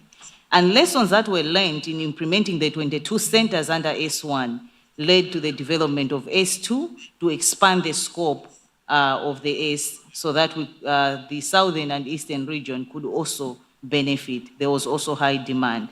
And learning from the two phases in ACE 1 and ACE 2, which started in 2016, an ACE impact phase was now funded in 2019. As you can see, each phase has key features, and all those key features, we kept improving on those key features based on the lessons, and we hope as we are here, we are also reflecting on the key features of the 10 years and how we see to improve in any future initiatives that the development partners may would want to support. So in total, there's been huge investment for this program, up to over 650 million US dollars for all the phases. But midway, as the implementation continued, we've also seen many development partners coming in, and would like to acknowledge the support from AFD in supporting the ACE impact phase with 72 million US dollars for 54 centers that we have. Of course, the AFD support only focus on Nigeria, Benin, and Côte d'Ivoire, the 3 centers. And within the implementation, of course, there's also been additional financing given to the ACE2 Regional Facilitating Unit, IUCA, and the centers that are implemented are 6, and these are ongoing. They are still implementing, and the program will close in 2026. So they've been strong features to make sure that we include female representation in all the phases, and also benchmarking of these programs through different incentives given to the institutions. Of course, the figures have already been highlighted in the morning, and we would like just to show you again that as we celebrate, indeed, these are the figures we are celebrating this week. 90,000 students who have enrolled in long-term short courses, and 30,000 master's students that have also enrolled in the programs that the ACE has supported, and close to 8,000 PhDs have been trained.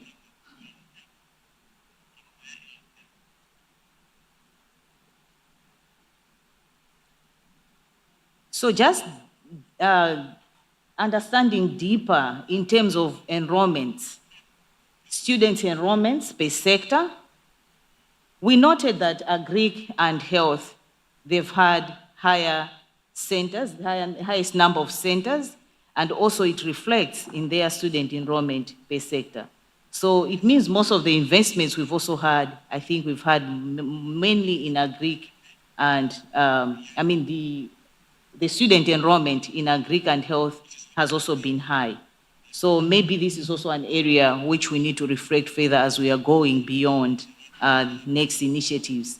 How do we improve enrollments in other sectors as per this slide? Female enrollment, participation for all the priority areas, at least we are over 34% with Agric centers, healthy centers, STEM, and education. So that has been the average female enrollment at the moment. In improving access and quality for higher education, efforts have also been directed to internationally accrediting the programs and the institutions that are hosting these programs so that they remain relevant to the demand of higher education in the continent.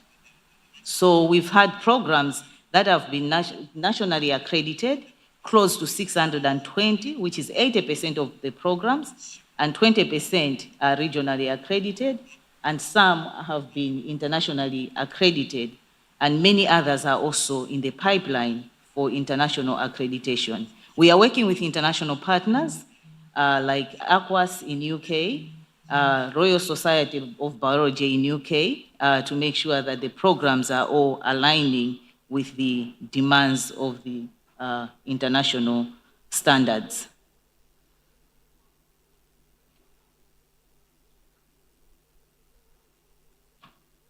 The ACE has also improved access by strengthening the quality of learning environment. Funding has been directed, at least a good percentage of funding, to support infrastructure development.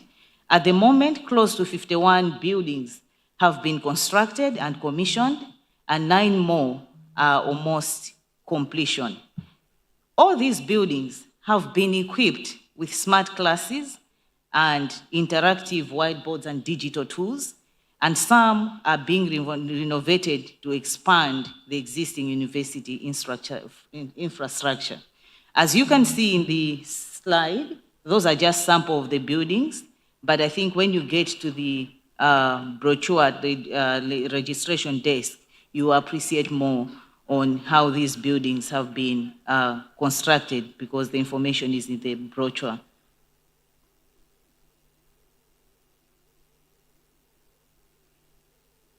And the ACE we also heard just from the last panel session, it has been promoting partnerships through various approaches.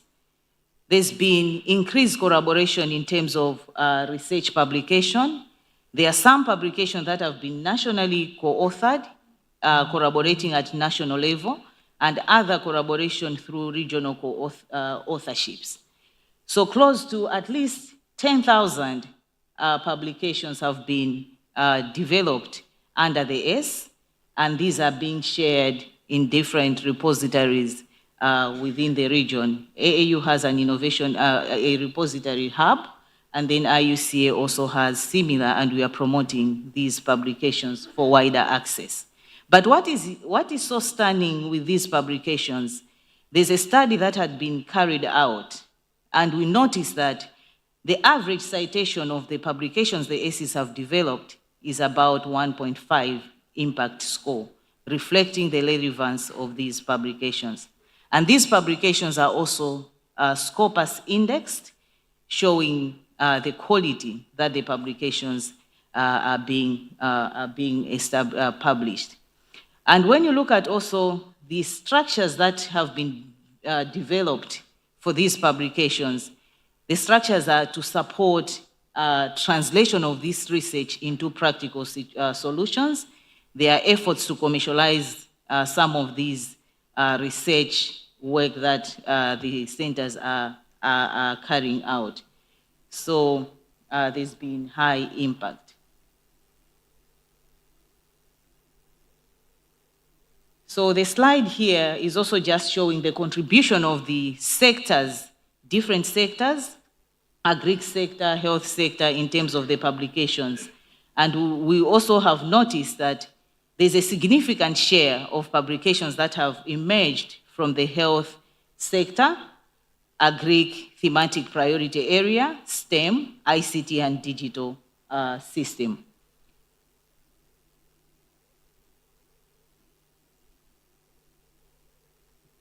And in efforts to also promote the research the centers are carrying out to knowledge transfer, at the moment, we are seeing patents that are coming out. 87 patents have been developed from the research that the centers have carried out over the 10 years. And 76 trademarks are also have been documented, and 147 copyrights. So I think there's really good effort in commercializing the research, though we need to do more. And as you can also see, there are potential that are in the pipeline, and there are also startups that have been given to students to provide mentorships and skills development so that they can go and do their work and attain some self-employment. And when it comes to linkages with industry, we heard a lot about linkages with industry and partnerships, but with the S model, emphasis has been on promoting internships and staff exchanges, revenue generation, and professional short courses. And these are the mechanisms that have facilitated linkages with the industry. So 20% of the students from the most recent tracer study that we have, that we undertook last year, looking at the 10-year journey, we've noted that with internship, 20% of the students were undertaking practical internships in a relevant sector, and that also helped them to establish connections within and outside Africa. And for revenue generation, the results also showed that SEs have generated an equivalent of 28% of the total World Bank allocation to the centers under the program, and this is a key critical sustainability factor. So the results that we are showing here, they are as a result of a tracer study that we undertook with an independent consultant, and shows that there is positive feedback from the students on linkages.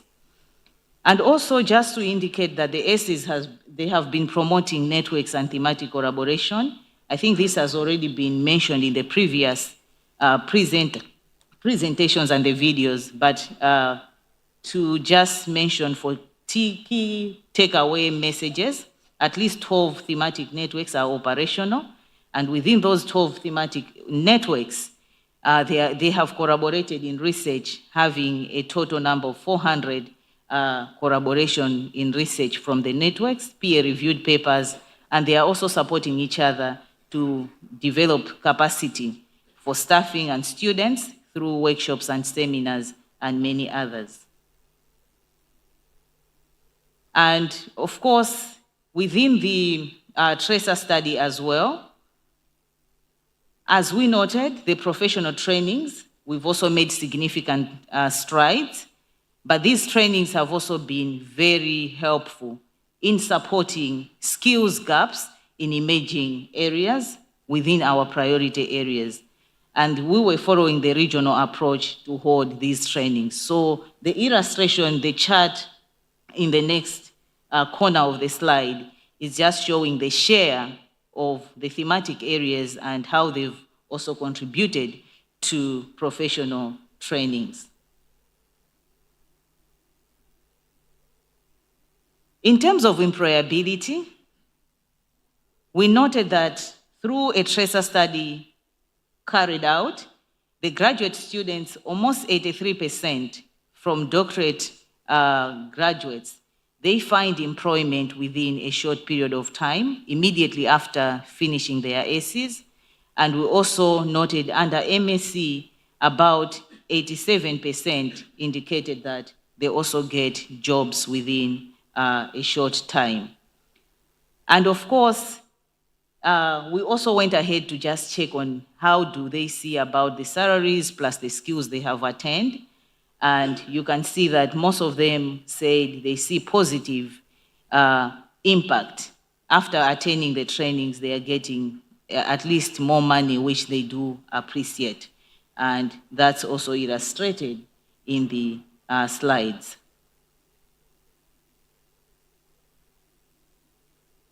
In terms of the performance, this is my last slide, as I hand over to Professor Jude. World Bank assesses performance based on the disbursement rate. So how are we standing as we compare ourselves to the indicators of the World Bank? So as you can see from the slide, all the centers, all the countries have been listed, and at country level, we are at an average of 90% of achievement for all the total funds that were allocated for all the three phases, S1, S2, and S Impact. And this achievement is expected to improve as we close the project, the third phase of the S by June, and the additional financing by December 2026. So we would like to congratulate all the ACs for the great work adhering to the standards of the World Bank, and we hope with this performance, we should be able to advocate and create more messages where other development partners may wish to join into any potential initiatives. So thank you very much, and I would like to hand over to Professor Jude.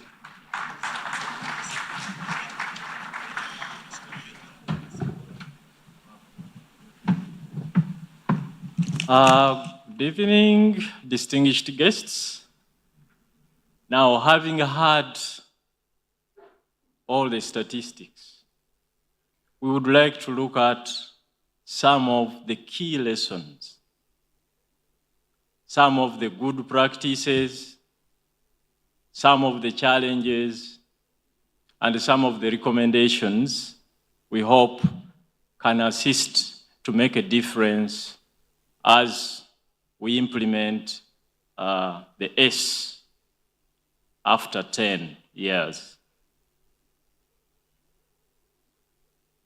Now, before going there, there is a very big contribution that the centers have brought on board during these 10 years.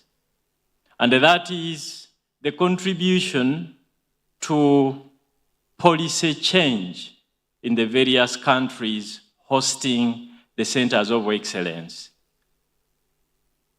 Among these, 31 centers have been able to contribute to a regional strategy to enable leverage regional excellence outside their countries. So, over 30 centers of excellence are working within the region to contribute to regional excellence. Then we do have centers that have contributed a lot to the development of policies within the health sector. For example, ASEFAM, that has influenced the development of Malawi's traditional and complementary medicine policy.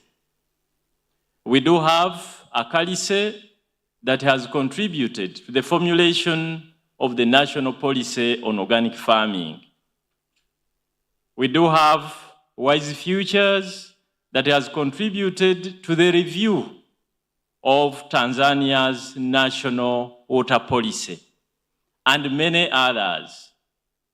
At the beginning of the ACE, the funders asked us to contribute to changing the policies, ensuring that there are better policies in place to contribute to the development of our countries.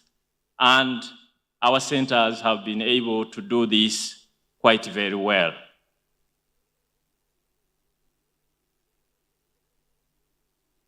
Sorry. I think this has already been discussed. I would like us to proceed. Oh, sorry. So we want now to look at some of the key good practices we've been able to identify throughout these 10 years of the ACE project. First of all, we've come to realize that we need to be very proactive as far as policy frameworks are concerned. And an example has been highlighted by the University of Rwanda that has successfully developed comprehensive accreditation policy. This policy goes beyond even programs of the ACEs. So they would like to ensure that at the university, all the various programs are at their best in terms of quality. So they were able to complete all the necessary guidelines that would assist the university be able to ensure that the various academic programs they have are accredited internationally, whether these programs are within the ACE or not within the ACE. And this is something we've learned that it is very, very important, so that we don't work just for the sake of the ACEs, but for the good of our countries, even beyond the ACE period. Two, we've learned that strategic benchmarking, especially as far as accreditation is concerned, is very, very important. Accreditation beyond the region and beyond the nation has been quite difficult for those centers that didn't do this as a strategy. So we are requesting that for the future, let us all be strategic when it comes to the accreditation, especially internationally, regionally, as has been described already. Regional accreditation. We've learned that while regional accreditation is very, very important, there are so many challenges centers are facing in this regard. And that unless these challenges are faced squarely, it is going to be very difficult for the centers to achieve the desired objectives. And some of the challenges related to regional integration include differing national policies on scholarships. Some countries wouldn't like to provide scholarships to students coming outside their respective countries. And eventually, this has caused a problem of not being able to attract regional students. There are countries with very restrictive immigration policies, thereby leading to potential students to run away from these countries instead of going to these countries to study there. There have been, for example, delays as far as processing study permits. There have been also some few cases whereby the students have been detained. And there have also been cases whereby these students have been separated from their families. Some of these young families, you have a wife, husband, and a young kid. So some of the centers, because of the regulations within the country, they were not allowed to have the kid around, so leading to the separation of the families. Disparities in tuition, especially when you compare students from various regions, comparing, for example, those from SADC and those from the East African community. And this eventually would lead to some of these students failing to study from those various regions outside their regional blocks. Then there is the challenge of language barrier, still as far as regional integration is concerned. There are some students who could not easily move from their own countries to use opportunities of study in other countries because of the language barrier. And this affected a lot the Portuguese-speaking students.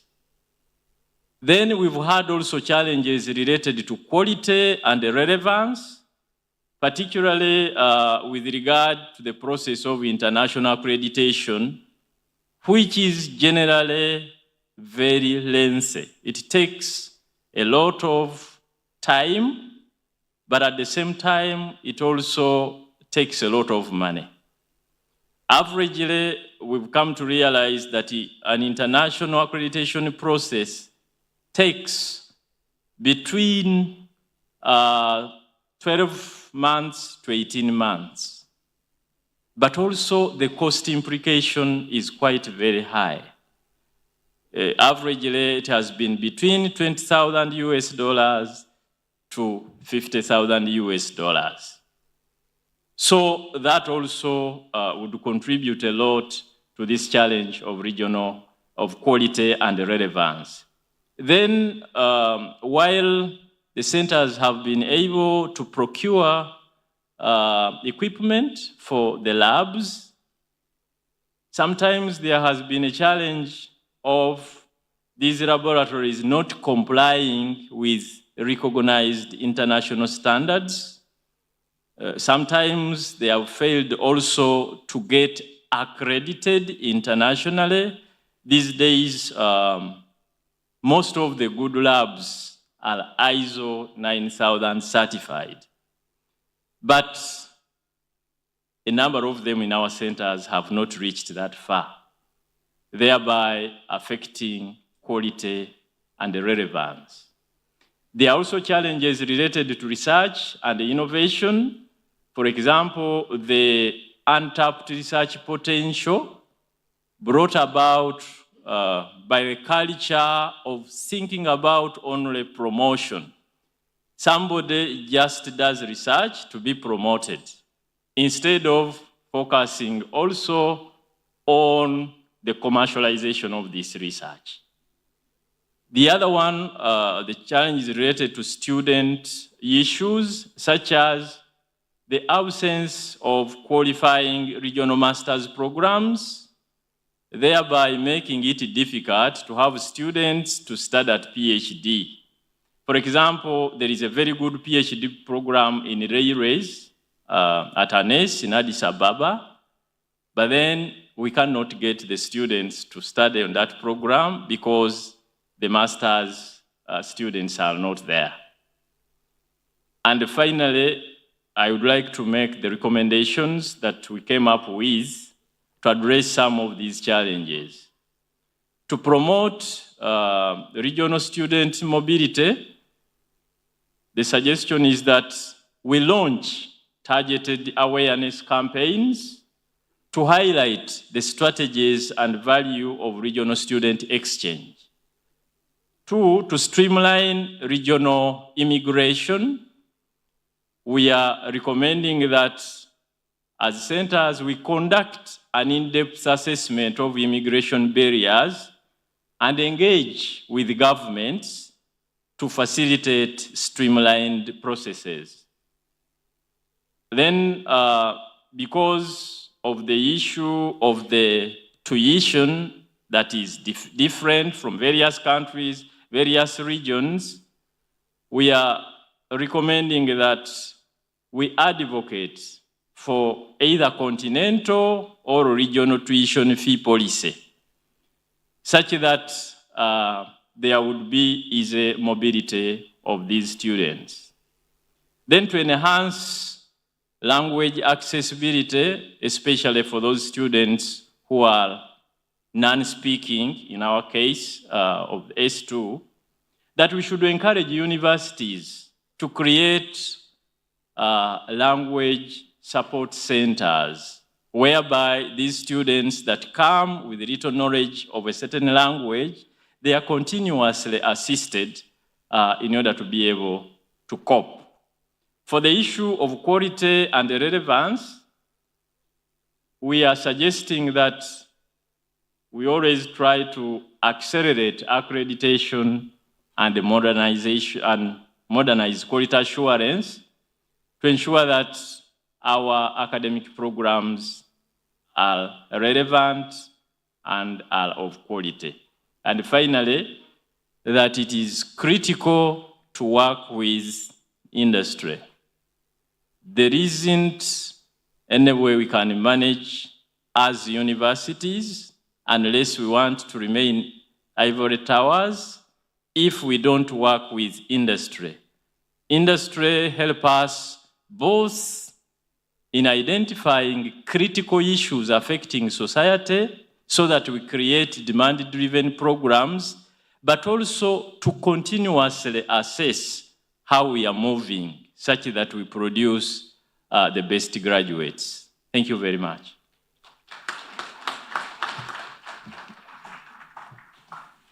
Thanks so much, Jude. Thanks so much, Sylvia. Excellent summary of the achievements under the program on both sides, East and West Africa. So it covers both ACEs under the program.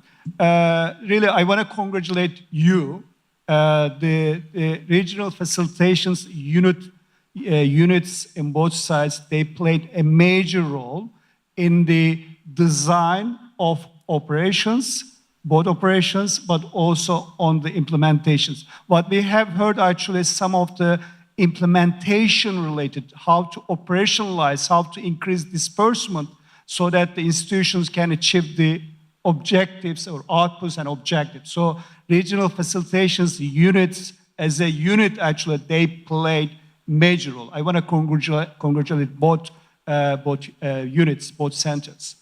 I also want to, you should actually, I also want to congratulate the centers. I think we have heard, as I said at the beginning, I have been involved, my team at the time, they were reviewing all the proposals, involved in the whole process. It takes time. It takes time to produce quality proposals. And at the end, regional facilitations units, they do support through some of the procurement, financial management, monitoring, evaluation, but the centers are responsible really for the delivery of results. So I want to really congratulate all the centers achieving excellent results in terms of the outputs and outcomes. Outcomes are really critical because some of the lessons we learned, research at the end or technology generated needs to really address some of the development challenges the countries are facing. I think we have heard excellent examples from Ghana, Nigeria, Rwanda, Tanzania. Some of the products, some of the, not just the research publications, not the citations, but also the impact they generate, I think we have seen excellent examples. What I haven't heard, actually, I like to bring it up. This is the gathering we have, about 500 or so academics, vice chancellors, ministers of finance, ministers of education, they participated in this event. Actually, this is a platform. The regional facilitations units, these regional programs play an important role to share information to what's happening. They compare, centers compare to each other, to learn from each other so that they can go back home and they produce similar or more better results in their countries. The second part, I guess I haven't heard, maybe our Zambia colleague was referring earlier. Really, these are the centers of excellence in each center, in each university. They go through the competitive process, they are selected, they implement the projects, but they have also what we call this byproduct, side effect on some of the reforms we see in each university. I think the example you were giving from the University of Rwanda, whole accreditation policy they are developing based on the lessons they are learning actually through the ACE. There are many other examples like this, how these ACE centers are really contributing some of the reforms, institutional reforms in each country. So I really want to congratulate entire, not just ACE community, but higher education systems, how they can learn from lessons from under the ACE, how they can scale up some of the interventions under the program. With that, we are out of time, but I want to ask one question, Sylvia and Jude. You have been working for many years. Sylvia, I've known you from beginning of ACE Impact. So can you reflect for the whole audience here, really based on your experience on the role of the regional facilitation units in both AU and AIUCA in driving results, ensuring quality, and delivering results for our countries in the region to have the impact you have been seeing. Thank you. Just you have 1 minute, then if we have time, I'll ask one more question. Thank you. Thank you very much.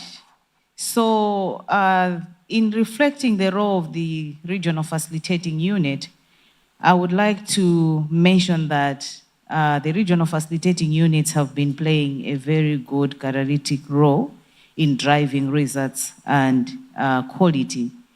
And with the role that we have been entrusted with, we've ensured that implementation remains on track by providing technical assistance to the centers when it comes to monitoring and evaluation of results.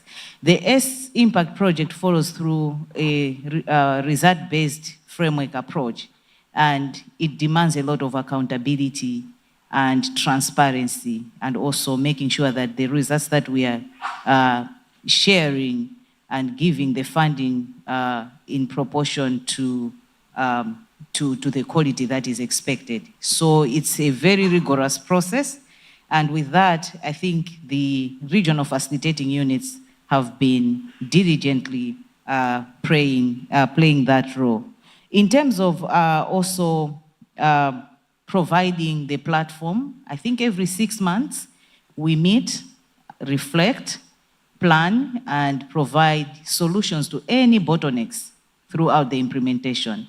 So these regional facilitating units have been key in bringing all the diverse stakeholders together to reflect together and replan. I would give an example when we had COVID pandemic. At that point, there were so many issues that were, many universities were not settled and they were affected. But bringing all the universities together and say we are in it together, how can we innovate again? It's a challenge that we have experienced together, but we do not want this to affect implementation. How can we work together? So the regional facilitating units were in the forefront of bringing them together and say we can innovate and still maintain with our implementation. So I think it's been a great role that the regional facilitating units have been supporting to the centers.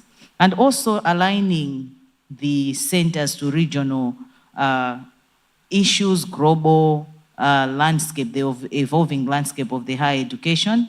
The regional facilitating units have been helping them to keep aligning with the regional agenda through various activities like supporting the international collaboration. The centers have been networking with national and regional collaborators, but at regional level, the AAU and the IUCA, we've had opportunities to bring in international partners like IBM to support some thematic areas. So we've been bridging that gap.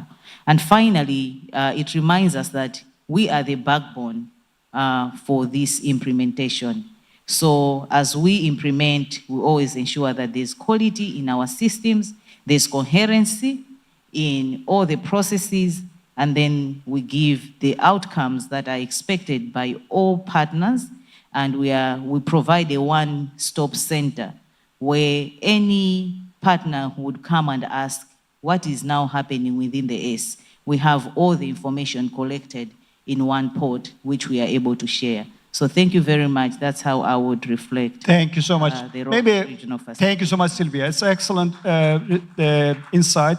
Maybe I'll turn to Jude on a more personal note, actually, as the coordinator. What has been the most rewarding part of your involvement in coordinating ACE2, and obviously working with a large higher education community? And how has the experience shaped your own professional growth or perspective on higher education? So on more on personal note. Yeah, thank you very much. I have been in charge, I think, for around a month, but I must say that so far, the most rewarding thing is to see that the centers are moving on well. And the centers can only move well if they are well guided, they are well supported. So IUCA, which is the Regional Facilitation Unit for the S2, has played a very critical role in ensuring that the centers achieve what they must achieve. Something very particular about this project, as we've had, is the fact that it is following a results-based model. You can't get a single coin before you prove that you've been able to achieve a certain result. Now, in order to do that, you need the support of the facilitation unit, both in terms of setting the targets and following them up, but also in the verification of the achievement of those results. And there have been certain results that sometimes have been so tough to achieve. I remember for the S2, one of the most difficult results to achieve was the regional accreditation. Being able to identify an accreditation body within the region to accredit the programs.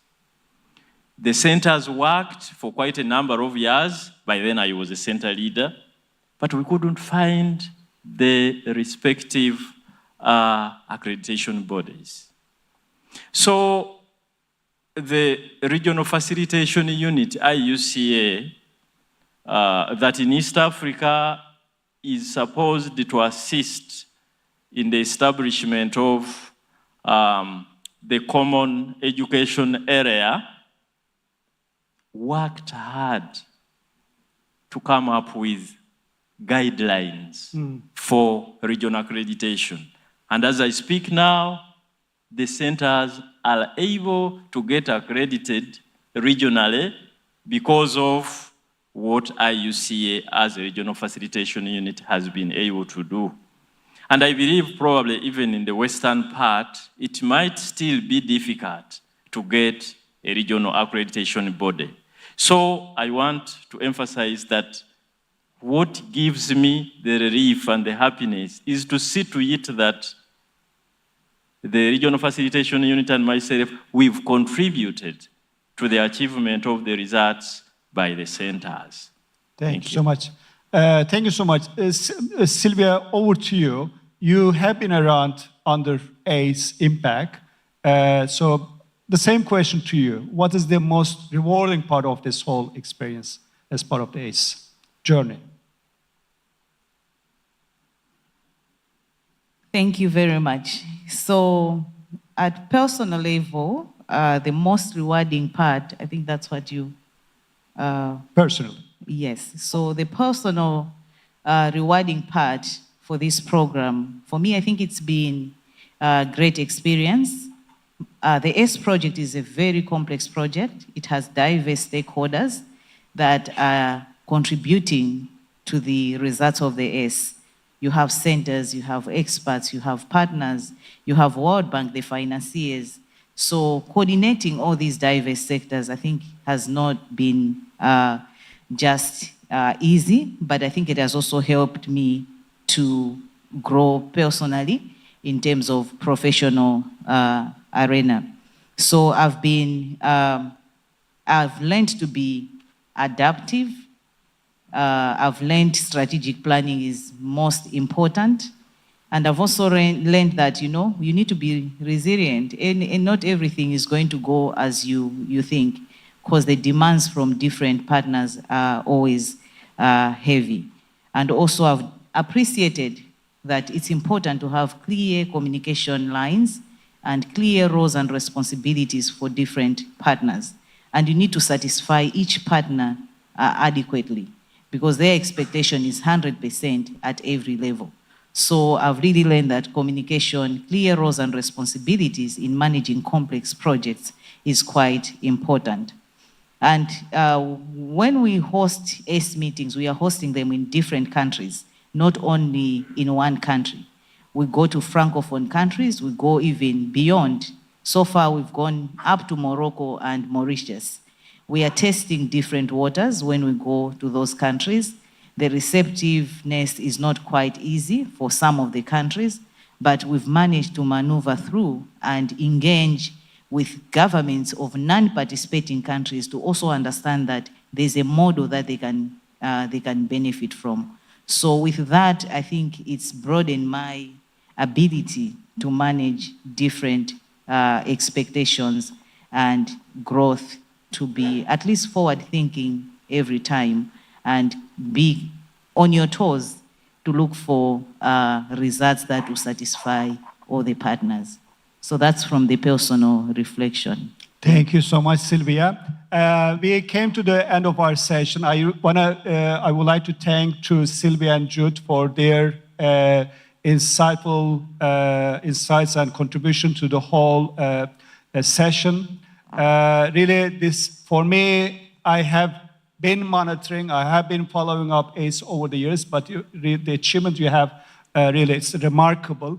We have been, as I said, not at the regional level, but at the global level also, we are trying to use some of the lessons, experience we have learned, gained under the ACE program implementation. I think the region also has a lot to offer globally based on the lessons learned. With that, I want to thank to all. Have a nice evening. I look forward to, of course, next 2 days, we look forward to learning more and then to reflect on our experience. Again, have a nice evening. Look forward to discussion next 2 days. Thanks.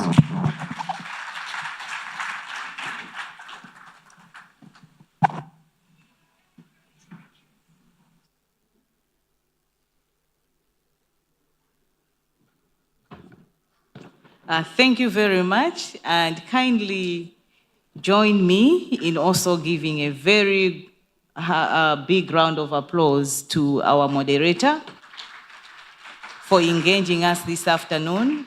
I know we've been sitting for quite some time. So I would like to just share with you some few announcements. And the first announcement, according to the program, we are going to have high-level dinner for delegates and strictly by invitation. And I would like to mention that these delegates are in the following categories.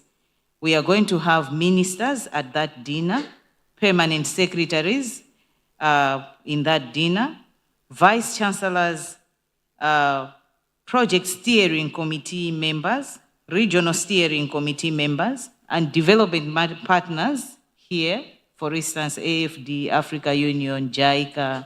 So all the development partners that are here are also going to be part of the dinner. Association of African Universities Secretary General and Inter-University Council for East Africa Executive Secretaries will also join at the dinner.